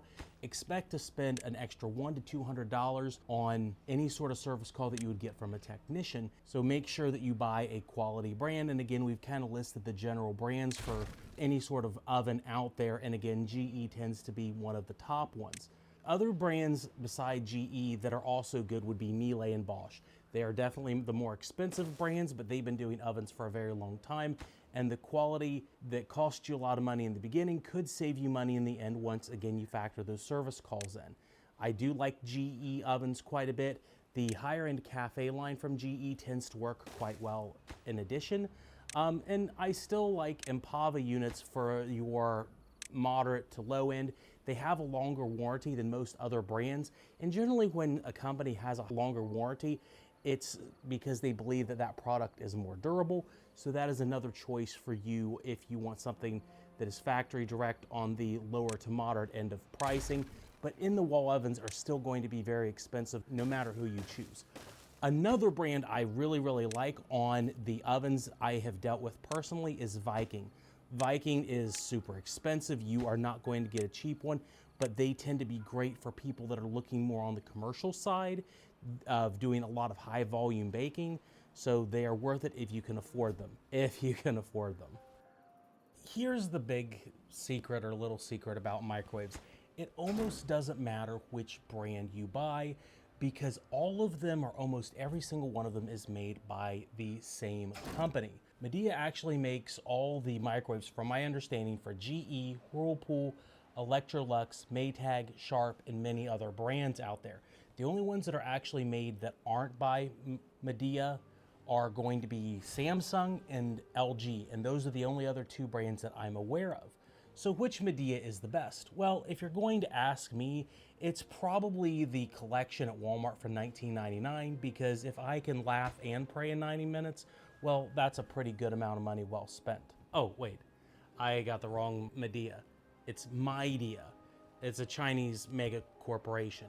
But the thing about Midea microwaves is, I'd almost say just go to them direct and buy a Midea. You see a lot more of their air conditioners around because it's the same sort of idea with air conditioners. They make about 70 to 80% of all the worldwide ACs as well. Just buy the features that you want, but try not to overpay for these smart features that you think that you want on your microwave. Everything adds to the complexity, which can cause the reliability to go down. The one big secret about microwave reliability, other than making sure you change your activated charcoal filter, is never open the door when they are running.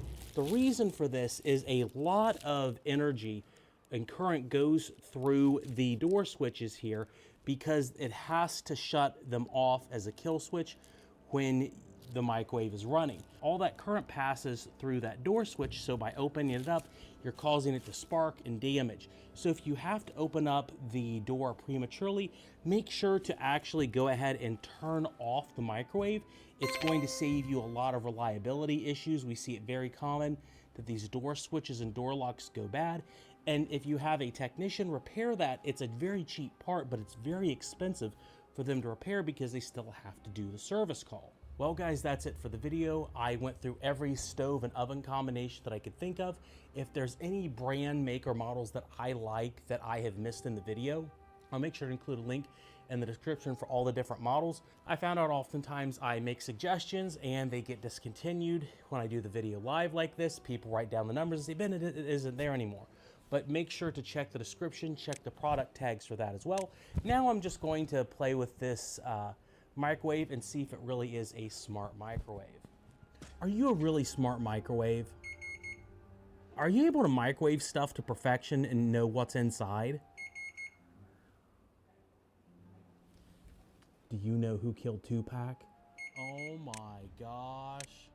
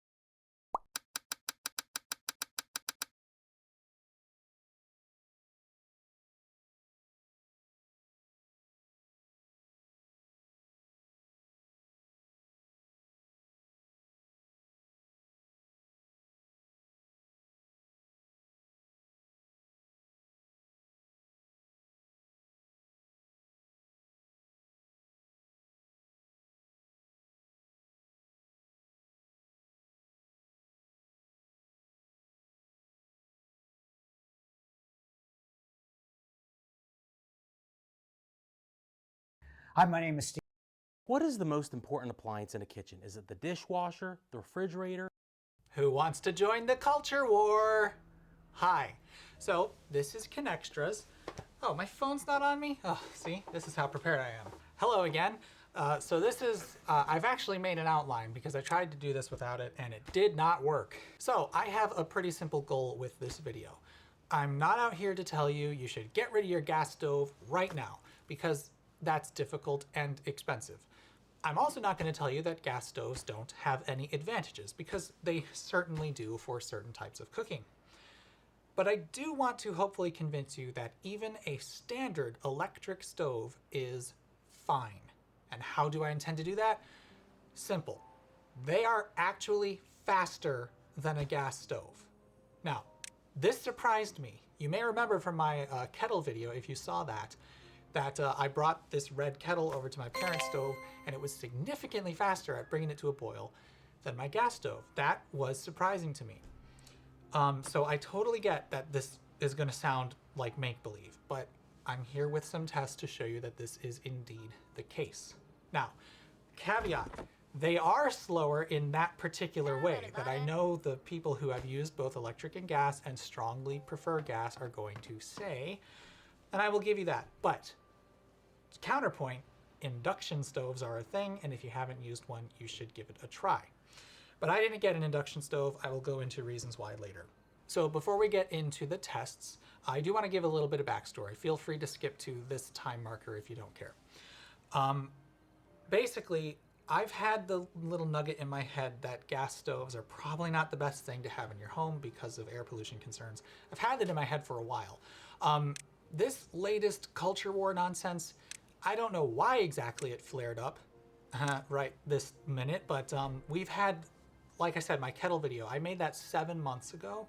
And in that script, I said there's increasing evidence that gas stoves are not great for indoor air quality. And actually, there's been information out since the 80s about this. This is not new information. It's just coming to light now. So I've been toying with the idea of replacing the stove here because this building is stupidly sealed up. Just me and the cat being here brings baseline CO2 levels to about 750 to 800 parts per million. And that's just me. I mean, the cat's some of it, but it's basically just my body, me existing. There's so little air exchange between inside and outside that CO2 concentration basically doubles when I'm here.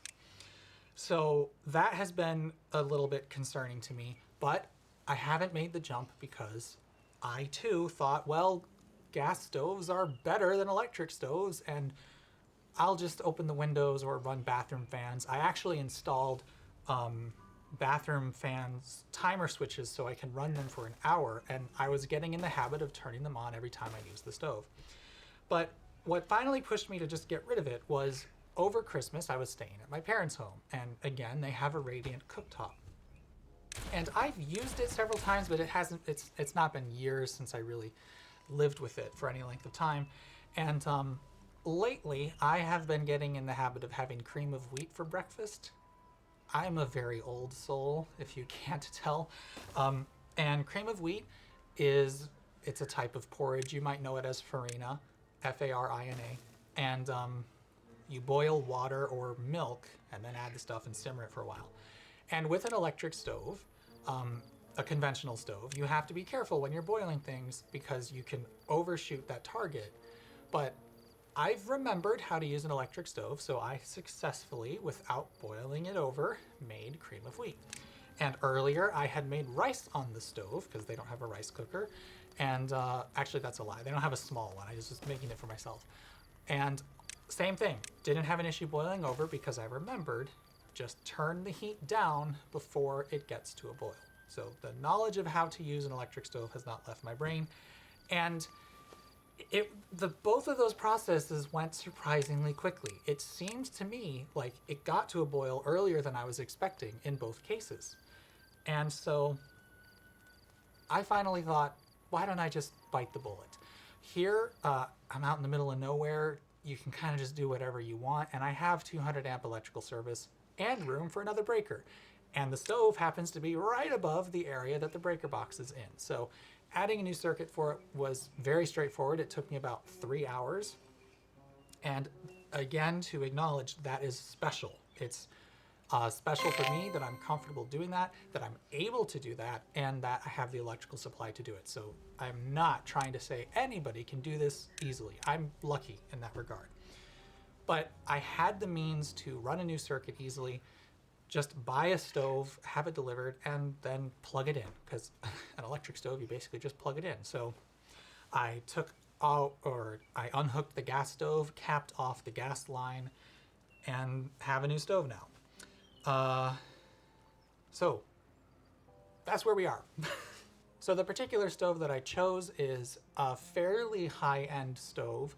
It is one of the ones that has a double oven. So rather than have a storage drawer below the oven, right, should clarify. For any European viewers who may be watching, it is pretty uncommon in the US to have a separate oven and cooktop. It is usually one device, which we call a range, although range is more of a technical term. I never call it that, I just call it the stove. So here, normally, unless it's generally pretty high-end kitchen layouts that have a separate stovetop and oven. So it's just a regular range. And the feature that I really wanted, because I've grown to really like this, is these double oven ranges. So rather than have a storage drawer below the oven, which is quite typical, the old one had it, they use that space for a second oven. But, and this is why I really wanted it, they flip it. So there's an oven at the top, which is very narrow and skinny, and then a big oven down below for doing your turkey or whatever. Mainly, I just want that skinny oven at the top because it's a more convenient height to use, and I don't need a full oven almost ever. So that's a feature that was priority for me, and to get that with an induction cooktop was ridiculous. It pretty much doubled the cost of the stove, which again is ridiculous because induction cooking technology is not new, it's not that expensive, but market situations make it what it is. So that is the main reason why I do not have an induction stove. I have some other reasons, which I'll explain later, but with all this pontificating, let's just get to the tests. So before I got rid of the gas range, I decided to boil different quantities of water in various pieces of cookware that I have and time how long it takes to get to a boil. Now, I did not do this the most scientific way. I don't know why I keep not doing this, but I didn't measure the beginning water temperature. However, I did run the tap long enough so that way it was coming from the pipes underground, so it was really cold. So it should be a very similar starting temp. But I just wanted to see how long it takes to get from cold to a roaring boil. Now, I know that that's not the most perfect test. There's more things that you do with a stove. But what that is going to show is how quickly the stove can get energy into cookware, which is the entire reason it exists. The whole point of a stove is to get heat energy into cookware and thus into food. So I think it's about the most fair test that you can do. So again, before I got rid of the stove, I took various pieces of cookware and tested how long they took to boil. Okay, we're back at this nonsense again. I want to see how quickly this gas stove can bring 4 quarts of water to a boil, and I'm going to actually film this. I've done some other tests, but I know people will probably want to see one actually occur, so I will do that. And I'm also going to let you know what indoor CO2 levels do throughout this test. CO2 levels. Let me just explain that the CO2 is not my biggest concern. Arguably, you shouldn't be in a space that's above 1,000 parts per million for any length of time, and I intend at some point to get some better ventilation going on here, but I'm using the CO2 as a proxy for the other emissions coming from the stove. So the biggest things of concern are NO2 and there might be other nitrous oxides, but I keep hearing people just say NO2, and particulate matter, the fine particulate matter from the combustion. And I do know cooking in general produces particulate matter, but why not get rid of the kind from the stove? So anyway, CO2 is just being used as a proxy for that. I know it's not really that harmful on it by itself, but when CO2 goes up quite a lot because of using the stove, then we know that those worst things are also in the air, and it just gives a good idea of how hard it is to get that to get all that stuff out of the living space. And if I didn't mention it in the testing, because it's been too long since I did it, I do have an over-the-range vent hood microwave, which does vent outside, but the run of piping is awful. So it basically doesn't do much. So yes, anyway, moving on. Right now, CO2 is at about 800 ppm, the last time I looked at the meter. I'm gonna start the test and I will turn on the extractor. It's an over-the-range microwave. It is vented outside, but it doesn't work that well, as you'll see. But yeah, without further ado, let me turn on the vent. That's on high. And we will start the test.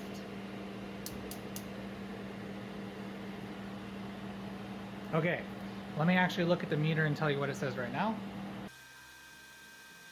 It is reading 818 parts per million.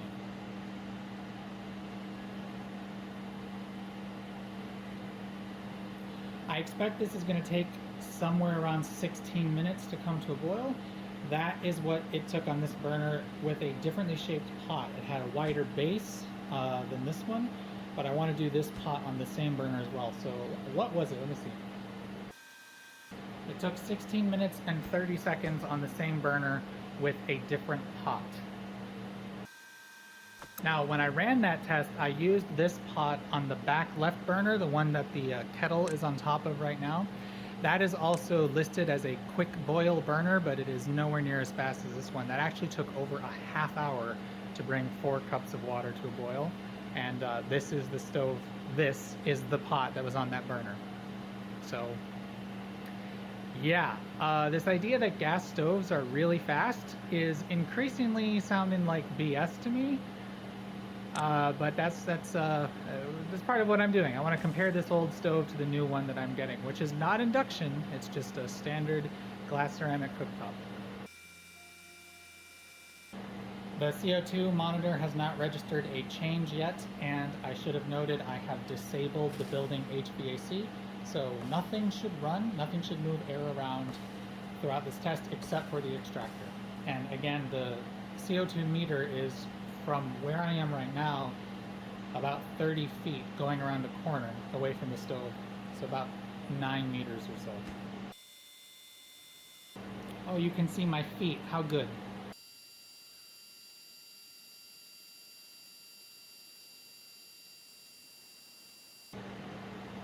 I just checked the CO2 meter and it is reading 845, and it is rising. When I first walked over there, it was 843, so we are already up 30 some parts per million. I'm not quite 30. I'm good at math.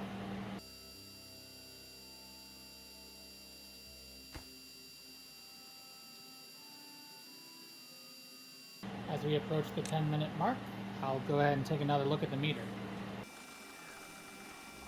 Alright, it has registered a significant jump. It is now reading 960 parts per million. Now, some of that is because every time I walk over to it, I'm carrying some air from the kitchen over into the living room, but that's a lot for how far away the meter is from the kitchen. If I brought it in here, I would imagine it would register probably 1600 parts per million. But I don't want to do that because I want to illustrate that even with the extractor running, and I know this isn't a very good one, but indoor CO2 levels are going very much out. They're becoming a lot words. Indoor CO2 levels are very elevated from using just this one burner for 10 minutes.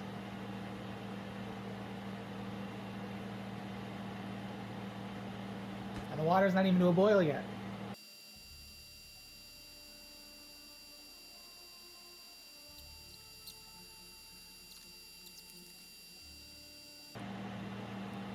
Okay, so from the first test, we should be getting near proper boiling, and you can probably see some bubbling happening. When exactly you reach boiling is of course going to be a little subjective. What I'm looking out for is the surface of the water to be very disturbed. So right now, definitely not boiling, but I will stop the timer once I see it boiling.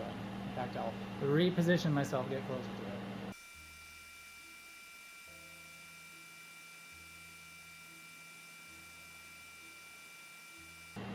It's right on the edge of where I would call it boiling.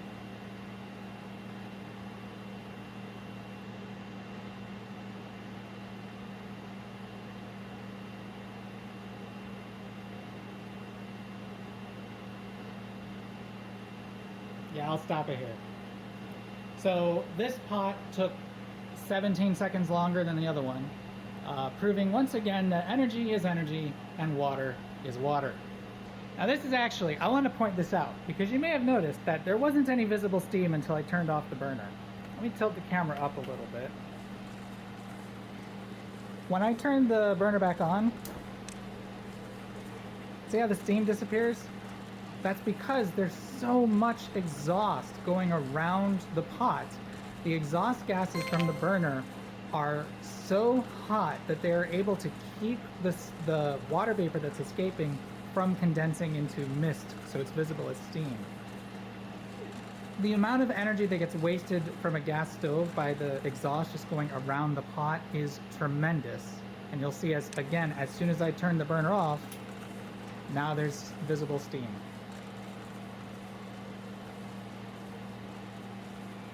These aren't the best things in the world. I don't think so anyway. Oh, let me check the CO2 meter. It read 1160. Come with me. There we go. Man, you can hardly read that. Can I make the light go on? It's got a light.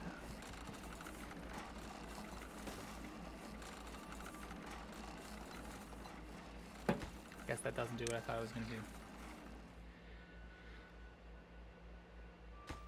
Now, it's going to keep rising for a while, even though I've got the vent going on. Some of it, I'm near to it. If I'm talking to the camera, it will pick up my exhalation. But yeah, I know I didn't show it to you when I started, but 818 is what we started at. And just using that one burner for 17 minutes or so, elevated it this much. I'll let the camera roll for a little bit and walk away from here. You can still read that, right? Follow that. As you can see, it is still rising. 1235. Yeah, so it's not just me being here. 45. As the air mixes around, it is it's getting more concentrated. Oh, hey, look, it's a new stove. This is a standard glass ceramic cooktop. This is not induction. This is your old school, it just gets really hot stove. Why don't we do another comparison? I'm actually going to do two at the same time here. So we have the 8 quarts in this big pot and, 4 quarts in this big pot, which is close to 4 liters, and then 8 cups in this smaller pot. Pretty straightforward. We're just going to do this again. Not going to be able to start them at exactly the... I'll start them, then hit the stopwatch. How about that? And I also got to make sure I do the right size burners because we got different options here.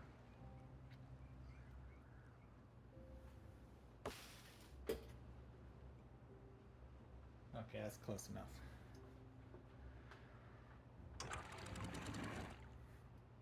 I have a higher angle so you can see more betterly. This is a higher power burner than the one on the left.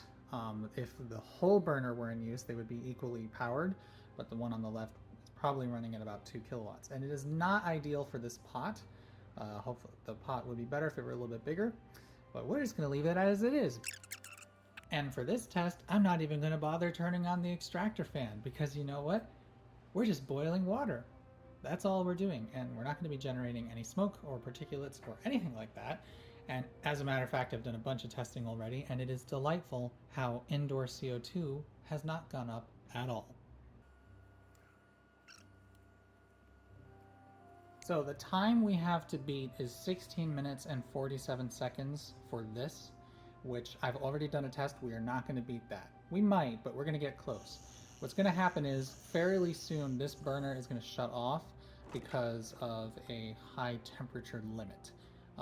It's a drawback of this particular stove. My understanding is it's fairly common these days that they can only run at full power for some set period of time and then a limit kicks in. That burner though will probably not do that because it's running at a lower power setting and it's more spread out. Also, just interesting note, these look more pink on camera, there that one went, because of the huge amounts of infrared that they are putting out. To the naked eye, they look a very dark red.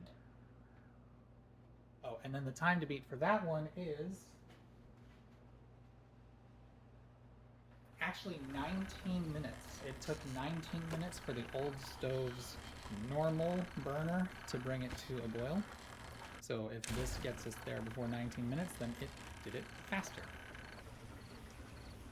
Now while we are waiting, spoiler alert, even the small burners in the back, the one that my phone is on right now is a warming burner, so it's not a true burner. Even the small burners at the back are faster at boiling quantities of water like this than the normal burner on my gas stove. This is exciting, isn't it?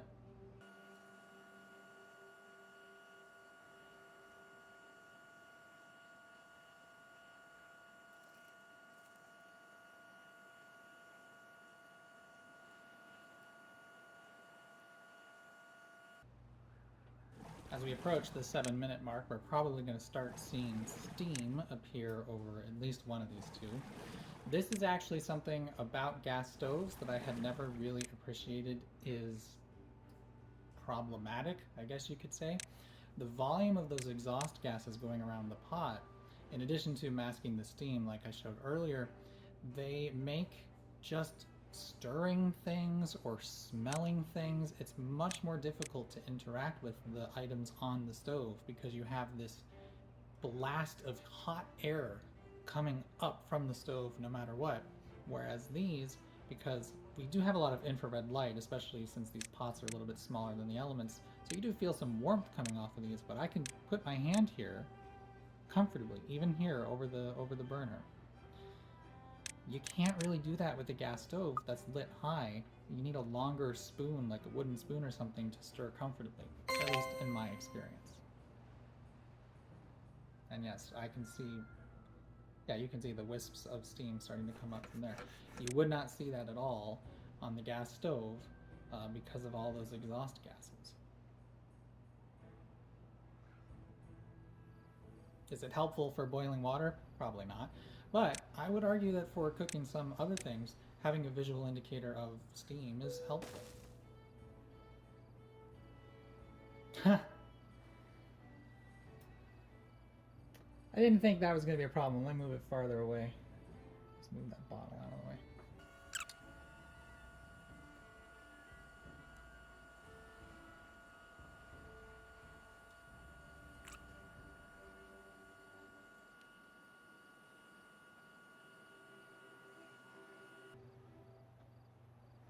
Oh no. Well.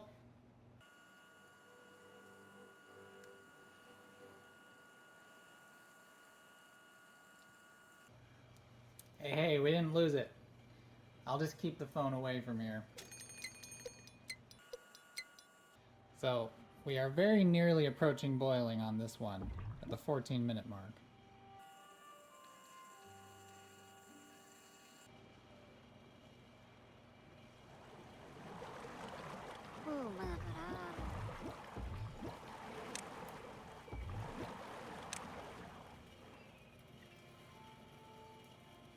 Okay, folks, I'm going to call that boiling. We're at 14 minutes, 45 seconds. And I'm going to shut it off because the phones are not happy. So 14 minutes, 40... I should have hit lap, shouldn't I? We'll just do that. So 14:45 is where we were. We'll say 15 minutes. We can just round it to that. That is still 4 minutes faster than the normal burner on my gas stove.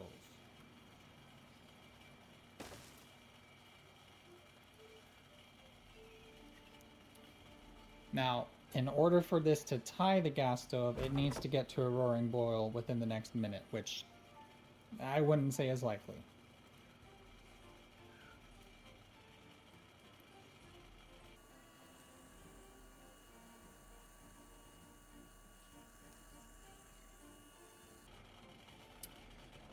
At this point, the gas stove had it boiling, but as you can see, we are really close. And remember, that burner was the really high-powered one where the flames lick up the sides. That's the only burner on that stove that could do this.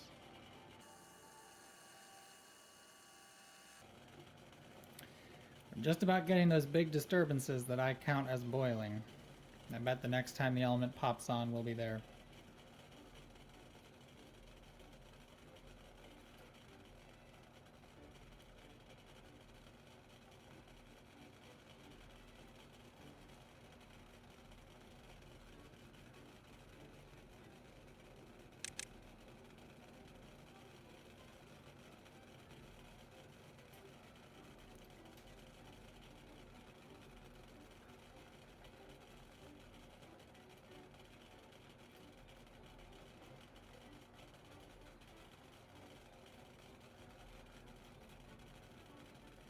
Yeah, I'm calling it. Maybe should have called that earlier.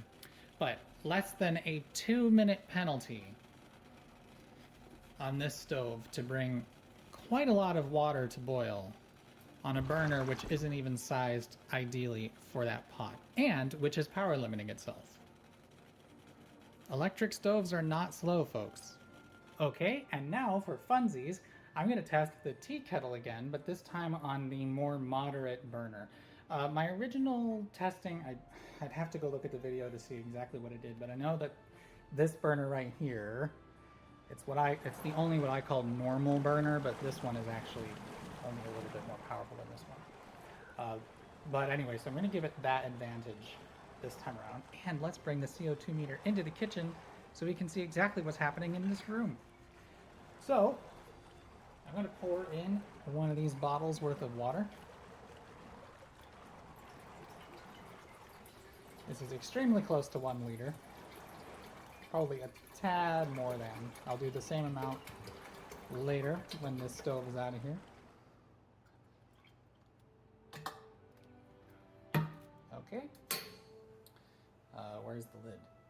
There it is. In this case, we can have a more objective. When it starts whistling, it's boiling. Just gonna turn the whistle so it's not pointing right at my phone. Try to center that reasonably well. Okay, and I will turn on the extractor fan again, giving us all the advantages we can get for the CO2. It is on its high speed, by the way, and let's go.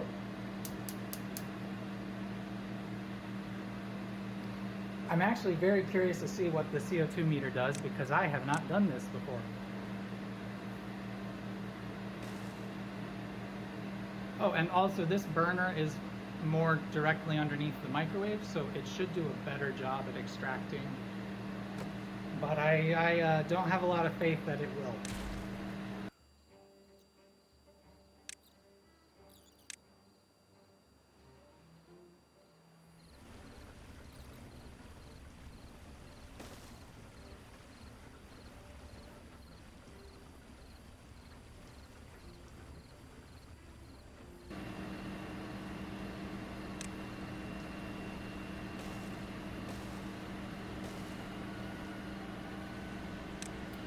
Okay, I first heard the whistle.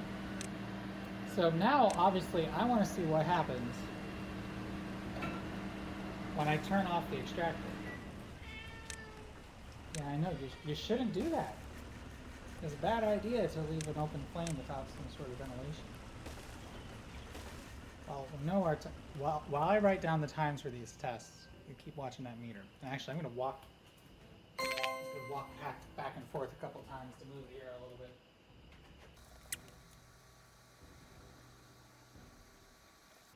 Okay, now it's rising.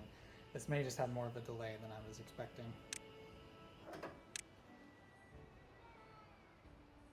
Okay, some minutes later and it's leveled out at 1220 and the temperature is more in line with what it actually is in here, so I don't know. I really don't know. But definitely it was at about 8:18 when I started this test sitting over here, so I guess that back left burner, the extractor fan is actually getting the majority of the exhaust out, but certainly the front right, which it makes sense is not even underneath the microwave, the front burners aren't. That really adds to indoor CO2 levels. So anyway, this video is, I'm certain, all over the place unless I really edit it down, but this is just for Connextras, so you know, it's allowed to be all over the place. I make the rules. How about we get even more all over the place? So editing me realized that talking head me forgot to tell you that after I did these tests, I did them before I made dinner that evening, and after making dinner, which required using the oven and I believe one of the burners on the stove, though I don't remember for sure, whatever I did ended up peaking indoor CO2 at 1560. That is like just holy yikes. That's pretty much double the typical baseline level. Now granted that was after the tests that I did, but still that just goes to show you how high it can go. And I can tell you from experience previously, just making a typical meal, I would easily get above 1400, especially whenever I used the oven. And after a solid hour of leaving the extractor fan on and the 2 bathroom fans, we got down to 1110 parts per million, which honestly is a better showing than I was expecting, but still, that is still pretty elevated even after an hour of all those fans running. So really, if I wanted to get CO2 levels down, I would have to just open a window for a while and then heat the air back up. So yeah, it's pretty bad. Okay, one final test of the kettle on this 3-zone burner. We'll do the medium setting. And one thing that I should stress, I have been starting all these tests with the burners cold. This time I will prove it to you by touching the stove. It's stone cold. The hot surface indicator light is not on. Anyway, let's get to it. Actually, since I just touched that with my oily hands, before we start, I'm gonna clean that off. Number 1 rule with this type of stovetop is keep it clean. If you let oily residue get on the burners and then turn them on, you will regret that. So normally I'm just using glass cleaner day to day. Really, I use glass cleaner for practically everything, but there are specific cleaners like Ceramic Bright for a cooktop like this. Our 1 liter test volume, or close to it anyway, the same bottle.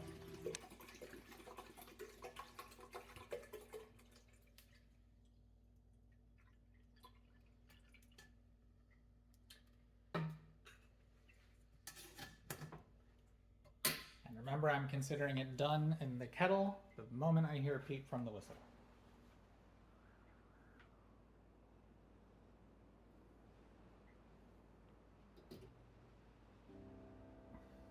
Maybe add like 1 second at a time.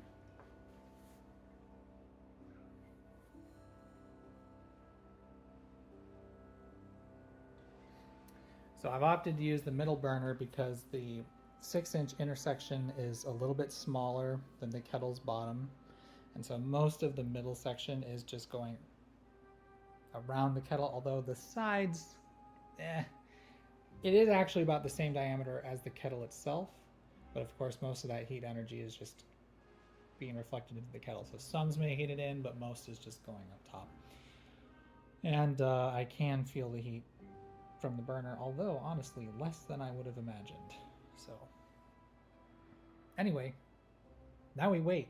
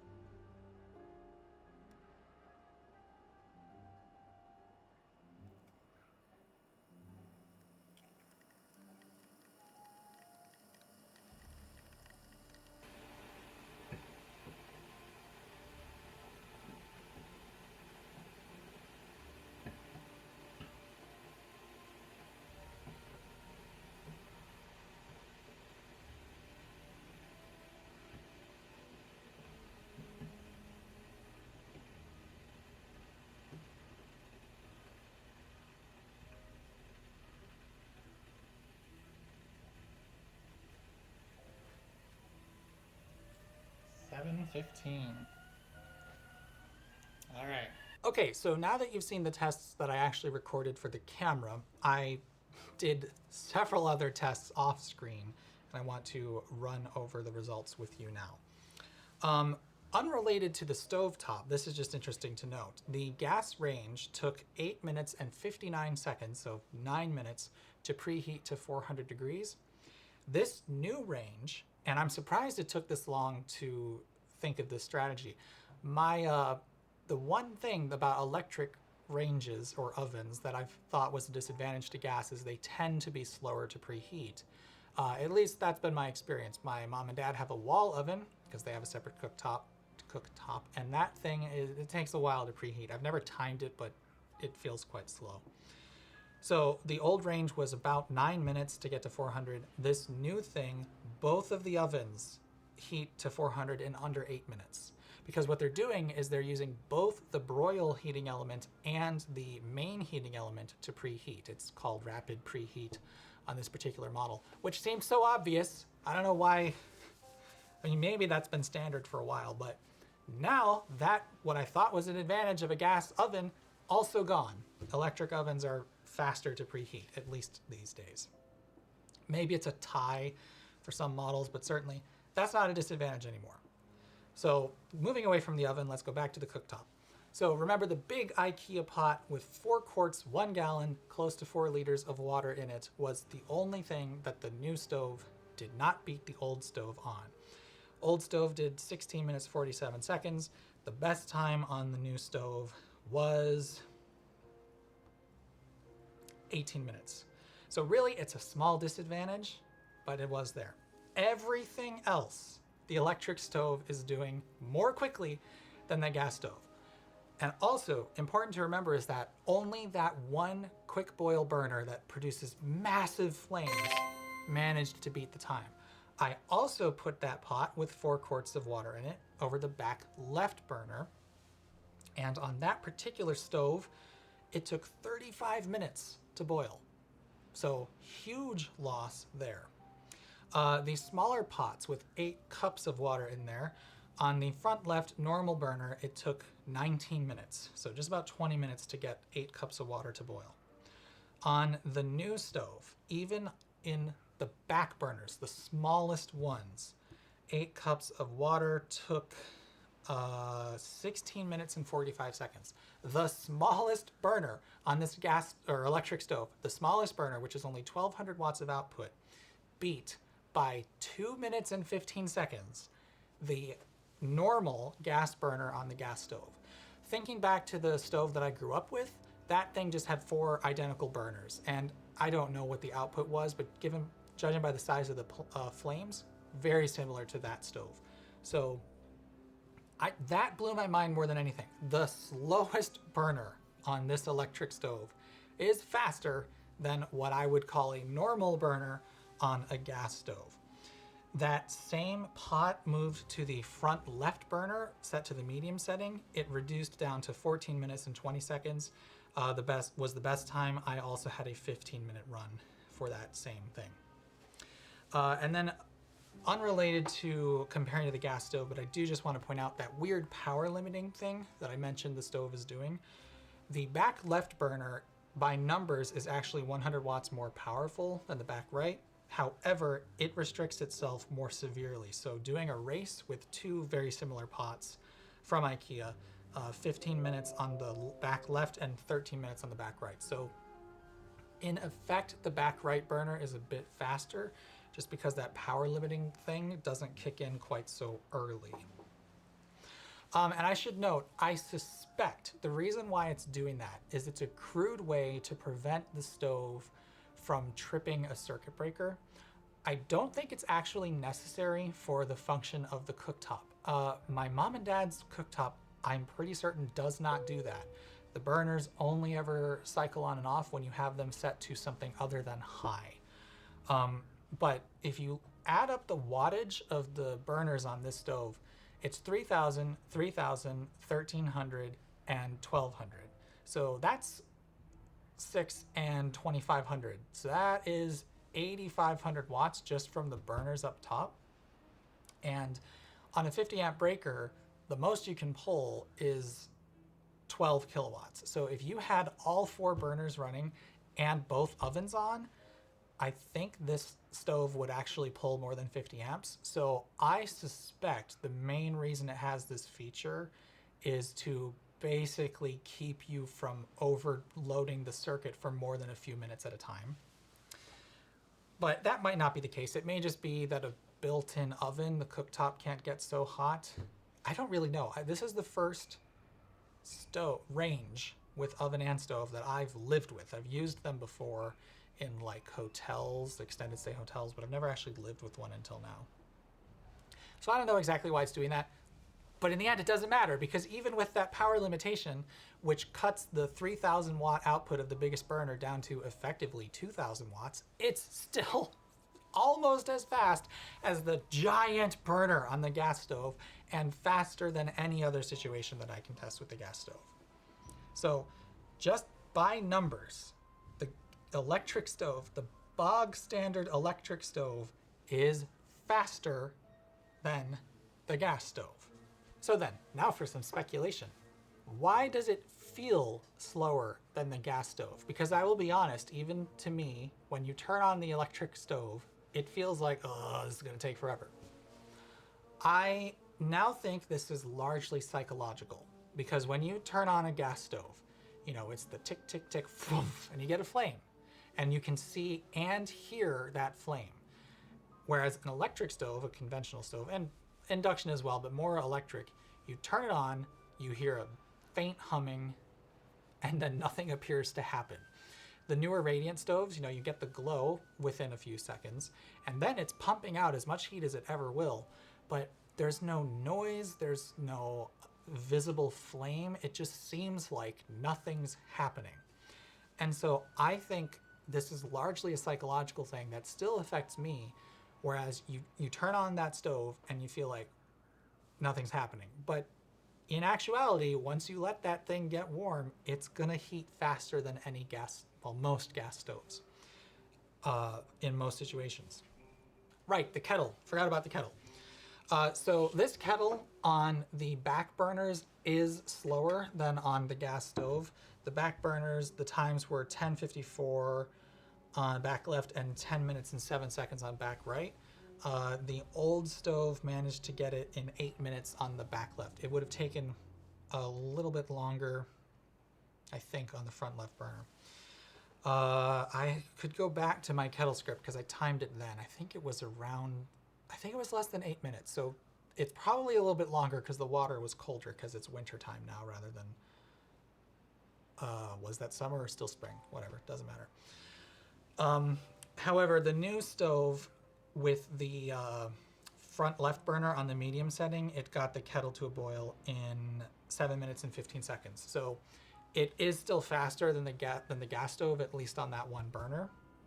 However, the mega burner, I didn't test it.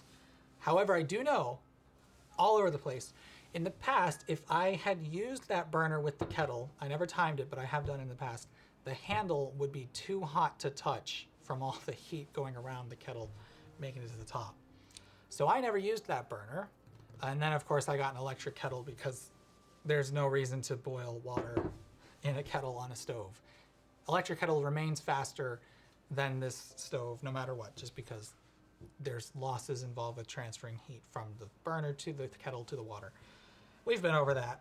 Okay, so now that we've gone through all that testing, I want to talk about some of the other advantages of an electric stove, as well as the big disadvantage that I'm sure lots of you have been yelling at your screen for a long time.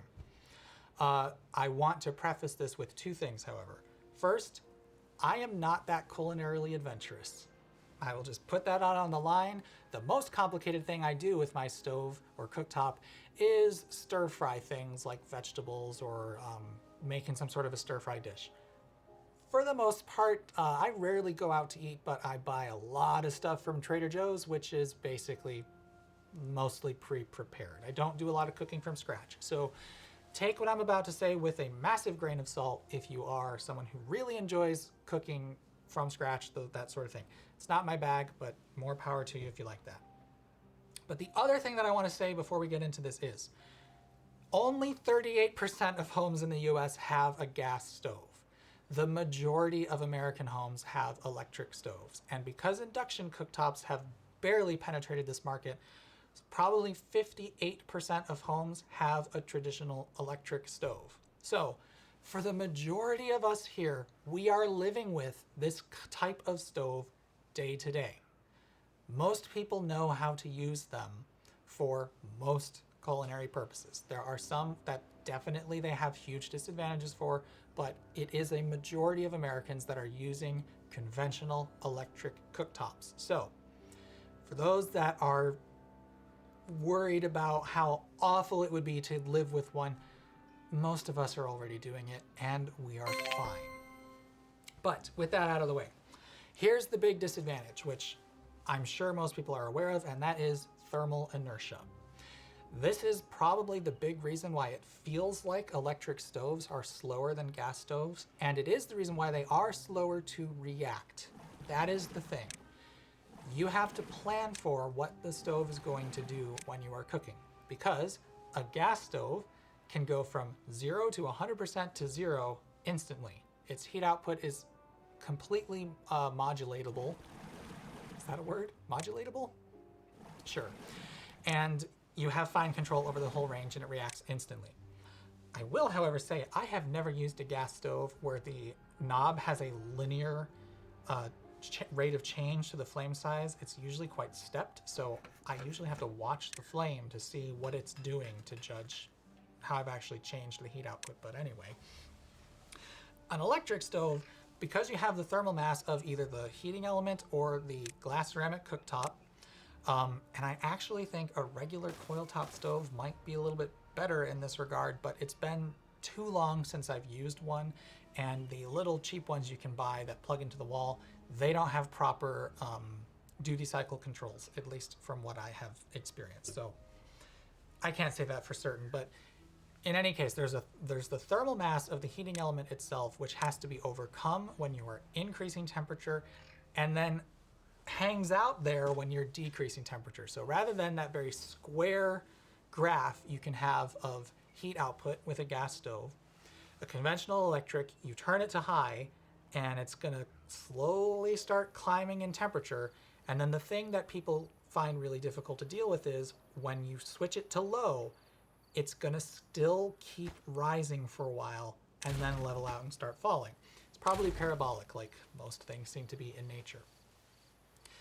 For certain culinary techniques and or certain brains, this is very difficult. For me, it's not. This is just something that I know is gonna happen, and I think I already said it, but I've been taking so many takes of this I may have forgotten. I just know that when I'm bringing something to a boil that I then need to simmer, you need to turn the heat down before it gets to a boil. You need to look for the early signs of boiling, then turn it down, and you'll be fine. But I understand that other people have brains that are built differently, and that is really hard to manage. So I don't want to be dismissive of those folks, but I do strongly believe that that thermal inertia is something you can learn to deal with.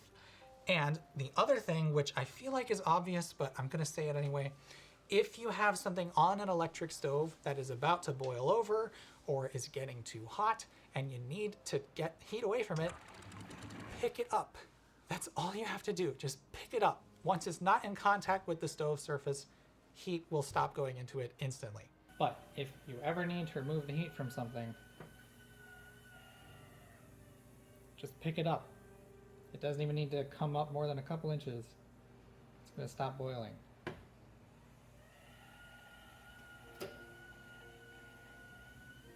So again, I've turned it off. It's still hot enough to make this boil, but pick it up. You always have that option.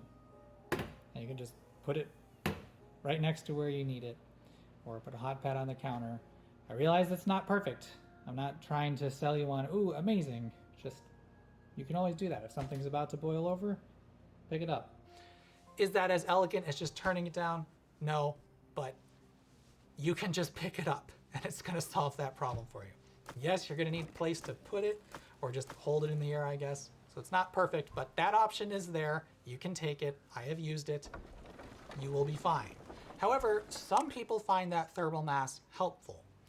I can't say that I do, but as a matter of fact, it is helpful to how the stoves modulate their power because they're duty cycle based. So when you set it to full power, it just stays on. If you have it to 90%, it'll be on for maybe 30 seconds and off for 3 seconds and then turn back on. So if the control is good enough, you can have a very linear reaction on the dial, but it is going to be slow because you have to deal with the thermal mass. But anyway, you know, if it were that instant reaction like gas, that would be awful. If you just turn the burner on high for 30 seconds, then turn it off for 15 seconds, you basically don't have any heat control.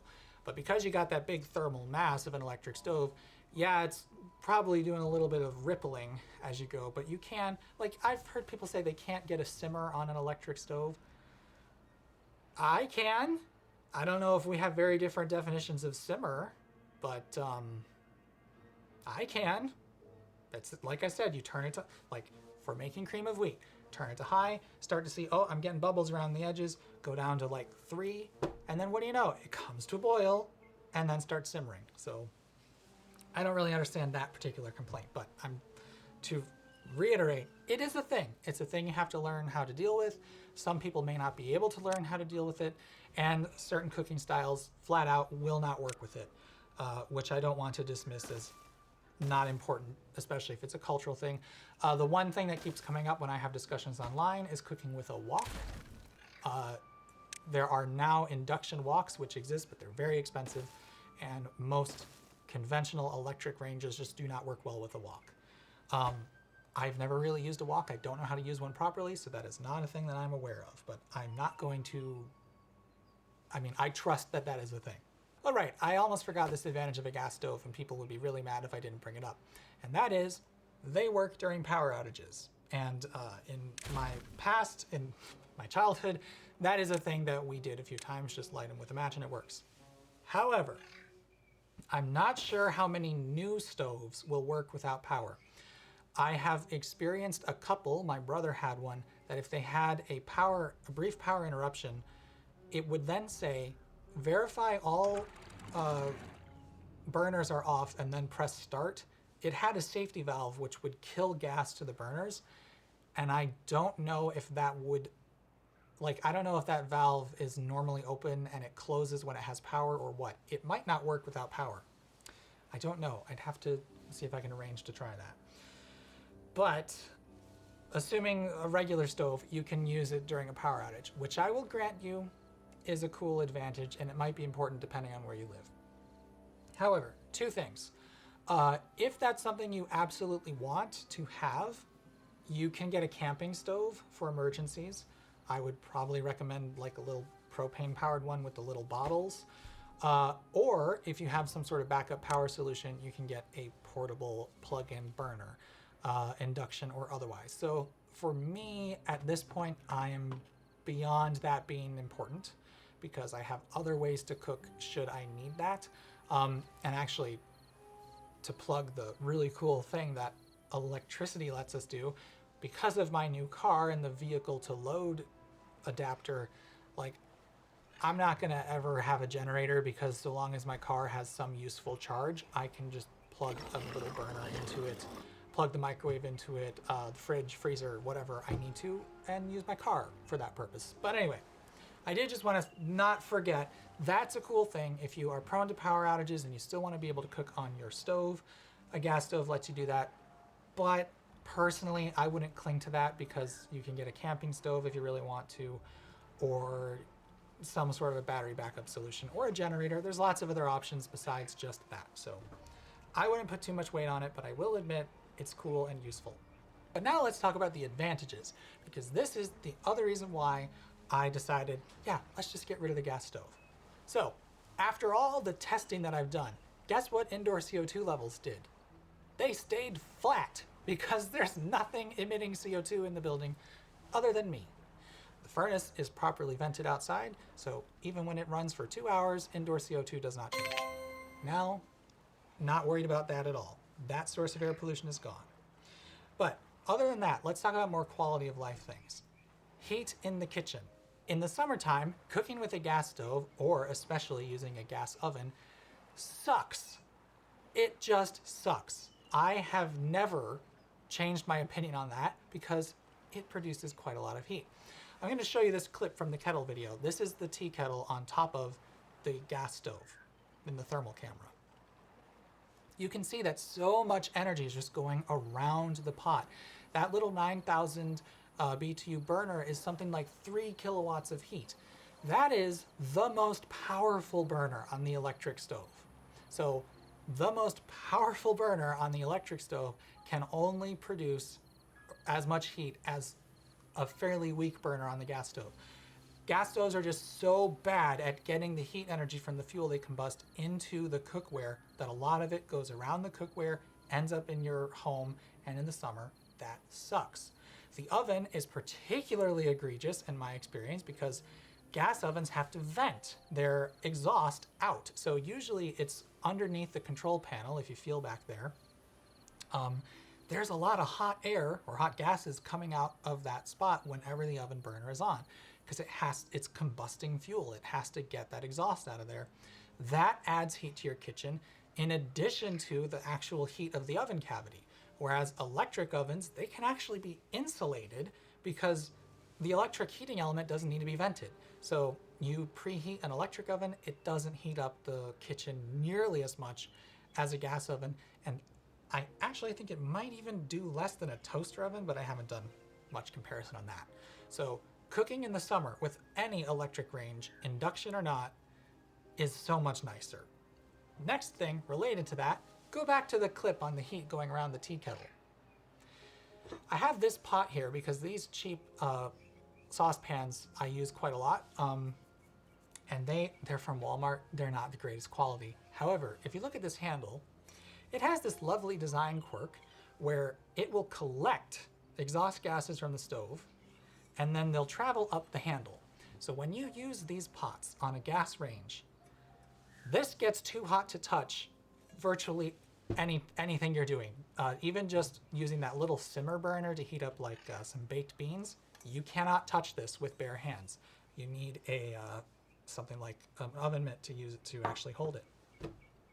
That never happens with an electric stove. And it's not just this pot. I have plenty of cookware that on the gas stove, including a nice, it's not quite a wok, but a rounded frying pan type thing that I cannot use with bare hands. Also related to that, and again, this is one of those brain nuggets that once it gets in your brain, you're like, wow, why do I want this? Let's go back to the cooking cream of wheat example. You have to stir that constantly while it's simmering. On a gas stove, I just stir it with the spoon I'm going to eat it with because why make two things dirty? When you are stirring with something like a spoon, it hurts because all those gases going around the pot are searing your hand a little bit. That's just a thing that I've been used to and figured, well, that's a consequence of cooking. That doesn't happen with an electric stove. Even if the pot is a small one, you just use the small burners. You might feel a little bit of heat coming around the pot, but mostly it's nowhere near as hot as stirring anything with a gas stove. Also, more complicated things cooking on the gas stove. Say you have your face near a frying pan, something like that. Tons of exhaust gases are shooting up around the pan and going into your face, which makes it hard. And I've mentioned this online and people thought I was nuts, but to me, that makes it hard to smell what's cooking because you have this volume of hot air coming at you and it's dispersing the actual odors from the food, scents, whatever. And it just, in addition to making it more uncomfortable, it's harder to see how the food, or harder to experience how the food is cooking. Also, this is from, if I didn't already show you, I'm gonna hammer this point in, or I'll go back to it now. With a gas stove, you cannot see water vapor coming up from water as it gets close to a boil. All those exhaust gases going around the pot prevent the water vapor from condensing and turning into visible steam. Whereas on an electric stove, because you don't have that huge amount of gas going around the pot, you can see that. So you also have better visual indicator of how well your food is cooking. The whole heat going around the pot thing is a huge disadvantage that I had never really considered until I bothered cooking on my parents' stove again and realized this is actually quite nice. So those are my main advantages as far as cooking from on the electric stove perspective. Handles don't get hot, you don't have a bunch of gas coming to you, you can see things when they're about to boil, it's easier to smell things, you can get your face up nice and close into whatever you're cooking without singeing your hair. Also, there's no open flames, that's plus two, you don't have to worry about your hair catching on fire. So there are a lot of advantages that for me, outweigh the disadvantage of the thermal inertia thing. I have been completely disillusioned from gas stoves as being so much better. And then another thing I didn't even mention was the noise. The noise from the burners, this is a small thing, but like on an electric stove, the noise is the food cooking. So if you start to hear some boiling sounds or the searing, the sizzling, that's all you hear. Whereas with the gas stove, you also have to deal with the noise of the flame. The reason why I don't think this is a big deal is because that noise is also a good indicator of the heat output. So I'll call that a wash. But aside from cooking, there are some other advantages as well. You know what's really cool about a conventional radiant cooktop? It's a big flat surface, and when you're not using it to cook, you can use it as a work surface for something else. Same goes for induction stoves. I've never had a gas stove, which isn't either the old-fashioned kind that has the little individual burner things or just a big grate on top. They get discolored over time, they're hard to clean, it's just a pain to live with, and you can't set things on them that you can with an electric stove because it's just a big slab of glass or whatever the material is on induction stoves. Another big advantage, and not to mention easy to clean. A radiant cooktop, a lot of people complain about them because they do get extremely hot, and if you do not clean them regularly, you can get oils that kind of smear onto the surface, they get discolored. But if you clean them regularly, it's not a big problem. Thinking back to my mom and dad's stove, they use Ceramibrite on it regularly. It looks perfect even though it's 15 years old at this point. Literally the only cosmetic defect is it has a big scratch on it now that showed up like a year or two ago according to them. So, I don't know. To me that doesn't seem like a big deal. I think people just, like the biggest thing is if you cook something that is splattering oil, you need to clean the cooktop before you use it again, because if you trap that oil underneath the pot and then turn it on, it will leave a mark. So that's the big thing. But you can get that out just by buffing. I don't think it's that big of a deal. So yeah, food for thought, right? Now, final discussion after all this rambling nonsense. So I kind of talked about it before. Why didn't I get an induction range? Why did I just get a conventional radiant cooktop?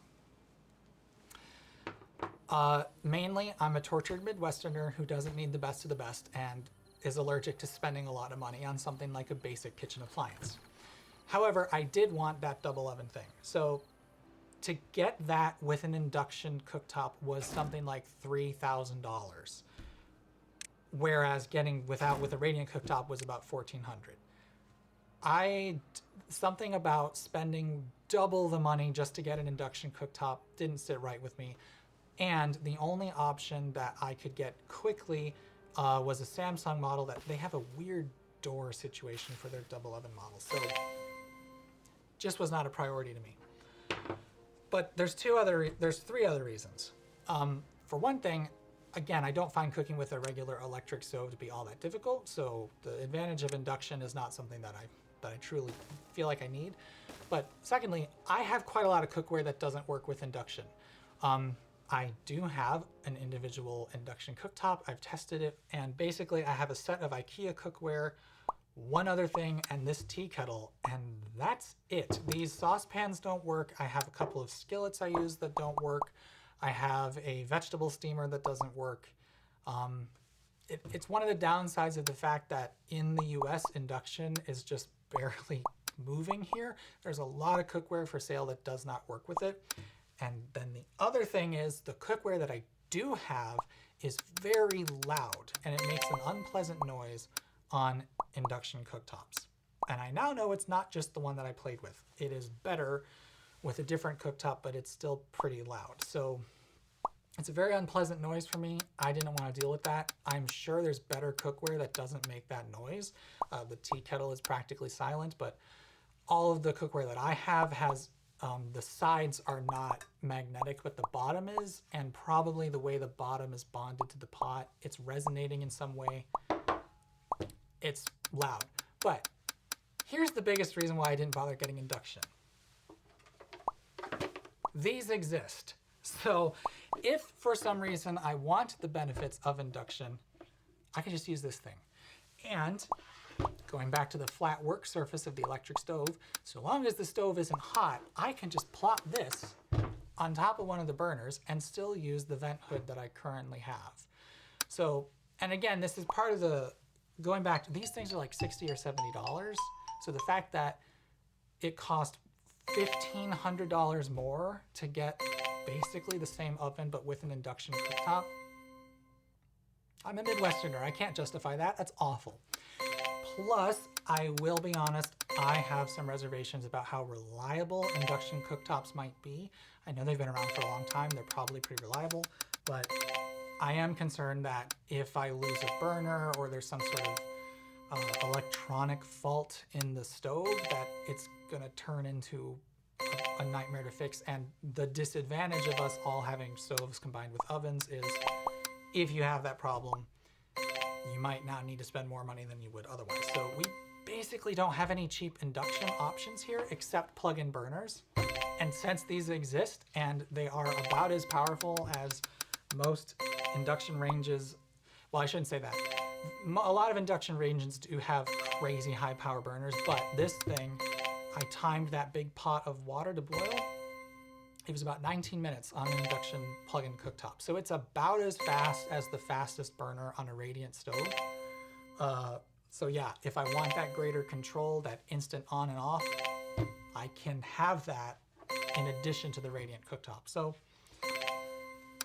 that's why it wasn't a priority for me. These exist, they're plentiful. If I want to start playing around with more fancy cooking techniques, I can just get one of these. But certainly if you are in the position to replace your stove and you want to go induction, you might consider it. For me, it's just not worth it yet. With all the cookware I have that doesn't work with it, the fact that conventional electric really doesn't bother me, the fact that some cookware I've used is really loud and unpleasant to use, and the fact that these things exist if I really want to go with it, I just couldn't justify the purchase. Anywho, I think that's all. This is a very long video, and I can tell I had my coffee and I've been rambling really fast. So we'll see how y'all like this one.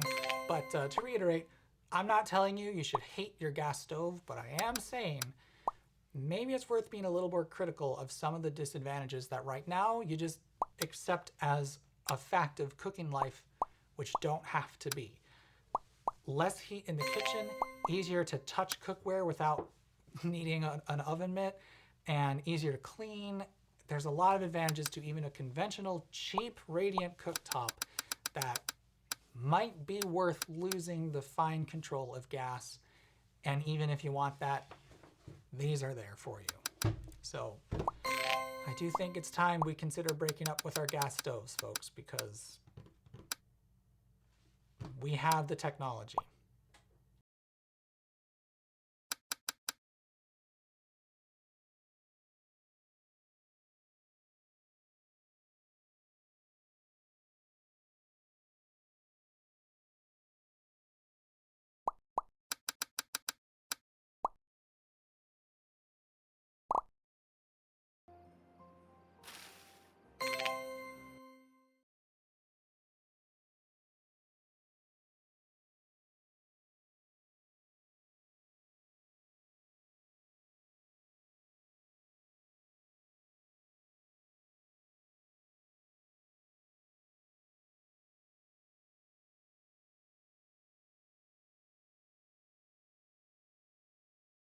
Today we're here at the Utah Olympic Park. We got 200 basketballs coming down. We're holding that ramp. Can we get one ball in the hoop? Yes or no? We're going to be asking 6 very important questions, very unique questions, and they'll be a yes or a no. And when we answer one, we'll go on to another. For simplicity's sake, we thought it was a good idea for us just to hold this ramp. And now I'm thinking it's the dumbest idea ever. 3, 2, 1. And they're all away! They're away, I can hear sort of, that's what we're looking at. Oh my goodness, look at them go! Oh, they're appearing! Heck! Oh, heck! Hold on, be strong! Hold on! Hold on!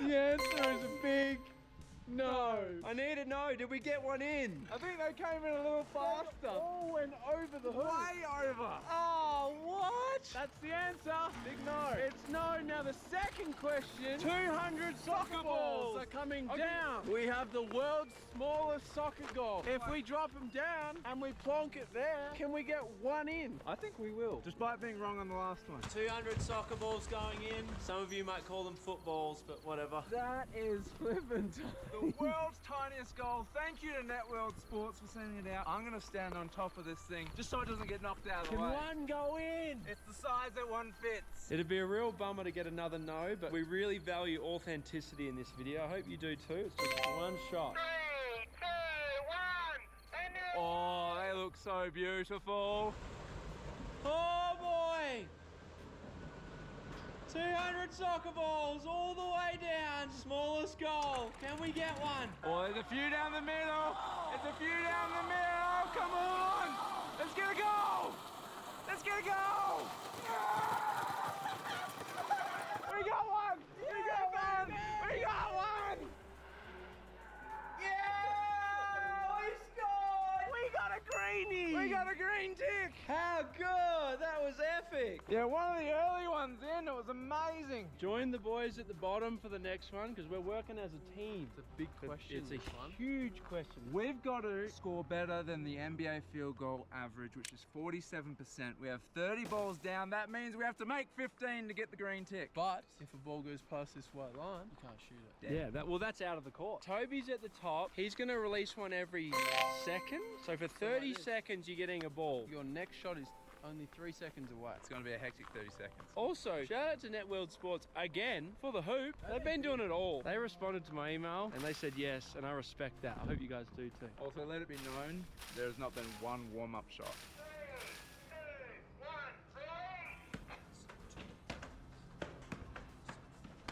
3. Oh, boys, we're not getting all of them. Oh. I'm going brownie, you got bluey? I got this one, then I'm back. You get bluey? Hey, take the order! Oh, Harris! What the stuff are you guys doing? We're one, Harris! Oh, that's a handball! What? Get that bluey! Handball! Oh, no! Oh, give me! Oh, God, and you're incredible! Oh! Get him! Get him! Oh, Harris! I got brownie! I got brownie!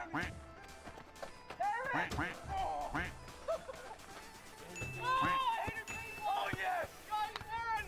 Go! Oh! We definitely didn't get 15. The first one! Straight through the hands! That was hard! Cross it up, Jack. We didn't make it. Hey, we all made a shot though. Some made it. Can I just celebrate that win?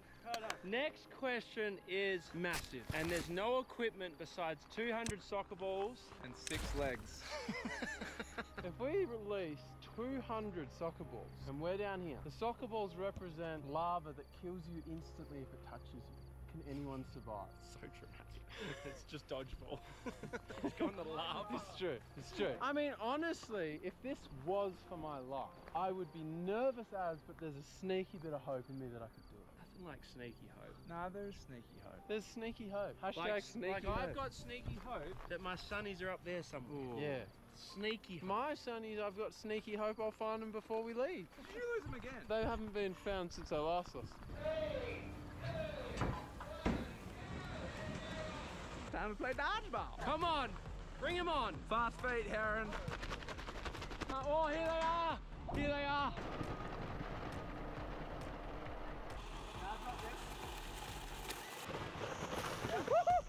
Oh, hold that channel. Woo! Woo! We're gonna do it. We're gonna do it. Oh!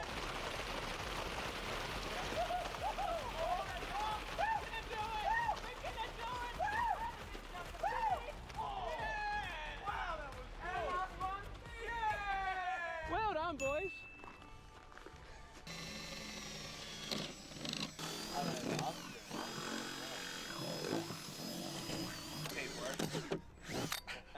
Here's the ball, and then all the way down the in run, down the hill, We have a pin set up. Question number 5. If we have 30 golf balls, Well, we have more than that, but if we only putt 30, can we get a hole in one? I mean, I'm just gonna say this. It's not a 1 in 30 putt.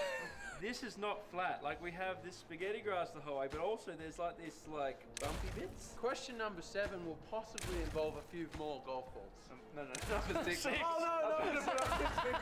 Question 7's gonna be great. There is no question 6, but they're all going down. So our friends at Callaway actually sent us all these balls. They also sent the putter. Apparently this is an AI designed putter. Can I read what they told me? The brand new Odyssey AI1 putter. This is what they claim. That leaves you 21% closer to the hole. In brackets, legally approved claim. I don't know how they can claim that, but it's legally approved.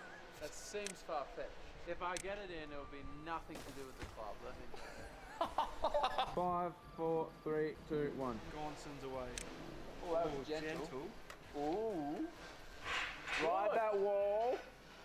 Oh, he's in the middle. Oh! Where did that go? Oh, it's back on. Is it? Yeah. Oh, it's on. It's down the middle. Oh, it made Little it! left, little left. Let's zoom and see. Where are you, little white ball? So you've definitely missed left, and good luck rectifying that. Oh, look at him! The jump off the dimples. Oh, shot, Wow. Scott. Get away from those in-runs. Oh, Oh, you're no. no. Oh, bouncy. Oh, Oh, it's down! oh, there we are. It's There we down. are. I do see it on the camera. It went left, and we're away. Brilliant. All 3 for Gaunson. Yes, good boy. Ooh. Bad boy. Whoa! That's Oh. good.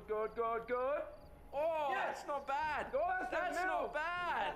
There it is. There it is. Oh. Oh! Oh, just Oh, it's pushed it oh, right. wow, that is like a gimme. It pushed just to the right. Oh, That's delicate. delicate. The full hug. Whoa, Easy, whoa, whoa, easy. whoa, whoa, whoa, whoa, whoa. Yes. Whoa. Nah, very right. Next one coming. Quiet, please, Aaron. Oh, a lot of dimple action there. Get across. Get across. Oh! You're out of here. That one didn't make it down. Get over. Good boy. Just letting you guys know Caleb's heading off now. Get on. Oh, it's back on. Well done. How to do This that? one's in for Caleb. Yeah. Yep. It needs to hook right. Thank you. Oh, hang on. Wow, that's close. Finished right of the pin by about 2 meters. Right of the pin. This is Gaunce's last ball. Positivity. Walking into the ball. Such a good putter. That was good. That felt like it was designed by AI. Yeah. Yeah, all right. Oh, wow. Yep. Yes. Oh, hang on. Amazing. No, don't rule it out. No, that's good. Oh.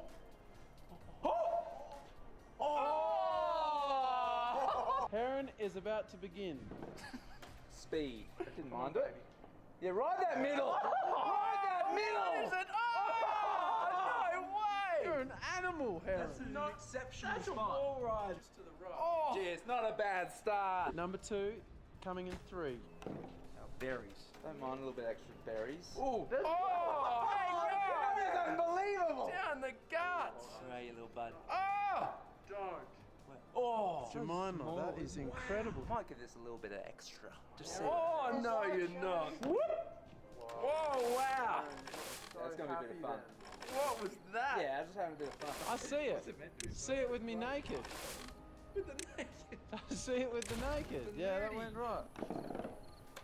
Clean. Run along, dear friend. Ooh, a little bounce Still off the in. middle. Still in. Ooh, get. Ooh. Needs a good bounce at the right Scott. time. Oh. Yeah. Oh. No, Tracking. Good. Tracking. It may be struggling for pace. The line looks a little slow. There it is. Oh my word. Did that steam over back? That was like a foot next to it. There's the 10 lined up, number 1. All right. Oh. We're still in? Still. Oh, we're good. Still good. Wow. And down the middle. Wall rider. Miracle ball. Oh, just to the right. Good enough berries. Oh, big. A bit of muscle. A bit of juice box. Oh, that.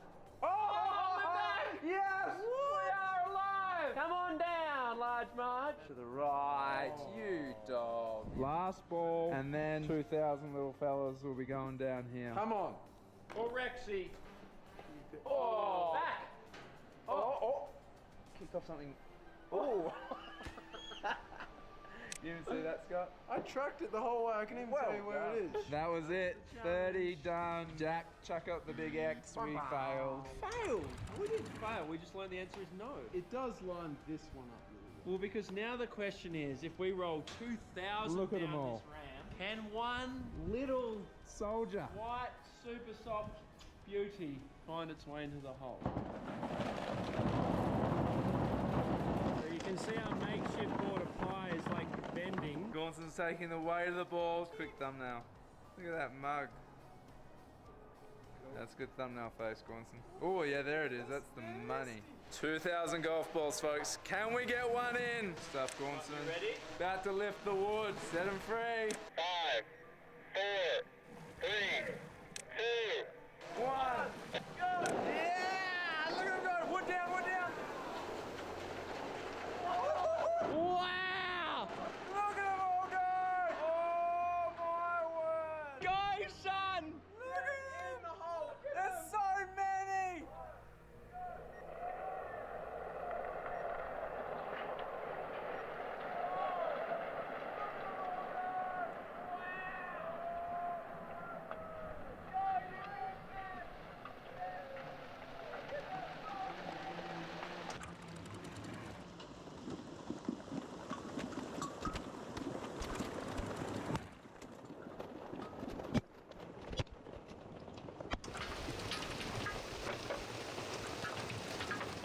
Oh, we've had a few on the board. Oh, come on. Surely one went in! Was there one in? Did one go in? Tell us!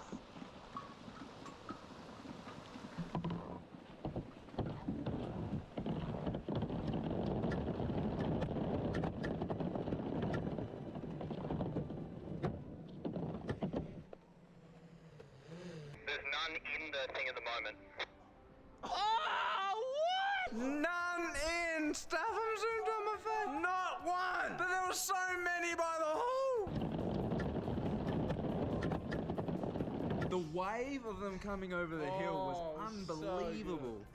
How did one not go in? I feel like we lost the odds then. I feel like we should have got one in. I know. One golf ball of many. Lots of you guys want to see our cleanups. Spent about half an hour of picking up. I've gone all the way up and down here. Can you see all the things everywhere? Basically filled a box. I think it's like 200. I've just tried to find every single ball. The other guys have done the other sections. Whew. Often we don't show cleanups because it's not that interesting, and usually when we finish the video we just want to clean up and get done, but oh, I've just seen one. I can't not get it. Can you spot it? Can you see it? There it is, next to a little Christmas tree. Little Callaway one. Leaving the 99 to find the one.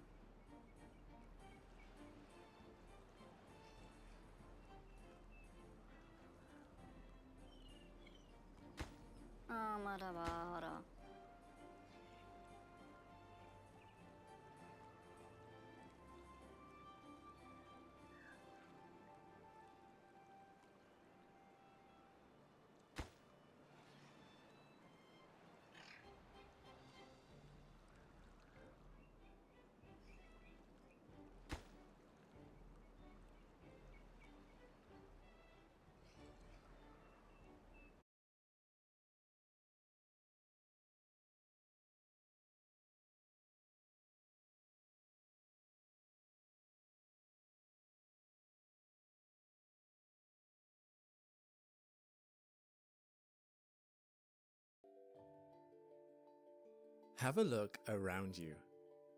Everything you see, from the skin of your hands to the screen you're watching this video on, is a different combination of the same 3 building blocks of matter: protons, neutrons, and electrons.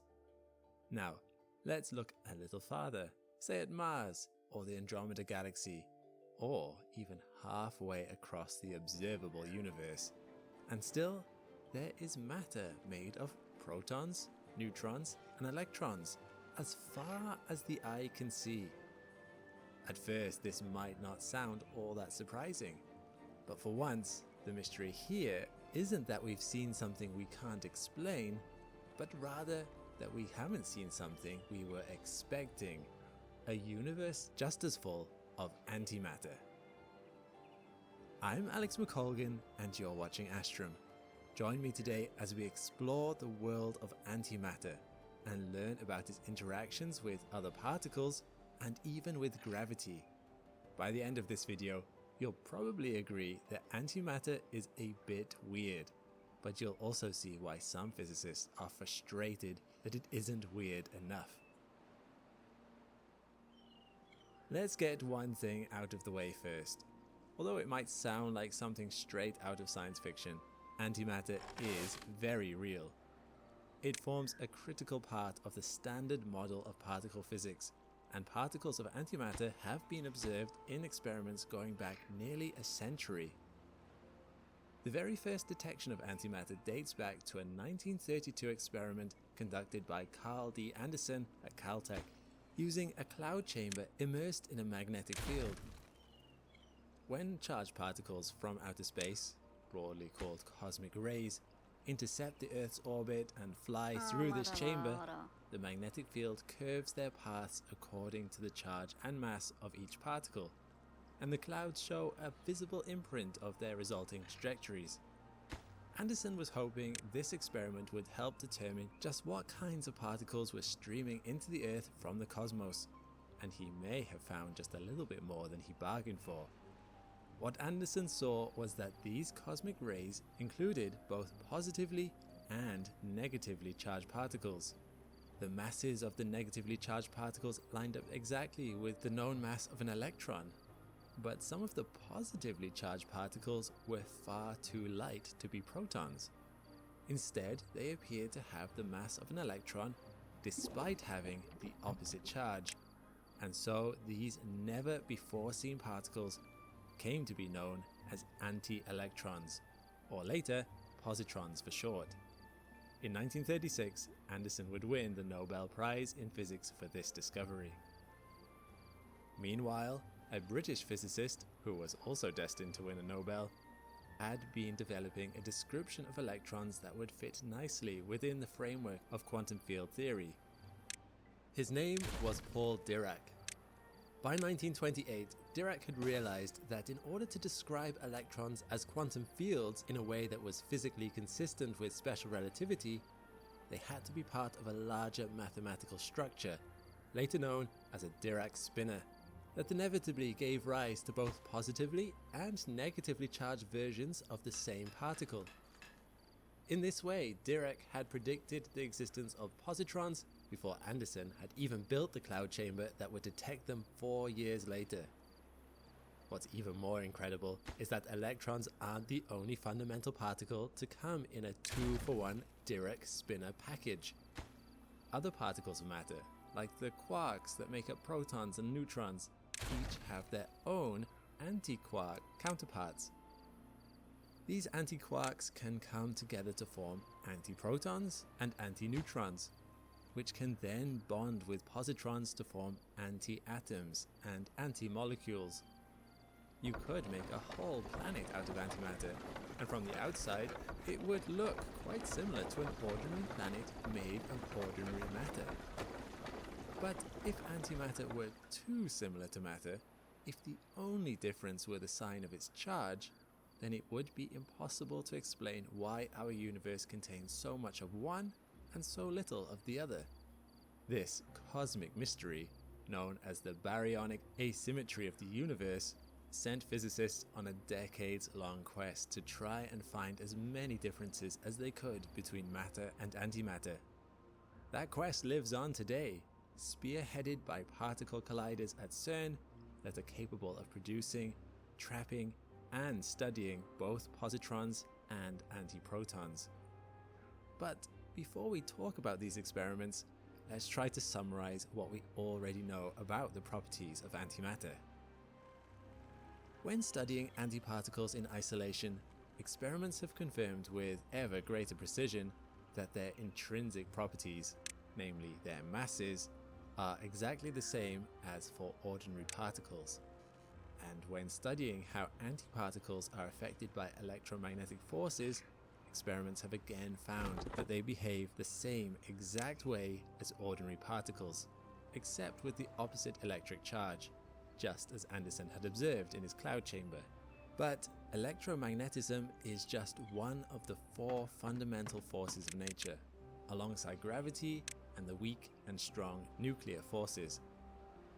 And as physicists began to better understand the weak force in the 1950s and 60s, they realized that particles and antiparticles are actually affected by it quite differently. The first surprise was that ordinary particles could only feel the weak force if they were left-handed, and antiparticles could only feel it if they were right-handed. The concept of handedness, or chirality, is subtle and difficult to conceptualize for particles with mass, but a loose analogy can be drawn with a particle's helicity, which describes whether a particle is spin up or spin down along its direction of motion. In this analogy, a spin up particle is called right-handed, while a spin down particle is called left-handed. The second, and even crazier surprise, was that right-handed antiparticles experienced a different strength of the weak force as compared to left-handed ordinary particles. In practice, this means that the quantum probabilities for radioactive decay in ordinary nuclei are somewhat different from the probabilities of the analogous decay processes in antinuclei. This fundamental asymmetry between particles and antiparticles was first observed in a 1963 experiment run by James Cronin and Val Fitch of Princeton University, who would be awarded yet another Nobel Prize for their discovery. When this asymmetry was discovered, there was some hope that it would explain the baryonic asymmetry of the universe. Perhaps these differences in the weak force were responsible for the abundance of matter and utter lack of antimatter around us. But the maths didn't quite work out. There simply wasn't enough of a difference between the strength of the weak force acting on particles versus antiparticles. That was when physicists began to turn their attention to the strong nuclear force. Theoretical models predicted that, just like in the weak interaction, there should be some differences in how left-handed particles and right-handed particles feel the strong force. But antimatter just keeps surprising us. Every experiment to date suggests that the strong force treats particles and antiparticles just the same. This brings us to the last of the 4 fundamental forces and the subject of today's ongoing experiments at CERN, gravity. To be honest, suggesting that gravity might treat matter and antimatter differently is kind of a long shot. Think back to the popular legend of Galileo tossing stones of different sizes and materials from the Tower of Pisa. They all fell at the same rate because the gravitational acceleration on Earth is 9.8 meters per second squared, regardless of which object is falling. Of course, the experiment works even better in a vacuum chamber, where air resistance is taken out of the equation. Newton expanded on this idea and showed in the 17th century that your gravitational acceleration anywhere in space depends only on the mass of the object pulling you and your distance from it, but not on any of your personal properties, not even your own mass.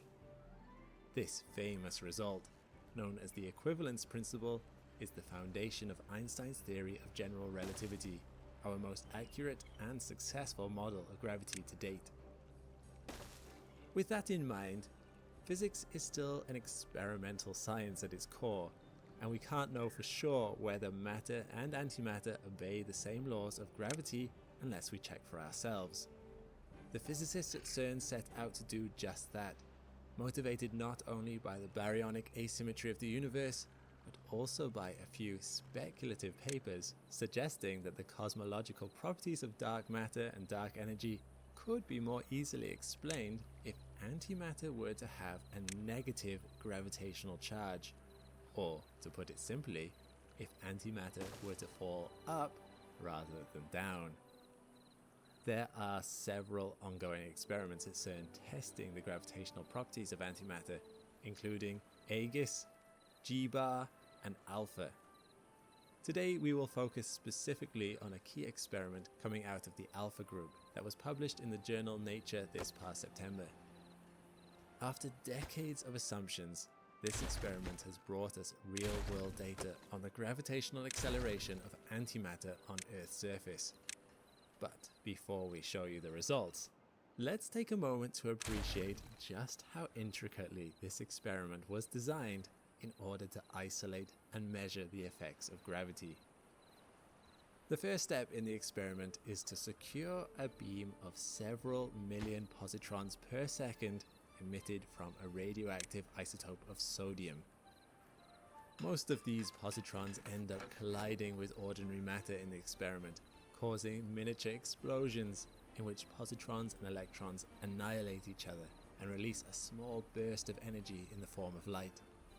But a small fraction of the positrons survive as they are guided through the experimental apparatus, where they are cooled by low pressure gases and trapped by electric and magnetic fields. But observing the effects of gravity on these positrons would be nearly impossible. Their masses are so small that the tiny force of gravity felt by each particle is overshadowed by even the smallest fluctuations in the surrounding electromagnetic fields. That's why this collection of positrons is merged with a separate container of antiprotons, where they bond and form neutral antihydrogen atoms that are much less responsive to stray electromagnetic fields. And where did the antiprotons come from? Suffice it to say that they were produced by firing ordinary protons into a block of metal really, really fast. Yes, physics is awesome like that. Once the antihydrogen atoms are created, they behave like tiny, weak magnets that can remain trapped by complicated arrangements of external magnetic fields. Now, this magnetic interaction is weak enough that it no longer overwhelms the gravitational effects that we are trying to measure. The chamber containing these antihydrogen atoms is nearly a vacuum.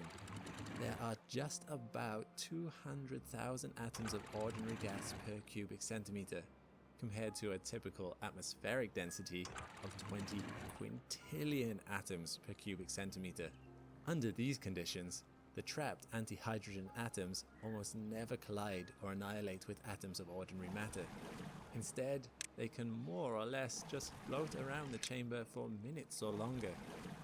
But as the magnetic fields used to vertically trap the antihydrogen atoms are weakened, this random floating eventually allows the antihydrogen atoms to escape through either the top or the bottom of the chamber, where they can collide with a wall of apparatus, annihilate with some ordinary atoms, and release a small burst of light. In the Alpha experiment, this happens over the course of about 20 seconds. The theory behind the experiment is that if gravity really pulls antimatter downwards, more of the antihydrogen atoms escape through the bottom than the top. The stronger the gravitational force, the more atoms escape through the bottom. The simulations the Alpha team ran showed that under normal gravitational attraction, about 85% of the antihydrogen atoms should escape through the bottom, whereas only 20% of them would escape through the bottom if gravity pulled antimatter upwards. If there were no gravitational force at all, the simulation showed a more even distribution of 55% escape through the bottom, probably only differing from 50% due to asymmetries in the experimental apparatus itself. What did the actual experiment find?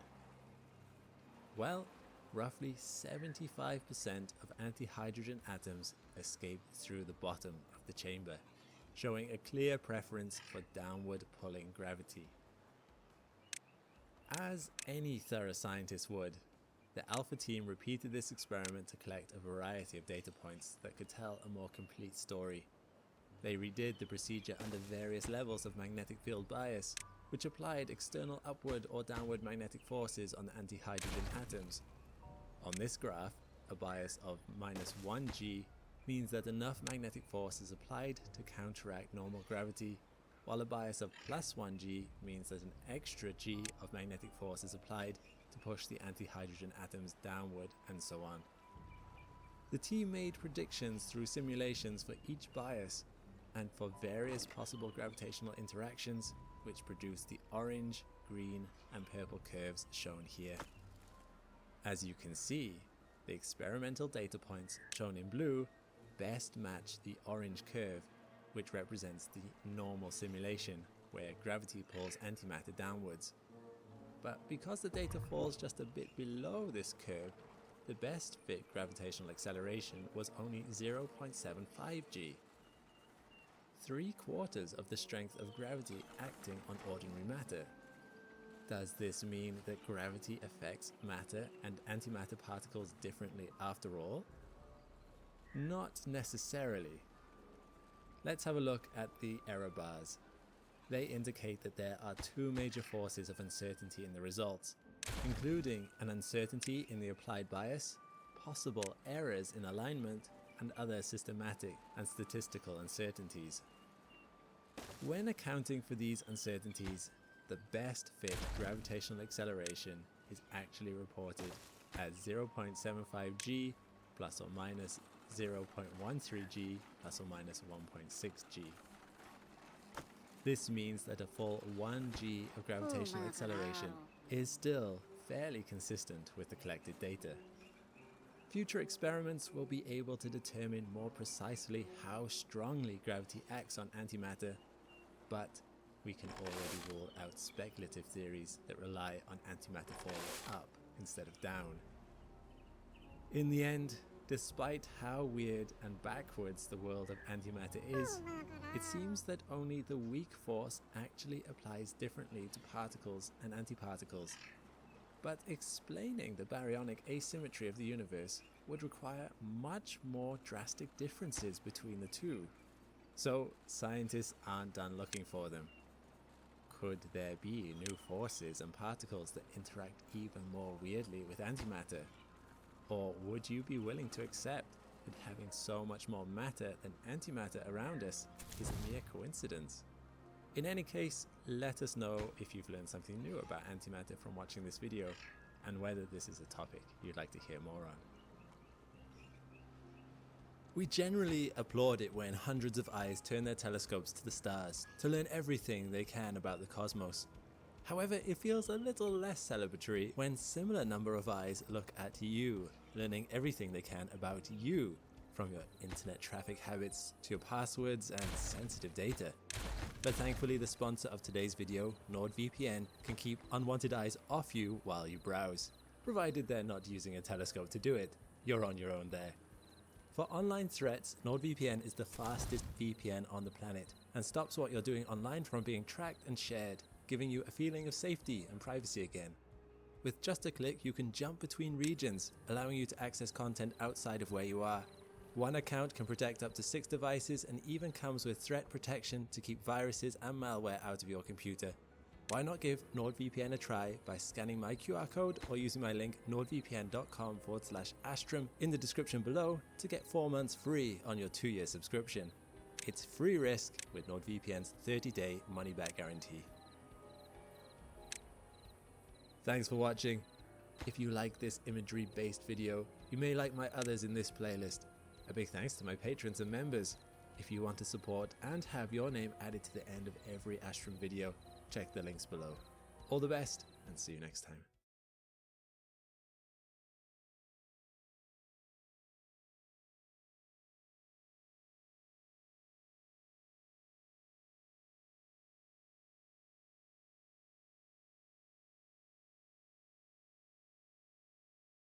The universe is a harsh, brutal place. Solar winds, high radiation, and extreme temperatures and pressures make it largely inhospitable. And yet, life found a way. It's in you and in me. And perhaps there is no quest more epic than the search for life beyond our beautiful blue home. But scanning the night sky for possible neighbors, like most things in astronomy, comes with its challenges. Where could they be? What would they look like? Should we even look for them? Are they, in turn, looking for us? One thing that makes the search for alien life tricky is that we don't know exactly what we're looking for. But by studying ancient life forms on Earth, scientists can get a clearer idea of the kind of organisms that are most likely to be out there, and where we might be best off looking. I'm Alex McColgan, and you're watching Astrum. Join me today as we uncover how scientists actually hunt for alien life, the unique characteristics of Earth's earliest life forms, and the surprising role these ancient microbes play in guiding the quest to answer the eternal question: is there anybody out there?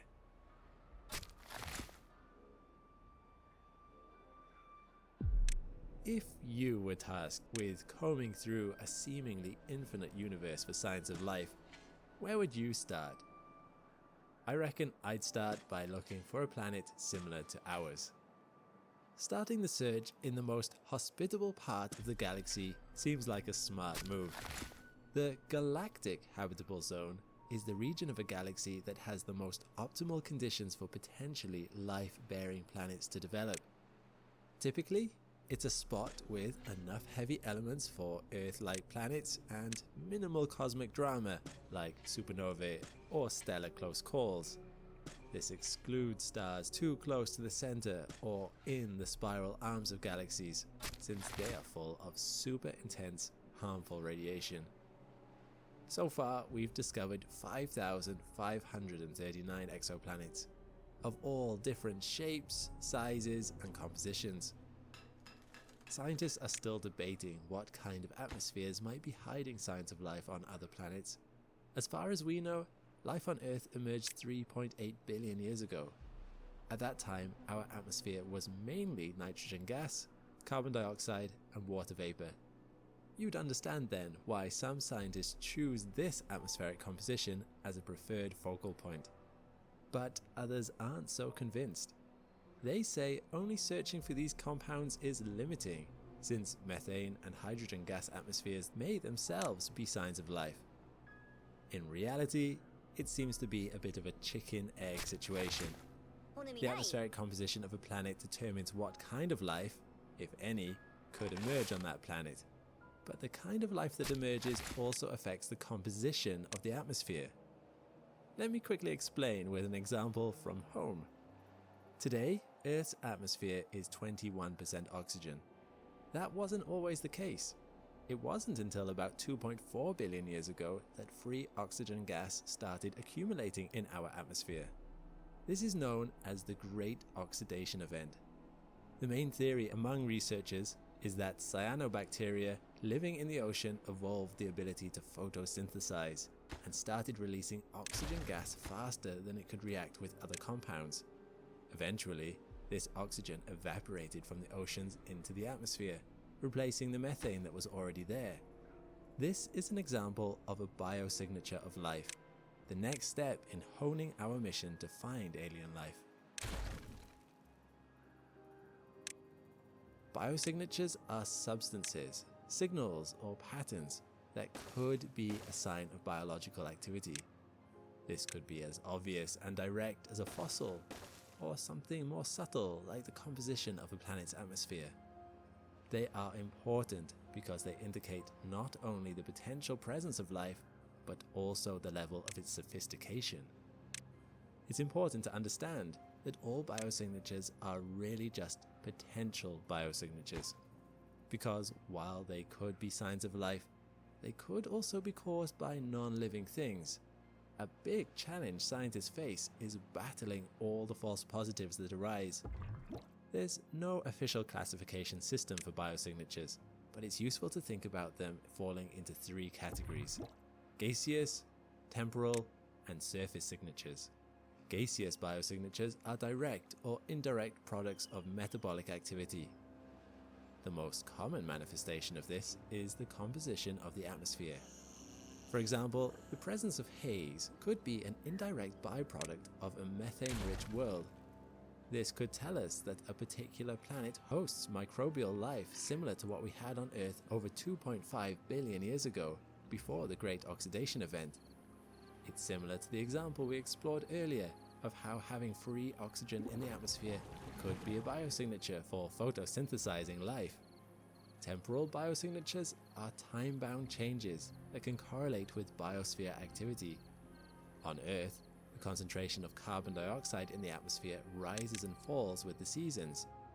Vegetation grows in the spring and decays in the autumn. This oscillation is way stronger in the northern hemisphere than the southern hemisphere because it has more landmass. In theory, we can use this kind of information to see where on an exoplanet life is most likely to be. However, nothing is so black and white. Temporal biosignatures can be caused by abiotic factors too. The concentration of methane in Earth's atmosphere, for example, changes mainly due to its interaction with water vapor in the troposphere. So, even though the methane itself is from a biological origin, the temporal oscillations are dictated by abiotic factors. I personally find surface biosignatures the most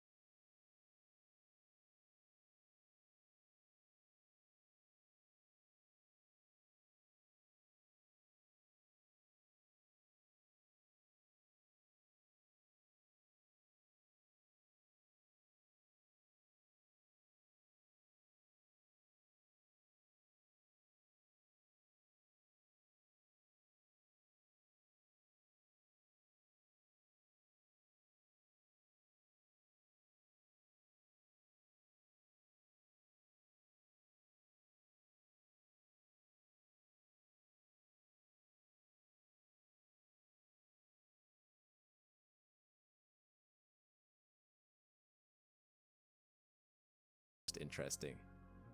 Basically, every planet reflects some light from its star. Different materials on the surface of the planet will reflect different combinations of wavelengths of that light. This results in a unique reflectance spectrum for every material. Surface features like rocks, snow, water, and soil can all be deduced from a reflectance spectra. Life can also influence the reflectance spectra of a planet. This is an example of a surface biosignature. Here's where it gets super cool. Today, the Earth appears blue from space because its oceans reflect a lot of blue light. But some scientists think that there was a time when our planet would have been purple instead. There's an ancient family of microbes that produce a protein called bacteriorhodopsin. Bacteriorhodopsin can create energy without a carbon source, something plants can't do. It literally just turns sunlight into metabolic energy the cells can use. It is thought to be one of the simplest and earliest bioenergetic processes to have developed. But why would it make Earth appear purple? Bacteriorhodopsin contains a pigment that reflects a lot of purple light. This makes its cell membrane appear purple. An early Earth would have had oceans full of this organism, turning the whole planet visibly purple. While it's just a bit of fun to imagine a purple Earth, the implications of this theory mean that these microbes, and others like them, could be a very useful surface biosignature of exoplanets. Of course, the reflection of purple light alone doesn't mean much. But if it were to be combined with evidence of a highly saline surface, that could start to paint a more convincing picture. You see, the specific family of ancient microbes that produce this purple protein are called halophilic archaea, or haloarchaea for short. Archaea are some of the most ancient lineages of life on Earth. Even though they're single-celled organisms, they are not to be confused with bacteria. The two are actually totally different domains of life, but we won't go into that. Halophilic means they grow and survive best in conditions of extremely high salinity. Halophiles belong to a larger group of organisms known as extremophiles. Extremophiles are life forms that are able to live in very hostile environments. There are lots of different kinds of extremophiles that are well adapted to different kinds of extreme conditions, like very high or very low temperatures, pressures, dryness, radiation, salinity, acidity, and heavy metals, or any combination of those extreme conditions. These organisms span the globe, inhabiting the harshest parts of our world, from sulfuric hot springs in Japan, to the Atacama Desert in Chile, to sewage treatment plants in Germany, and even a hypersaline deep lake in Antarctica, where our beloved haloarchaea were found. What makes extremophiles so interesting is their unique biology. As you can imagine, living in such extreme conditions forces you to get creative. Extremophiles' biochemistry and physiology are often modified in very clever ways to help them adapt to their harsh environments, and this makes them an astrobiological gold mine.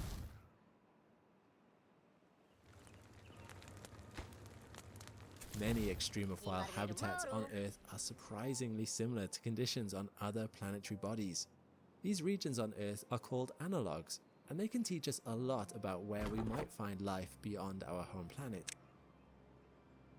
For example, the Atacama Desert in South America is a very arid environment with high salinity, high UV radiation levels, and oxidizing soil, making it quite similar to Mars. In fact, we've been studying it as an analog to Mars for years. Life has been found across the Atacama Desert, but its presence is highly patchy. In a way, this is good news. It helps scientists identify the exact factors that cause life to appear where it does, and therefore, where we might have the best chance to find it on Mars. The extremophilic yeast, Exophiala, is another example of this. It was found in high altitude regions of the Atacama and caught the attention of astrobiologists pretty fast. Researchers were looking at how Exophiala's protein expression changes in a simulated Martian environment. After the first 24 hours of exposure, they found some proteins were overexpressed and others underexpressed compared to baseline levels. However, there were no signs of heat shock proteins, the compounds organisms release in response to high stress conditions. Even more surprisingly, 7 days into the exposure, Exophiala's protein expression patterns were back to normal. This is a big deal because it indicates that Exophiala is able to recover and survive under Martian conditions. In other studies, Exophiala showed great resilience to the Earth's stratosphere. It also showed the highest UVB and UVC resistance when compared with other similar yeasts. All this together makes it a promising model for potential life on Mars. It may be a stretch to suggest, but it is possible any Martian life we might find could be biochemically similar to this humble yeast. Certain species of HOLLiiWOOD are also being studied as exciting astrobiological models, specifically Halobacterium NRC1 and Halobacterium lacus profundi. They are both extremophiles that thrive in high salinity and are great candidates for understanding potential life on Mars and Jupiter's moon Europa. Think about it. If there is a planet where conditions are totally different to ours here on Earth, it makes sense that the life we may find there could be completely different. But if the planet does have similarities to our own, is it really so crazy to think that life there might look similar too?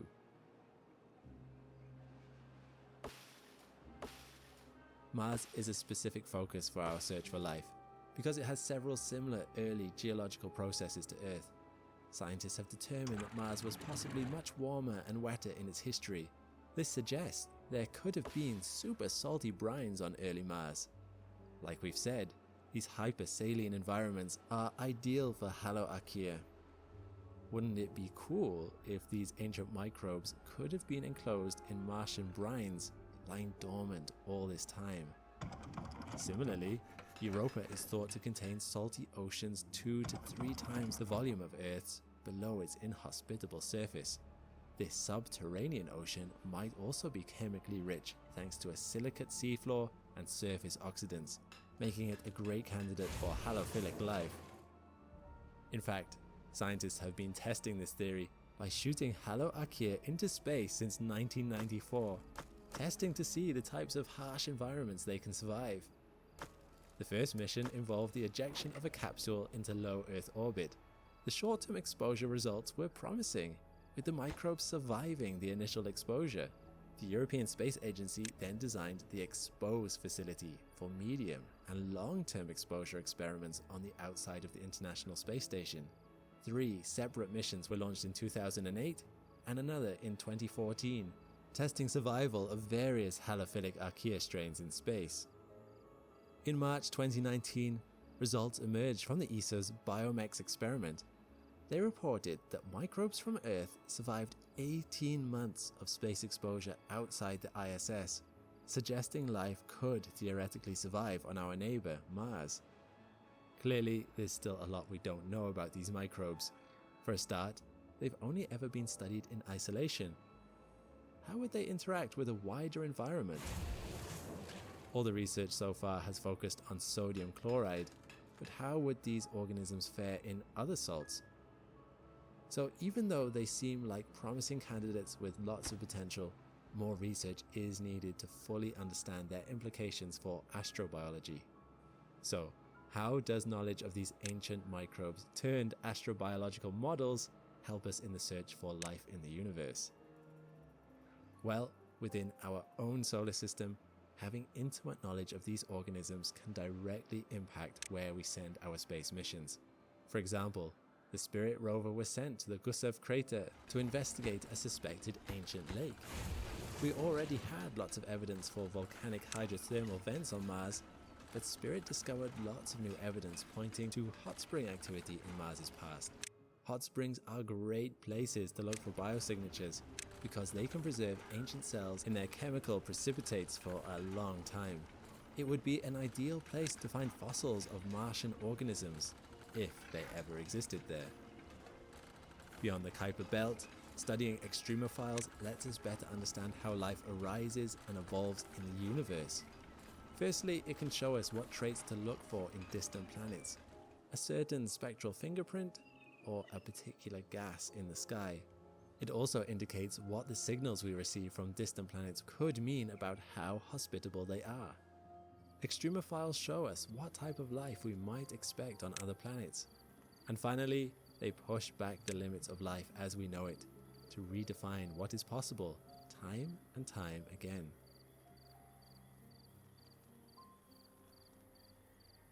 Our searches for signs of life haven't been very fruitful yet, and will likely take many decades more. Designs are already in the works for a new generation of telescopes that will take to the skies in the 2030s and 2040s. The Nautilus is a concept telescope that could be operational by 2033 and would enable scientists to cover 50 times the light collection area of the James Webb Telescope thanks to its large aperture. Another concept, put forth by NASA, is designed to observe potentially habitable exoplanets around Sun-like stars. The Habitable Exoplanet Observatory, or HABEX for short, would look for biosignatures like water and methane. It would also become the first telescope with the ability to directly image an Earth-like exoplanet. They sound fascinating. I hope they get approved. We've come a long way and still have a long way to go, but we are not giving up our epic mission to find other life forms and their homes beyond the bounds of our planet. Our distant relatives will just have to wait a little longer to be found. Personally, I am not much of an extremophile. I enjoy a few little creature comforts from time to time, which is why I was pretty excited when I was approached by 8 Sleep, the sponsor of today's video. Their advanced temperature adjusting mattress cover, called the Pod, improves the quality of my sleep by altering the temperature to however warm or cold I want it. In these cold winter months, I've loved jumping into bed and finding it already warm.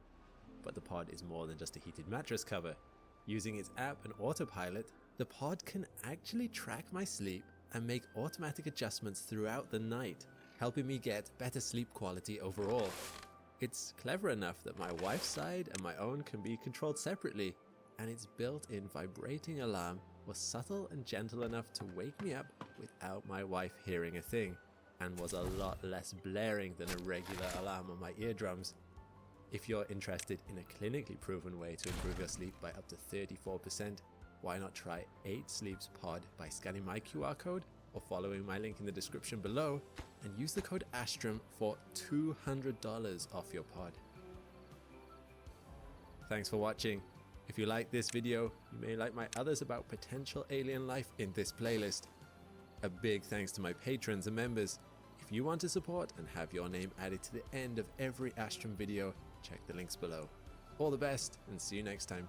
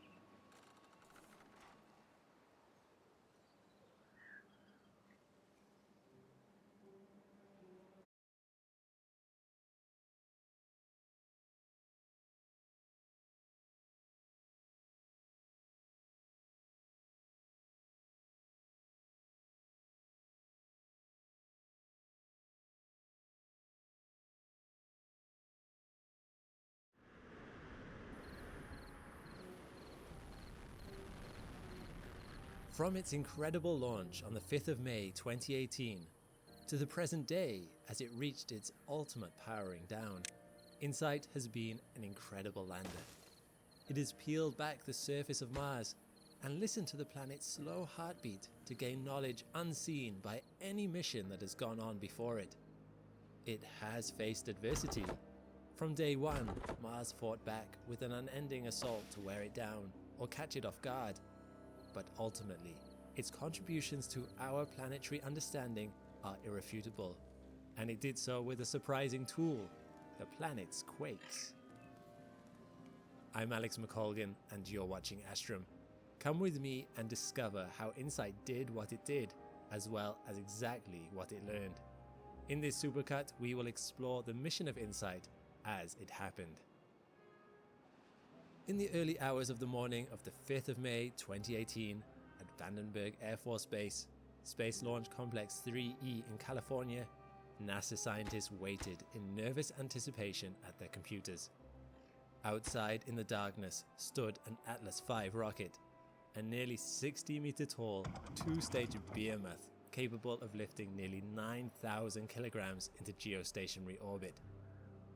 Atlas V rockets like this one have launched dozens of times, but it's impossible not to feel a degree of nervousness with each new attempt. Last time this launch was scheduled, it had to be pushed by several months because of a vacuum leak involving the size instruments in its cargo. Over half the missions to Mars to this date had either never left the ground or failed once they arrived on Mars. Even at this stage, there is always a chance of something going wrong. The Atlas V was here to carry InSight, a lander tasked with uncovering Mars's inner structure by studying seismic vibrations. It was not the first lander to attempt this, but it hoped to be the first one to succeed. NASA had sent 2 prior missions to Mars with seismometers, Viking 1 and Viking 2. However, Viking 1 seismometer malfunctioned on landing and could not deploy, and while Viking 2 seismometer did manage to get readings, there was no way of telling whether what it read was a seismic vibration or just the wind. This degree of uncertainty made its readings less reliable. With InSight, NASA would attempt to close this potential source of error. The signal came. Scientists received their last weather reports. Launching a rocket is a risky business. Wind speed, cloud coverage, even solar weather can negatively influence a launch. All must be accounted for. But here, they were given the green light. InSight would be launched within the hour. InSight is a meter-high, 6-meter-long lander sporting 2 large solar panels in a similar design to the Phoenix lander. It comes equipped with multiple instruments for scientific research. It carries a seismometer with a windshield and a robotic arm that will place the sensitive instruments onto the flat surface of the Martian planet. With this, it will detect the vibrations caused by quakes in the Martian mantle or by meteor impacts. Through careful evaluation of the time delay between the various kinds of seismic waves from a single event, it will be possible for scientists to piece together Mars's inner structure with a greater degree of certainty than ever before. But that is not all. Attached is a suite of weather sensing equipment to eliminate any debate as to the source of the vibrations it was detecting, not to mention helping scientists to better understand the climate on Mars.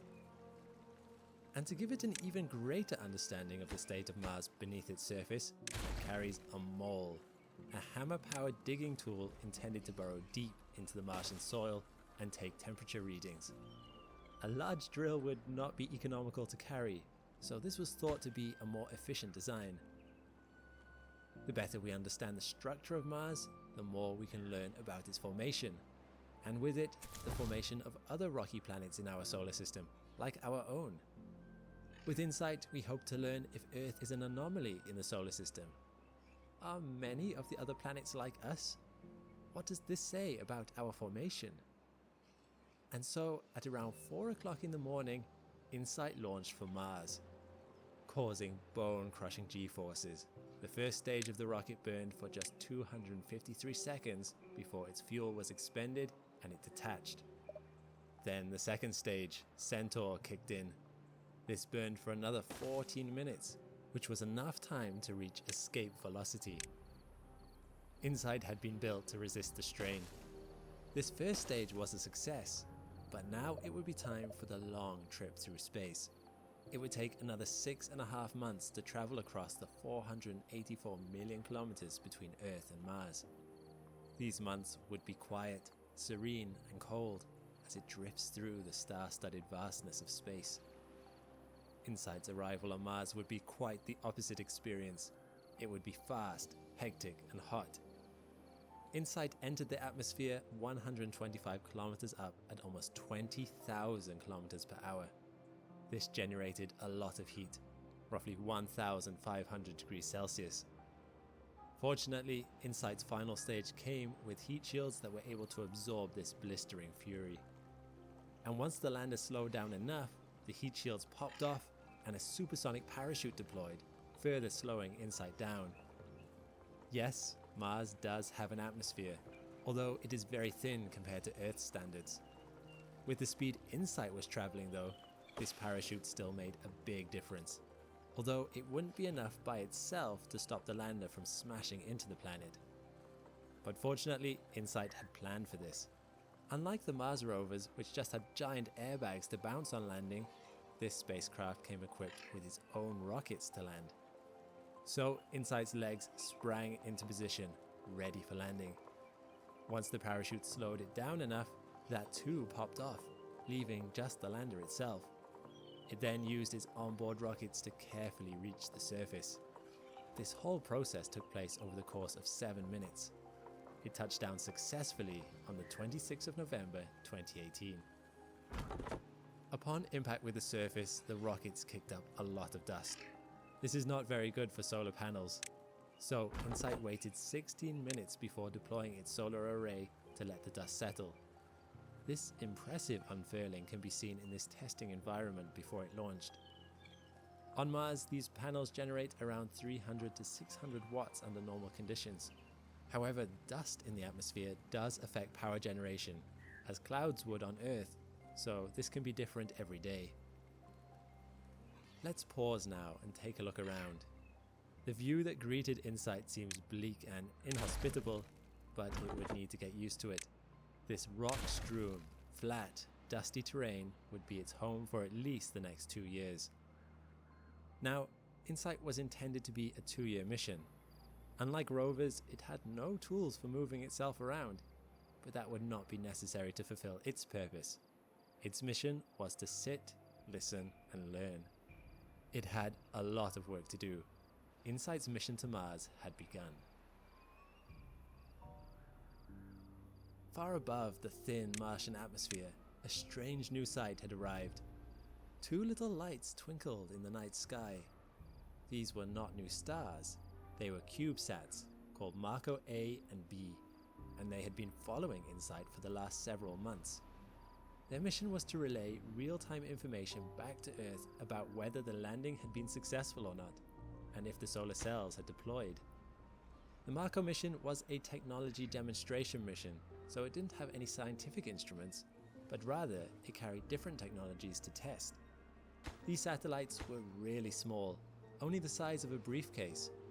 They were the first time CubeSats had been sent into deep space, and at the time, no one was sure how well they would do.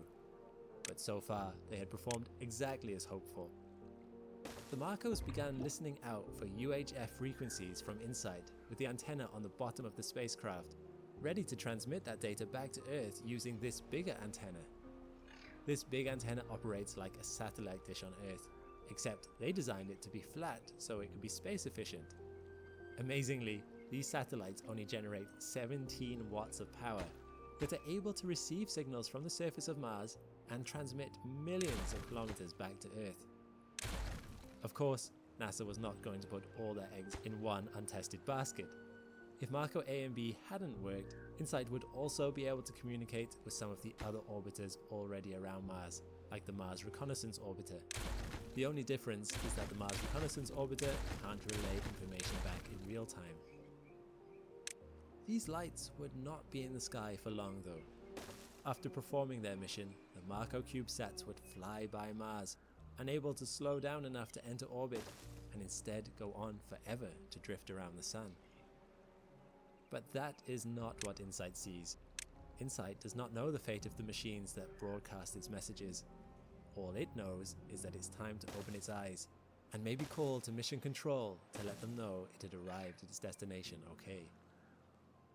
The first thing InSight did was to send back signals to Earth that it had touched down safely. Along with that signal comes its first famous image. This image is a little messy. As previously mentioned, a lot of dust had been kicked up by the landing, as InSight used descent rockets to slow its fall. Fortunately, InSight's team knew this would happen and attached a transparent lens over InSight's camera to protect it. Later, InSight would remove this lens to take clearer pictures for the rest of the mission. Meanwhile, another camera pointing under the lander revealed the effects of the rockets, which had carved out mini craters under the craft. InSight deployed its 2 circular solar panels, now that it could collect sunlight without dust reducing its efficiency. From then on, it was time to work. InSight quickly began collecting data, even before deploying any of its science instruments. The first thing it recorded was the Martian wind, picking up vibrations sensed by the seismometer still on the lander. This is what it sounds like, although I should note that you will probably either need a subwoofer or headphones to hear this.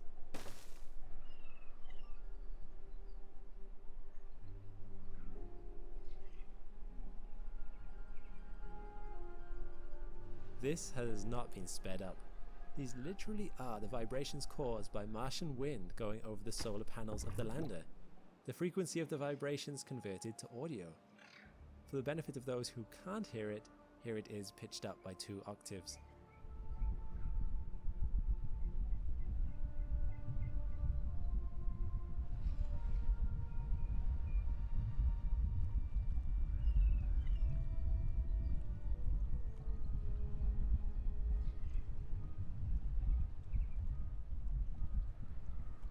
InSight can also detect changes in air pressure.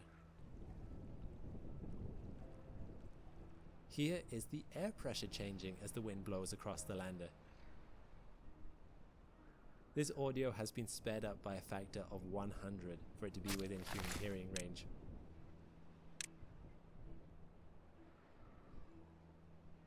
What is fascinating is that we don't just have to imagine the wind passing by InSight, as it was also able to capture footage of water ice clouds passing by overhead, visibly showing the direction of the wind.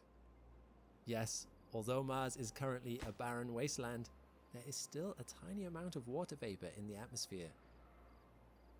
Now limbered up, its warm-up science done, InSight was ready for the main event.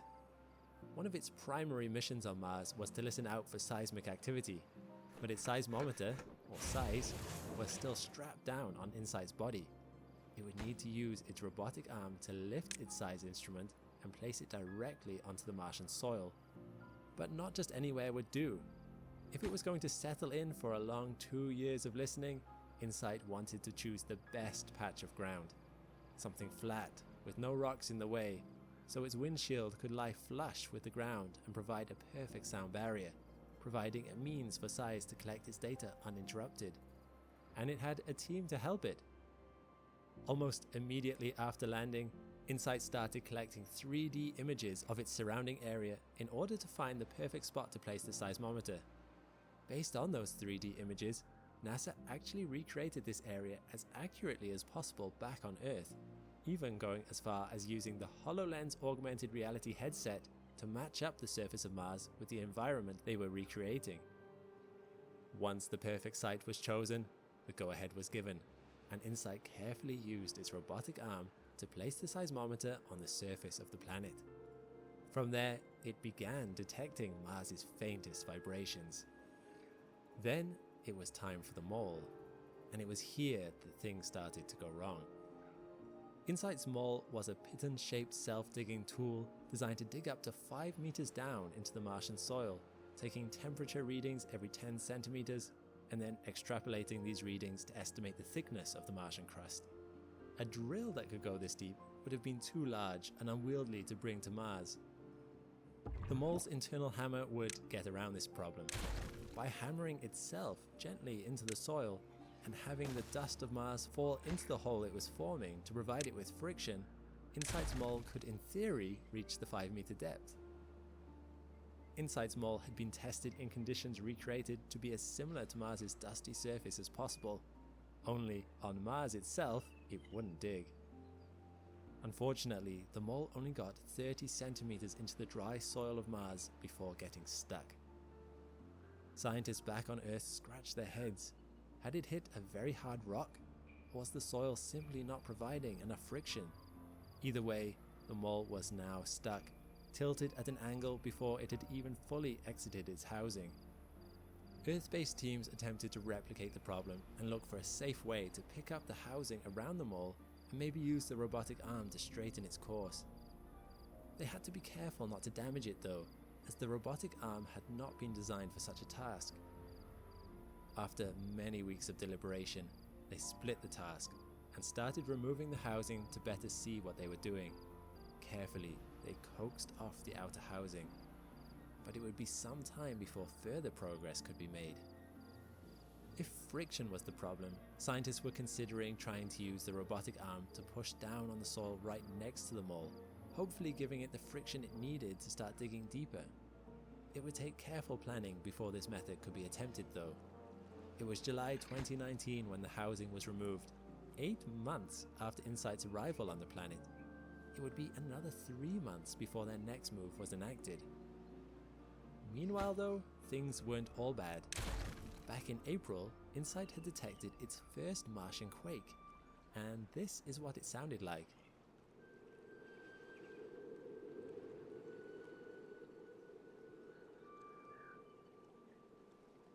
Again, the vibrations have been sped up by a factor of 60, as the frequency would not be audible to the human ear.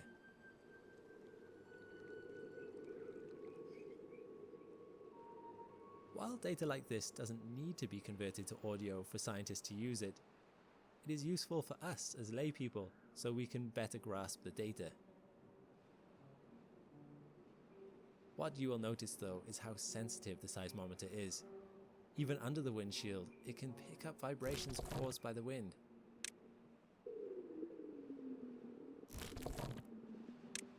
And even the robotic arm moving can be easily detected, even though it's a few meters away. Detecting seismic activity is not all InSight can do. InSight was acting like a little weather station on Mars, with instruments detecting wind, air pressure, and air temperature. As you can see, even at the equator, Mars is a chilly minus 25 degrees Celsius at its warmest at the moment, bottoming out at minus 100 degrees Celsius. These low temperatures are a threat to any mechanical Martian mission. The fluctuations into freezing cold can cause weathering on scientific equipment that can quickly break them. If it weren't for onboard heaters powered by InSight's solar panels, InSight would have already been in big trouble. InSight was also able to detect some gusts of up to 60 km per hour and low air pressures, about 6 millibar compared to Earth's 1 bar. With its first readings taken, but also with its first obstacles encountered, InSight's mission was underway to mixed fanfare. Let us jump forward now in time. Months have ticked by. InSight now approached its first year mark on Mars. Scientists had been considering the problem of InSight's mole. By this point, they began to be more certain that it was not an underground rock that had stopped the mole in its tracks. Scientists had chosen this landing site especially because there were few large rocks in the area, and the mole had been designed in such a way that it should have been able to go around small rocks. The team had taken their time to think through what might be causing the problem, doing their best to create a replica of the situation on Earth using data from InSight's cameras. This isn't a perfect process, as it's impossible to perfectly mimic the lower gravitational conditions of Mars on Earth, even with replicas made from scaled-down, lighter materials. But by October 2019, they had figured out that the likely problem was indeed a lack of friction. When taking photos of the soil around the now exposed mole, they saw that the soil in this spot was different from what they'd been expecting. Although the surface you see here certainly appears loose and dusty, ideal for hammering-based digging, only a few inches deeper there appeared to be a layer of cemented soil known as duricrust. These particles of duricrust stick together more tightly, which means they won't fall into the hole the mole is creating, and thus weren't providing the friction necessary to dig deeper. Scientists hadn't realized that this type of soil was here when they picked the site for landing, as it had been hidden under the surface. But what to do about it? While Insight was equipped with a robotic arm, the top of the mole was not designed to be grabbed by this arm, so they couldn't just move it to another position. And as you can see here, there is a delicate cable designed to relay data from the mole back to Insight, which would be damaged if they just pushed down on the top of the pole with the arm. So, their first plan was to place the arm next to the digging mole, pinning the mole in place. Perhaps this would provide the friction necessary to get it started. Unfortunately, this proved to be not enough. The mole floundered in the dust, making no progress. Next, the team tried to scoop soil into the hole the mole had created. This also proved unsuccessful. More months ticked by, marking the time between each painstaking attempt. Finally, in October 2020, a full year and 8 months after the mole first started to dig, scientists attempted to push the top of the mole with the robotic arm. Although this did cause the mole to successfully bury itself, the hopes that this raised were soon dashed. Even when completely submerged by the ground, the mole would not go any deeper on its own. By the 14th of January 2021, the team gave up on the mole altogether. Although they still felt they'd learned valuable information for future missions about the nature of Martian soils, I think they'll have a new respect for duricrust going forward. Fortunately, Insight's other scientific equipment had been working much more effectively during this time. SIR's, the seismometer, was doing a much better job of providing a glimpse into Mars's inner workings. SIR's had been listening to the sounds of Mars for over 2 years by this point, and had detected over 500 different seismic events. Mars does not have tectonic plates like Earth, but it does have volcanic regions that produce quakes from time to time. And quakes produce different types of vibrations, such as P waves and S waves, that travel through the mantle at different rates. By timing the difference between when these waves arrive and listening out for their echoes as the vibrations bounce off the inner layers of Mars, it can be possible to work out Mars's internal structure, as well as learn other fascinating insights. Scientists by this point had learned 3 interesting things from all this data. First, Mars tends to have frequent but small quakes, none more powerful than magnitude 3.7. Scientists were surprised that they detected nothing more powerful, given how frequently smaller quakes were happening. Perhaps Mars was more static than was expected, or perhaps they simply hadn't been lucky enough to witness a big one. It was too early to tell for certain. Second, the wind hides quakes. Because size is so sensitive, even with its windshield, it could hear the vibrations caused by the wind, and sometimes this masked the vibrations of small quakes, like static on a radio. During the windier part of Mars's yearly cycle, the number of quakes appeared to go down. This was likely just because size wasn't detecting them. To counter this interference, scientists formulated a plan to bury parts of the seismometer using the robotic arm scoop, as this might reduce the interference from the wind. Finally, and strangely, Mars quakes do not have surface waves. All quakes create waves. 2 of the main types, primary and secondary waves, travel through the mantle. However, normally there are also surface waves that run along the surface of the planet crust. And for some reason, these were not being detected on Mars. Scientists are still not quite sure why, but wonder if this is evidence of extensive fracturing of the upper 10 kilometers of Mars's crust, which might be diffusing the waves. To find out more, it would be necessary to wait and collect more data. However, this is more difficult than it sounds. After 2 years, time was no longer on Insight's side. Insight had reached the end of its expected mission duration, and amazingly was internally still going strong. However, an external problem had arisen: dust. Little by little, fleck by fleck, dust had built up on Insight's 2 solar panels, the 2 solar panels that provided life-preserving power to its onboard heaters. Insight had no machinery to clean its own solar panels. Scientists had hoped that dust devils would blow away this dust in cleaning events, But although some dust devils had been detected, so far, by bad luck, none had passed over InSight. By February 2021, InSight was now only collecting 27% of its potential power intake.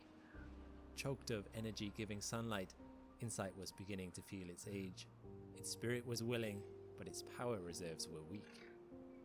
Faced with this, scientists had to navigate a delicate juggling act. They needed to decide where to send InSight's dwindling power reserves. To the arm, to the size reader, the radio, or the vital heaters that kept InSight alive.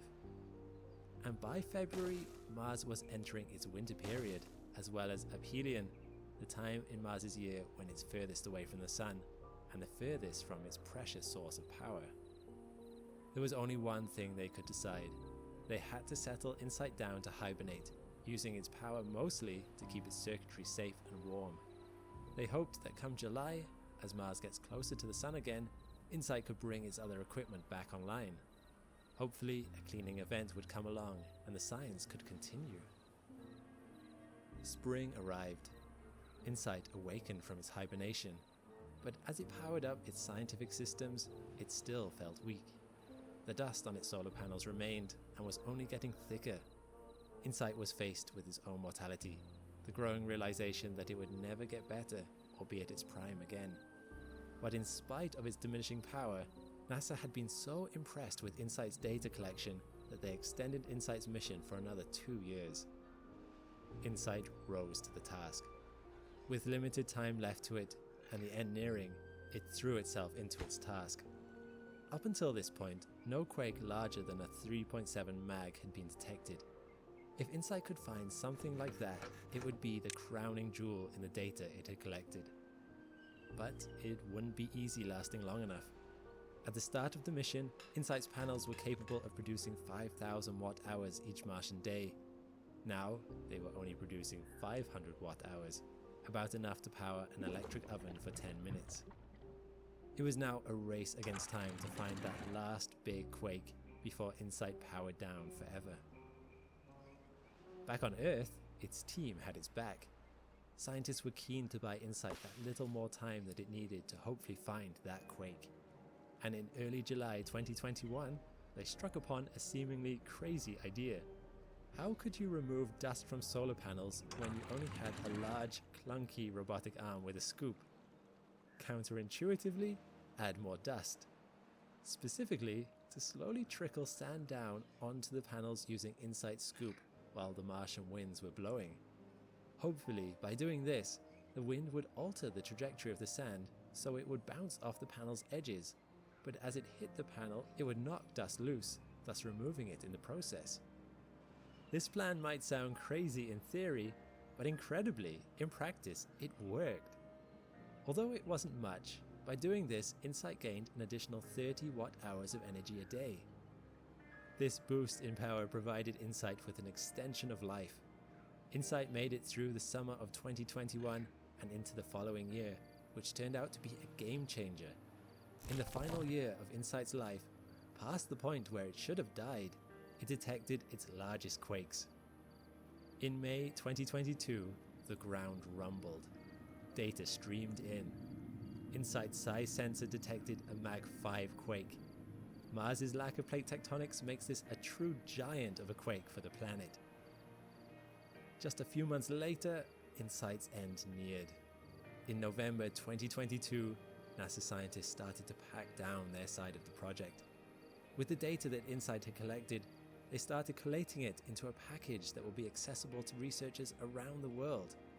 They packed up the Earth-based replicas of InSight and the Martian terrain that they'd been using. They prepared to announce to the world that InSight is in its last couple of weeks of life. But InSight's legacy is not in the metal of its form, sitting forever on the Martian landscape. It is in the things that it learned, the knowledge it brought us. So, for one final time, what did we learn? To begin with, thanks to InSight's data, we now know that Mars does indeed have a crust, a mantle and a core, just like on Earth. However, that crust is much thinner than we expected. It contains 2 to 3 sublayers and descends 20 to 37 kilometers deep. compared to the Earth's, which can have a thickness of 70 kilometers. Its mantle is not as hot as scientists previously believed, and descends a further 1,560 kilometers. Finally, its core is larger than scientists thought, with a radius of 1,830 kilometers. Surprisingly, it is also less dense than expected. This has led scientists to predict that it is not simply made of nickel and iron, like the Earth's core, but that it contains lighter elements like carbon, oxygen, sulfur, and hydrogen. This is a fascinating insight. It explains why the core of Mars is still molten. Much like salt's ability to reduce the freezing point of ice, which is why you see grit thrown on roads in colder weather, these lighter elements reduce the freezing point of Mars's core. It also points to the origin of the planet. These light elements must have been collected into Mars in the very earliest periods of the solar system's history, as by the time Earth was formed, these elements were not around in as great a quantity, explaining why Mars's core has them and ours doesn't.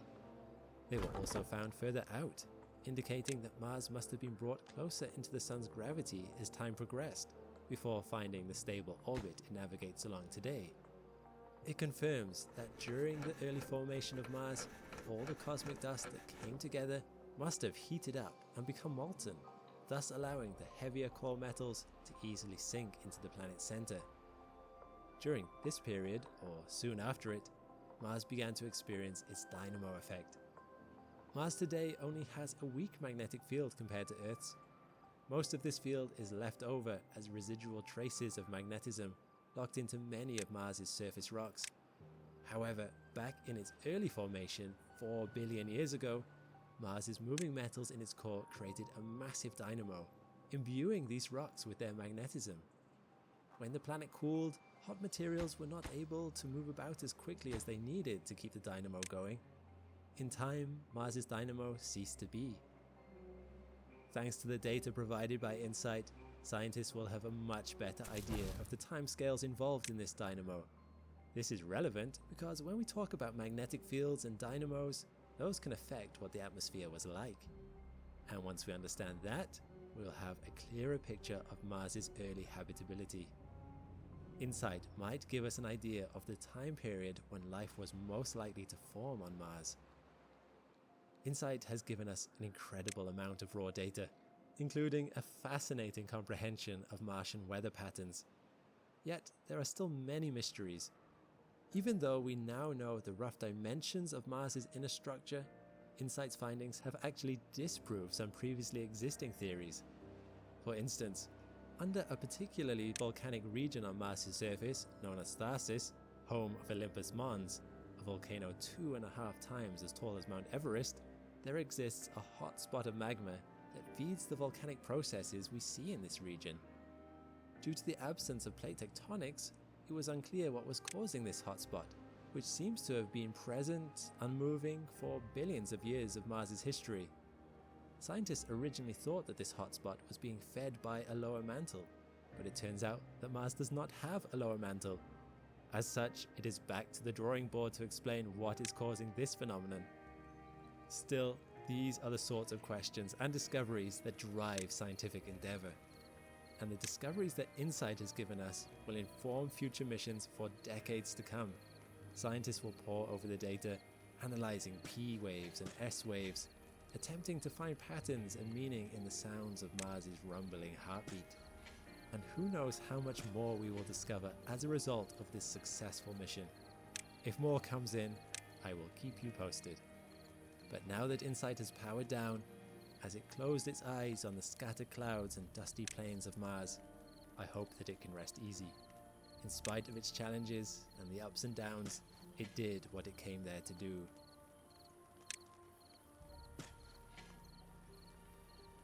A quick shout out for my new display collection on planets. I put a lot of work into these and I think they look amazing. If you want your favorite planet on your wall, plus a discount on everything on the website, check the links below. Did you enjoy this supercut? Please let me know by liking and subscribing or leaving a comment. If you want more mission recap supercuts, check out this playlist here. And a big thanks to my patrons and subscribers. If you want to support and have your name added to this list, check the links below. All the best, and see you next time.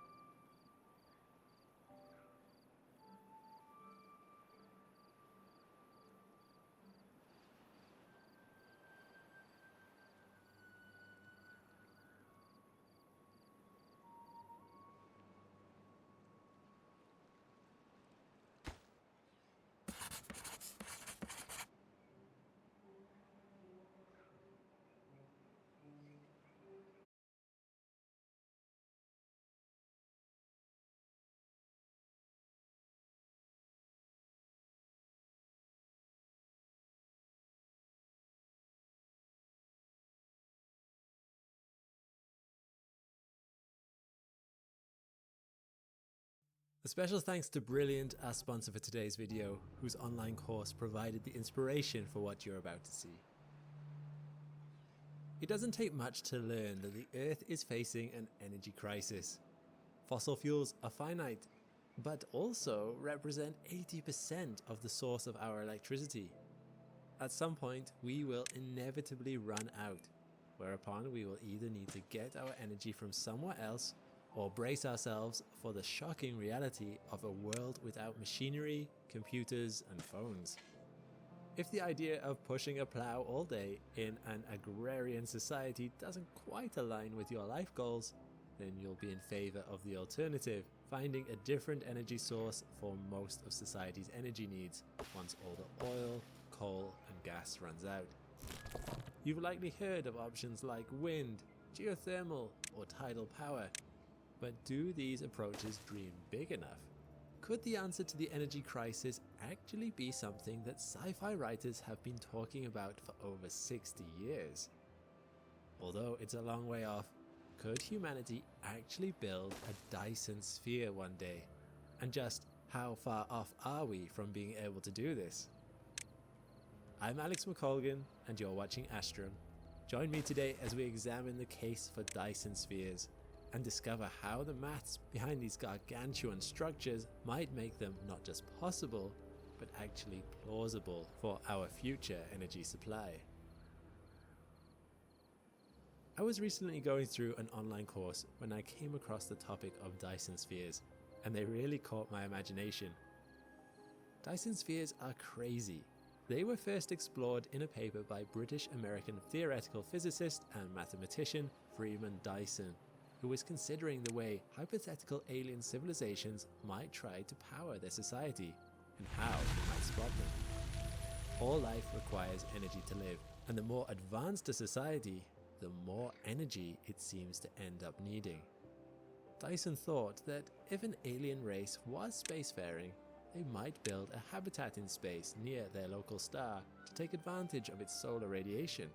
Over time, more and more habitats would be built, until one day, most or all of the star would end up surrounded by a truly mammoth shell of habitats, which would capture and utilize all the radiation the star was emitting.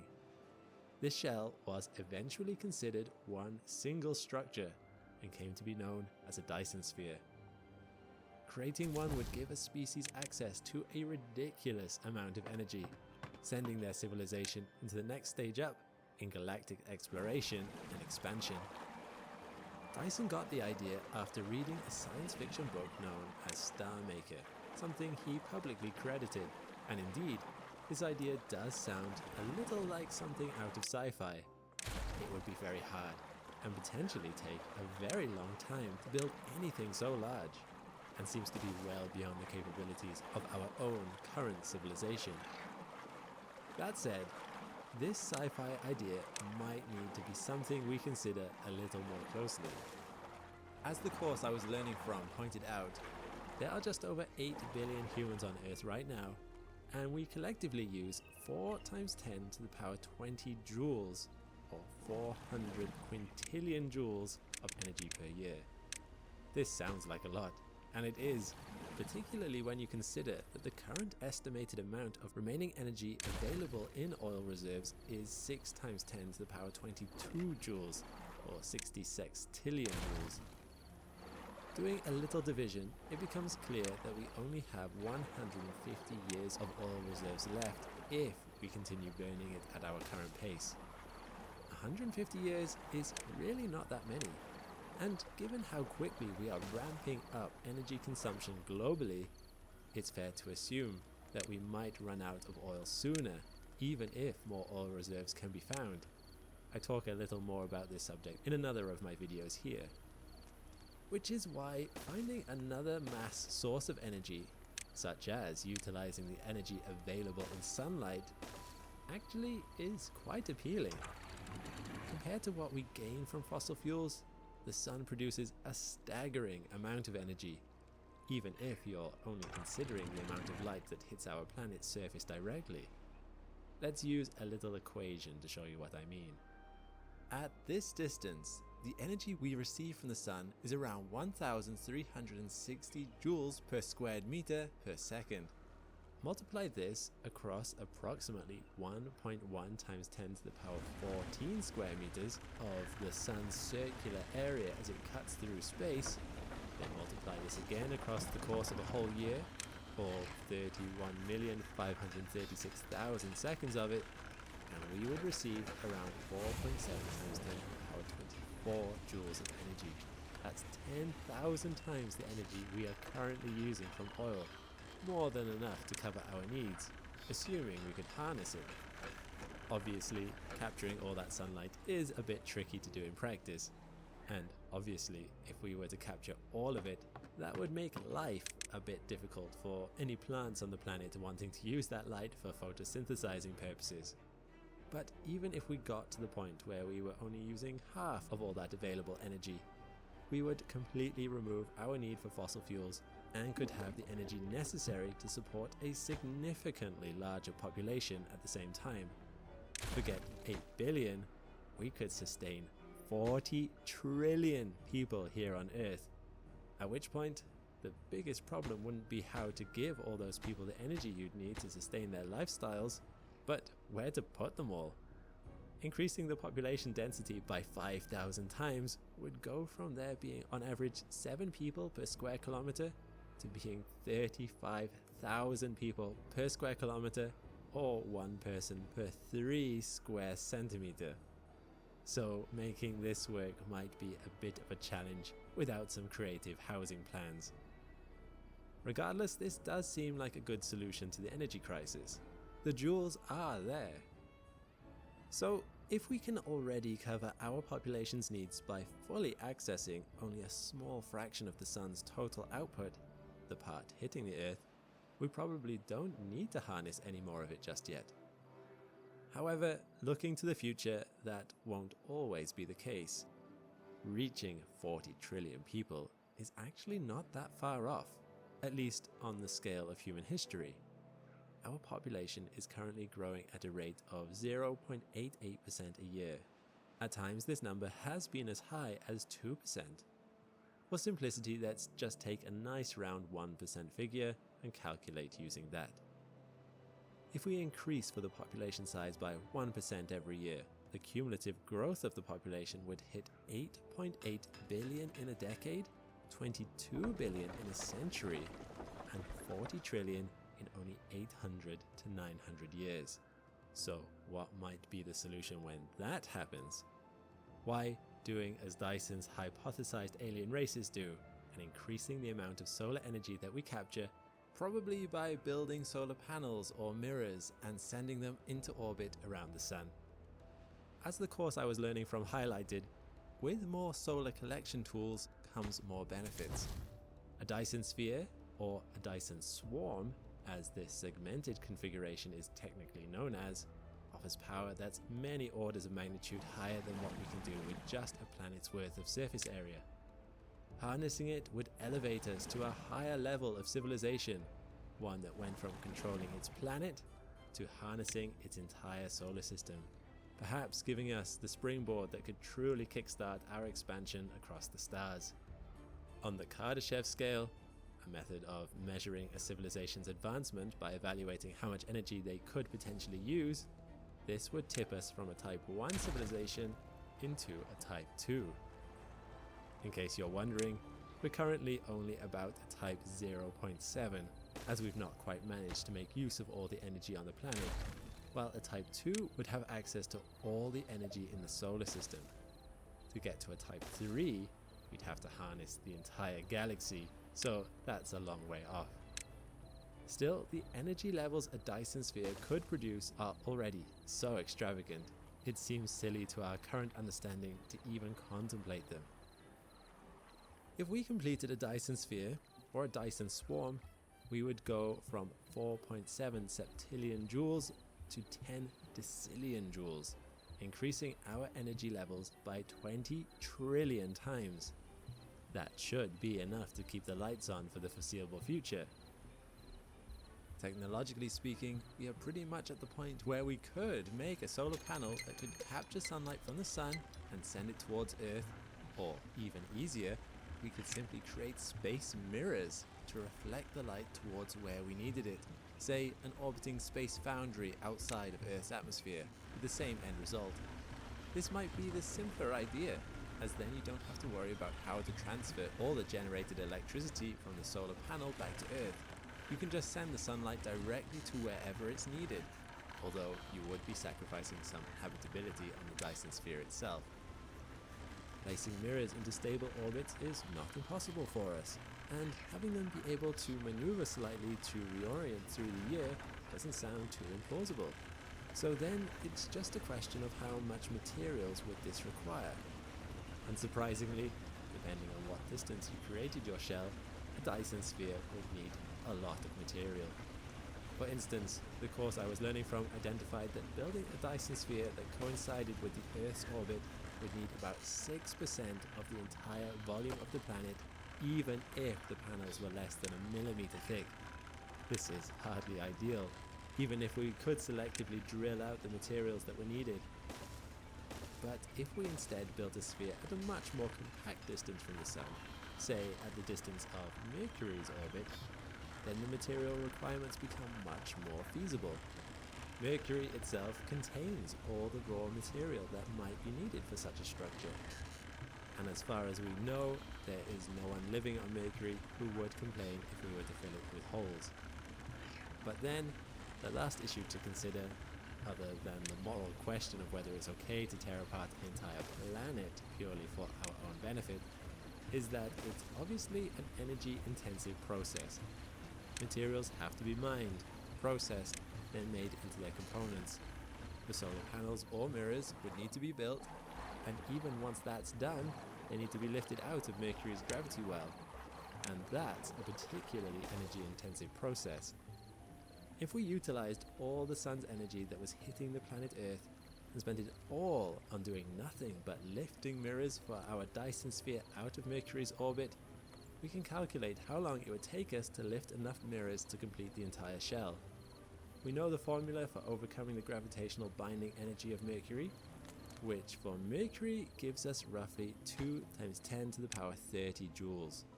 We already know how much energy we at maximum could get from sunlight here on Earth, 4.7 × 10 to the 24 joules. So then it's just a simple matter of dividing the first by the second. And voila! This process would only take a measly 425,000 years, during which time there would be no energy left to support Earth's population or give light to our plants, because we're using it all to build the Dyson sphere. Maybe this isn't such a viable idea after all. But wait, there's one last point to factor into this. That's the fact that once our mirrors came online, they could start providing energy of their own to help pay the energy costs. This would then become an exponential process, with no additional input required from Earth, perhaps except for a little oversight. One mirror would provide energy to make a second, then both would double to make 4. Every instance you would be doubling your number of mirrors, and once you get exponential growth involved, depending on how much energy you put into the system at the start, the entire thing could be completed much sooner. According to some calculations, Mercury would be completely disassembled in as little as 31 years. In other words, if we started building one right now, you might live to see its completion. Ethical considerations aside, such numbers really bring into focus the viability of this project. Something that takes half a lifetime to complete is certainly ambitious, and the initial cost might indeed be great. There would be some practical considerations to think about in terms of the best way to set up mining operations on Mercury, but these are questions we're already putting our minds to anyway. Scientists are currently working out how to set up bases on the moon with similar intentions. We're not far away from doing the same on other planets once we have the techniques down. In other words, there really aren't very many barriers left towards attaining the immense energy of the sun. A Dyson sphere might well be another example of something that sounded like science fiction to us, but will turn out to be something our children or grandchildren will one day come to take for granted. As I mentioned at the beginning, Dyson spheres weren't something that I just arbitrarily started thinking about. The springboard for this thought experiment started when I was looking through the courses of the sponsor of today's video, Brilliant. Brilliant is an online learning platform that has thousands of different lessons for STEM subjects such as mathematics, computing, and science. Specifically, I was looking through their course, Physics of the Everyday, where their interactive lesson all about Dyson spheres delved into the maths I explored here, and even a little I only touched on. If you want to better understand the mathematics involved in Dyson spheres and more, or want to develop your skills and expand your knowledge in other areas in a fun way, why not give Brilliant a try? They have new lessons released every month, and they are bite-sized enough that it's easy to take it at your own pace. Scan my QR code or click my link in the description below to go check them out. The first 30 days are free, and the first 200 of you to sign up will get 20% off Brilliant's annual premium subscription. Thanks for watching. If you like this video, maybe you'd like this video too about colonizing Mars. A big thanks to my patrons and members. If you also want your name added to the end of every Astron video, check the links below. All the best, and see you next time.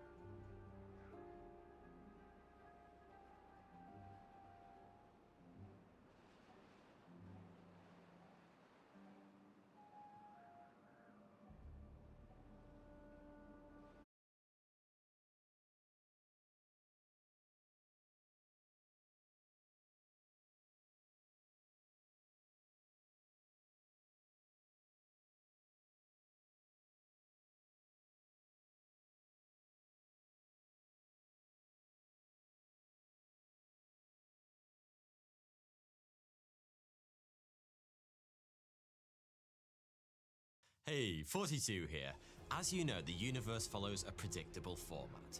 It contains galaxies, galaxies contain solar systems, and solar systems contain all of the planets. This general galactic structure is one of the first things we learn about space as kids. And it's completely wrong. Because it turns out that planets aren't just found inside solar systems. Some, known as rogue planets, don't orbit stars at all. They just drift around out there alone in the vast emptiness of space. And what we're about to uncover about them not only rewrites our cosmic rulebook, but, as you'll find out by the end of this video, completely changes the search for extraterrestrial life and what it means to be human. All those rogue planets drifting alone out there in the solitude of space with their unpredictable paths, not knowing where their future will lead, reminds me of my struggles during the festive season when it comes to managing stress and keeping on top of my busy workload. It's a very paradoxical time of year. We should all be coming together, but like rogue planets, some of us end up feeling more alone than ever before. But stress and the low moods that come with it aren't just a seasonal issue. And the earlier you can recognize it in your own thought patterns, the sooner you can enact positive change. So BetterHelp joined me in a paid partnership for this video. BetterHelp is an easy-to-use platform with a vast network of over 30,000 therapists, providing a convenient way to seek professional help, especially during a hectic period like right now. BetterHelp's questionnaire helps match you with a therapist who can better understand your unique struggles of stress and holiday pressures, so the therapy you receive feels very personal to you. In most cases, you can get matched with a therapist in 48 hours or less, and it's really reassuring that if the therapist you're matched with isn't a good fit, you can switch your therapist with no additional cost. If you're struggling this holiday season or beyond, I encourage you to take steps to talk to someone and join the 4 million people who are using BetterHelp to live happier, healthier lives. Click the link in the description below to get 10% off your first month, and using my link also really helps to support the channel. Now, I know what you're thinking. Just because a few planets exist outside solar systems, it doesn't mean our whole view of the cosmos is completely wrong. But get ready for random interesting fact time, because it isn't just a few planets that have gone rogue. According to researchers at both NASA and Osaka University, there are approximately 6 times as many rogue planets in our galaxy as there are regular ones, and 20 times as many stars. If that ratio is correct, that means there are around 2 trillion rogue planets in our galaxy alone. The problem with numbers like that is they're literally impossible for our puny human brains to comprehend, so let me help you to visualize what 2 trillion planets really looks like. If all the rogue planets in the Milky Way were grains of sand, they would fill 4 entire shipping containers. If that doesn't blow your mind, I'm worried you don't have a mind to blow. Rogue planets aren't the exception. They're the rule. And with so many of them knocking around, I can't help but wonder, could they harbor life? Intuitively, it feels like the answer to that question should be a hard no. A planet without a host star would receive practically zero external energy. It would be a frigid, empty wasteland about as welcoming to life as the reactor room in Chernobyl in April of 1986. Or would it? Well, not necessarily, because it turns out that not only could rogue planets be habitable, they might just be seeding the entire universe with life as we speak. Rogue planets are created in one of 2 ways. The first kind form just like stars, from the collapse of colossal clouds of dust and gas, but they never gain enough mass to kick off nuclear fusion within their cores, and are instead doomed to wander the cosmos for eternity, knowing that they never truly lived up to their potential. The second group form like regular planets in boring old solar systems, but at some point the gravity of a larger planet yeets them out into empty space with such force they escape the gravity of their parent star and just keep going. Young solar systems are chaotic places, and scientists now think that this sort of unseemly planet-yeeting behavior is actually extremely common. Which means there's a good chance our own planet has a long-lost sibling or 2 somewhere out there in the endless darkness of space. So, with all these newly suspected planets to explore, what are the chances of one of them containing alien life? If you want to bake a life cake, you need 3 ingredients: a variety of chemical elements, a solvent of some kind, in our case water, and an energy source.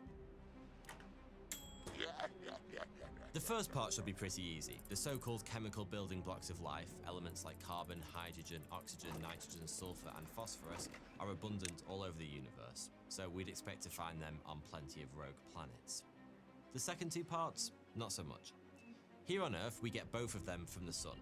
It provides living things with energy, and it keeps the planet warm enough to support liquid water.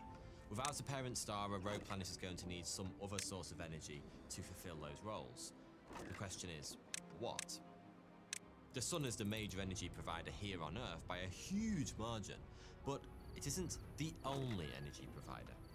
A whopping 0.027% of Earth's energy budget comes from within the planet itself, partly from the decay of radioactive materials and partly in the form of heat left over from Earth's formation 4.5 billion years ago. On its own, this geothermal energy wouldn't be anywhere near enough to keep a starless planet warm, but if that planet had a dense atmosphere of some kind of greenhouse gas, it could theoretically trap enough heat to warm things up quite nicely.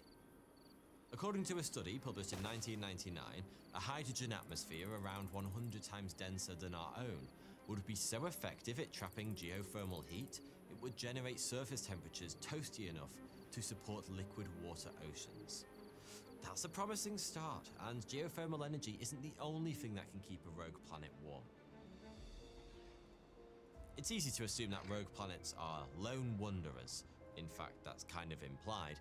But just like regular planets, there's no reason they couldn't have moons. As you probably know, the gravitational tug of our own moon is largely responsible for oceanic tides. But it isn't just water that feels the pull of the moon. It's everything. A large moon will literally stretch and compress its parent planet in what I like to think of as a big incestuous gravitational massage. All that intimate gravity-based touching causes friction, and friction generates heat. We see this in action right here in our very own solar system. Moons like Europa and Enceladus experience extreme tidal forces from gravitational interactions between their massive parent planets, Jupiter and Saturn, and their respective moons. As a result, and despite being well outside of what's traditionally considered the habitable zone of our solar system, both generate enough internal heat to support subsurface oceans beneath thick layers of surface ice. So, between geothermal heat and friction from tidal forces, we can confidently say that we should find liquid water on some rogue planets, or even their moons. But what about the energy needed to power living things? Until relatively recently, scientists were under the impression that every single living organism on Earth relied on the sun's energy for nourishment. In other words, they thought that the bottom of every single food chain was populated by some kind of photosynthesizer, converting energy from the sun into food. If that were true, it would be a bit of a problem for a rogue planet billions of miles from the nearest star, but luckily, it isn't. In 1977, scientists researching deep-sea hydrothermal vents discovered something remarkable. Bacteria were feeding on the rich chemical soup spewing out of the vents and turning it into food. It was the same basic concept as photosynthesis, only with chemicals as the input instead of sunlight. Today, we know this process as chemosynthesis, and we can be confident it's a perfectly viable energy source to power life because it supports entire ecosystems of diverse creatures right here on Earth, both around hydrothermal vents and cold seeps on the ocean floor, and in certain cave systems. Okay, so some rogue planets should have the right chemistry for life. Some should have liquid water in oceans, either on or beneath the surface, and some should have access to energy sources capable of sustaining life. Now, considering how many rogue planets there are out there, it seems extremely likely that some are going to be habitable.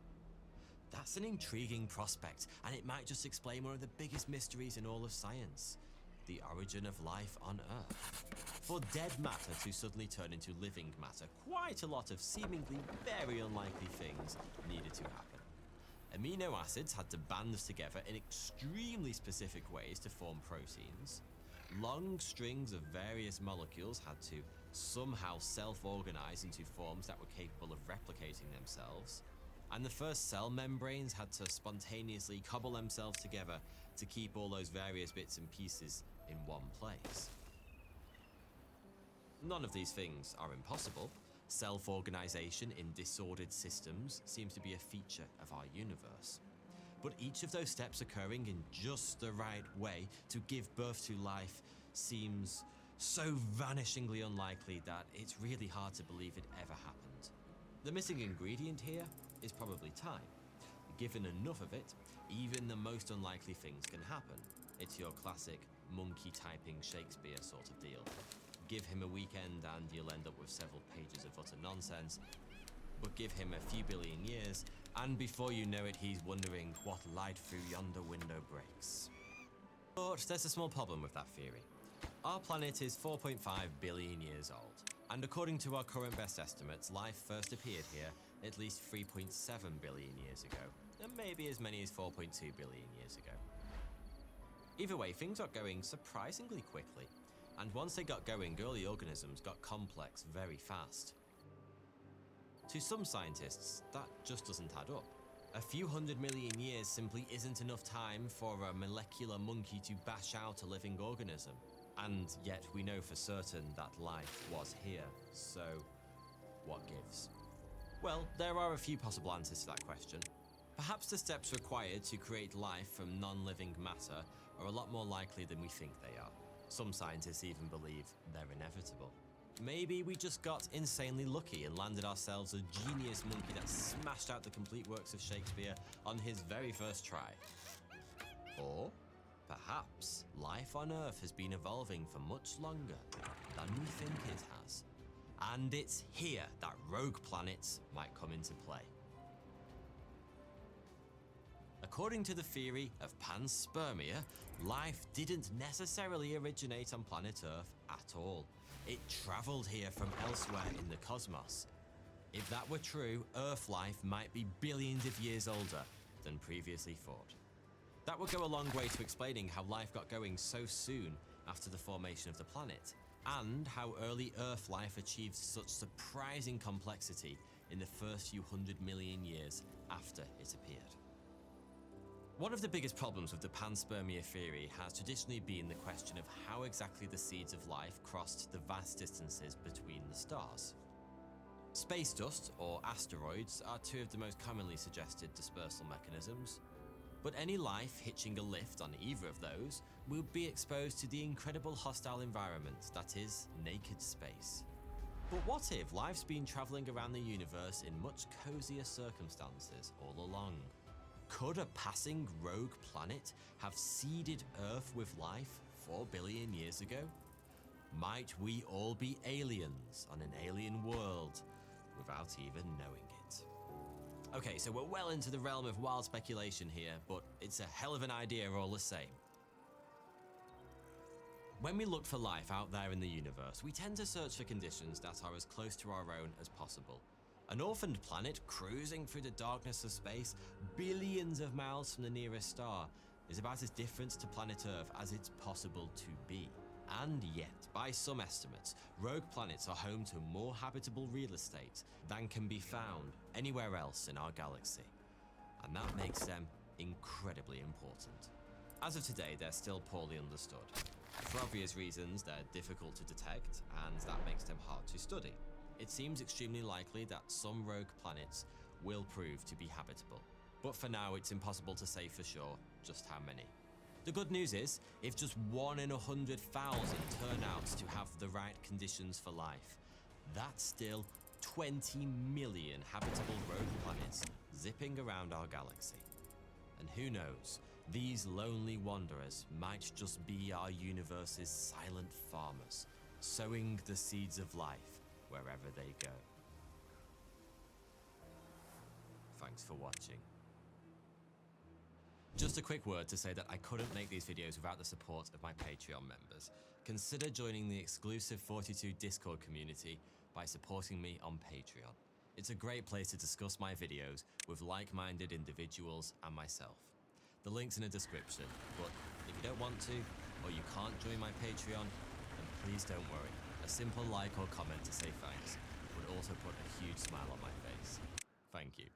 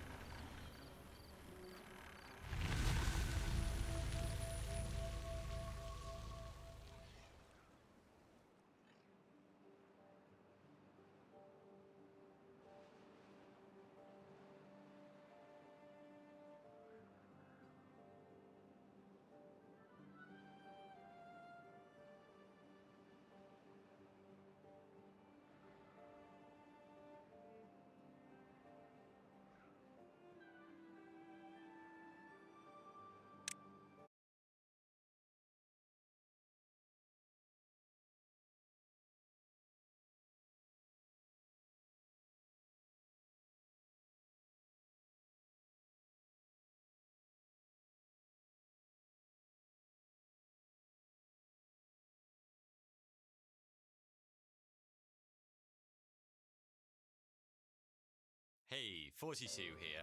Are we alone in the universe? As big as big questions go, it's one of the biggest we've yet to know.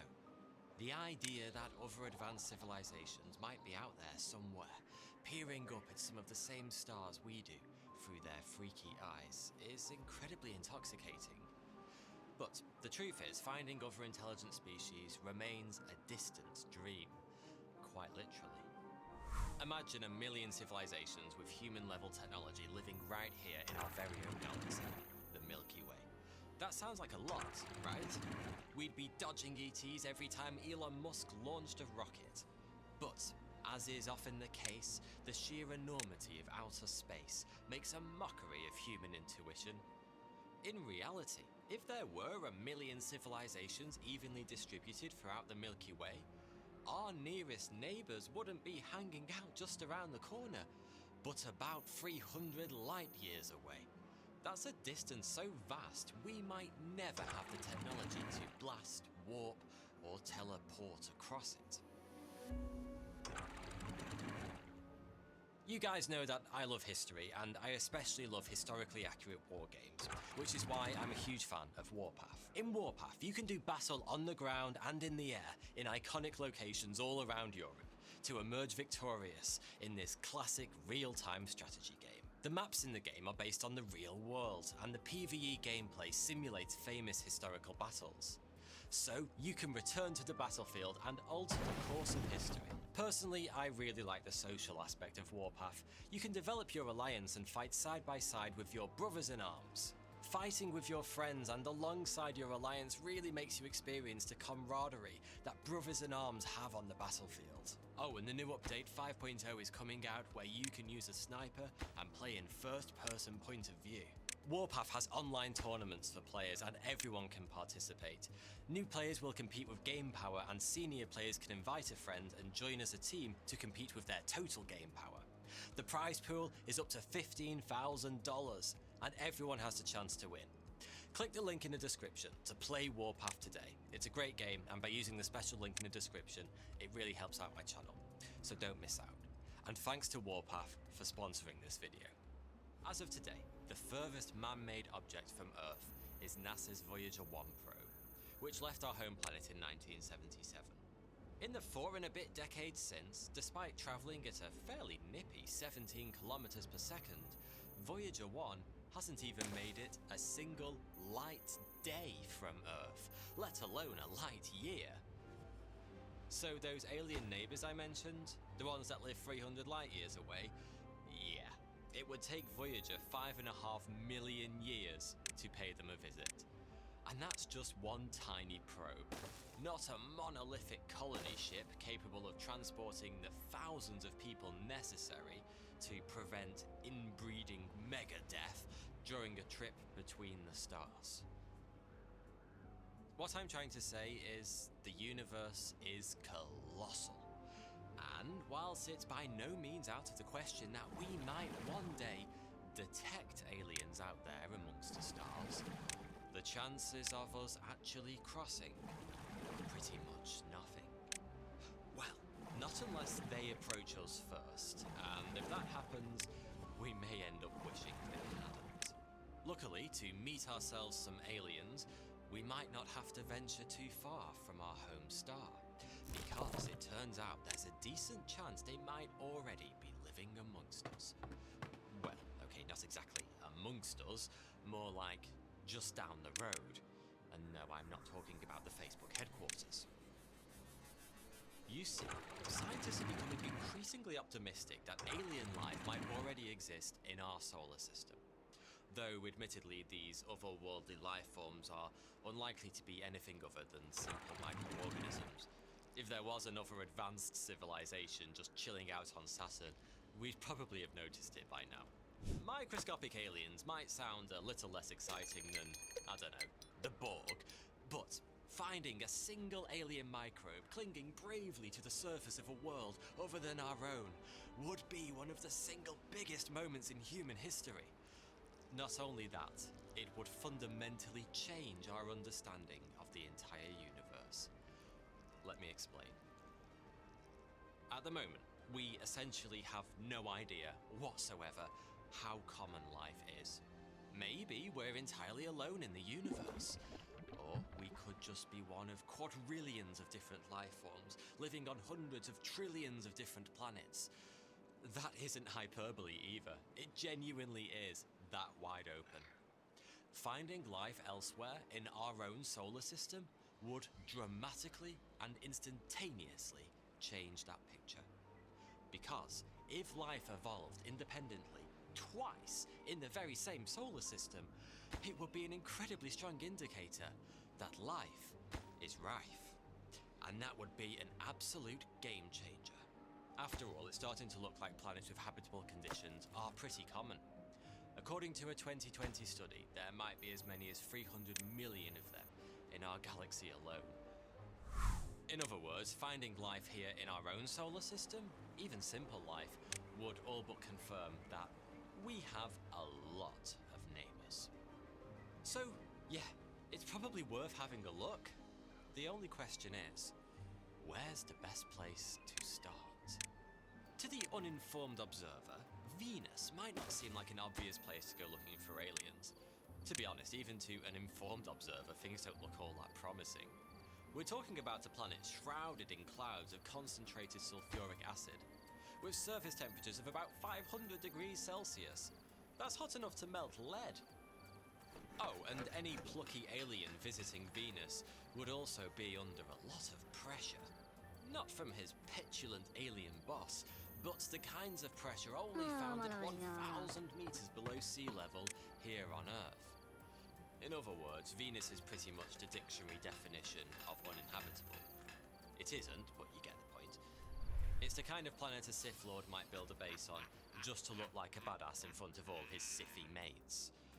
But here's the thing, Venus hasn't always been a brutal hellscape. Not long ago, our neighbour planet may have been, well, a bit more neighbourly, with a temperate climate and liquid water on its surface. Even better, according to a 2019 study by NASA, these positively pleasant conditions probably persisted for upwards of 3 billion years. That's more than enough time for life to, well, find a way. Of course, given the conditions found on Venus today, it's highly unlikely any life lingered for this long. Unless, back in 2020, British scientists observing Venus's fiery atmosphere detected something they didn't expect to detect. Traces of a gas called phosphine. The find stunned the scientific world.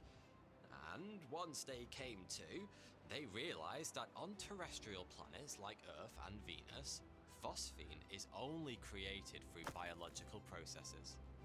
In other words, if there's phosphine on Venus, that means there's life on Venus. But before you go and hang out your first contact bunting, I should probably mention that the whole phosphine on Venus thing is a little bit controversial, and several recent studies dispute the findings. Still, we can't yet refute that life once existed on Venus, and with no fewer than 6 missions due there in the next 10 years or so, who knows? We might just find it. If not Venus, maybe Mars is where we'll find our first, well, Martians. There's a whole bunch of evidence supporting the idea that liquid water once flowed on its surface in significant quantities. And, thanks to NASA's Curiosity rover, we also know that organic compounds, examples of prebiotic chemistry, are found there too. Sadly, like Venus, the red planet isn't exactly a great holiday destination these days. Average surface temperatures hover at around -60 degrees Celsius. And the atmosphere is incredibly thin, with surface pressures about 1% of those found on Earth. Mars also lacks a magnetic field, meaning it gets absolutely blasted with ionizing radiation, which is lethal to life. That's the bad news. The good news is that if life has ever existed on Mars, there's a pretty decent chance we'll be able to find it.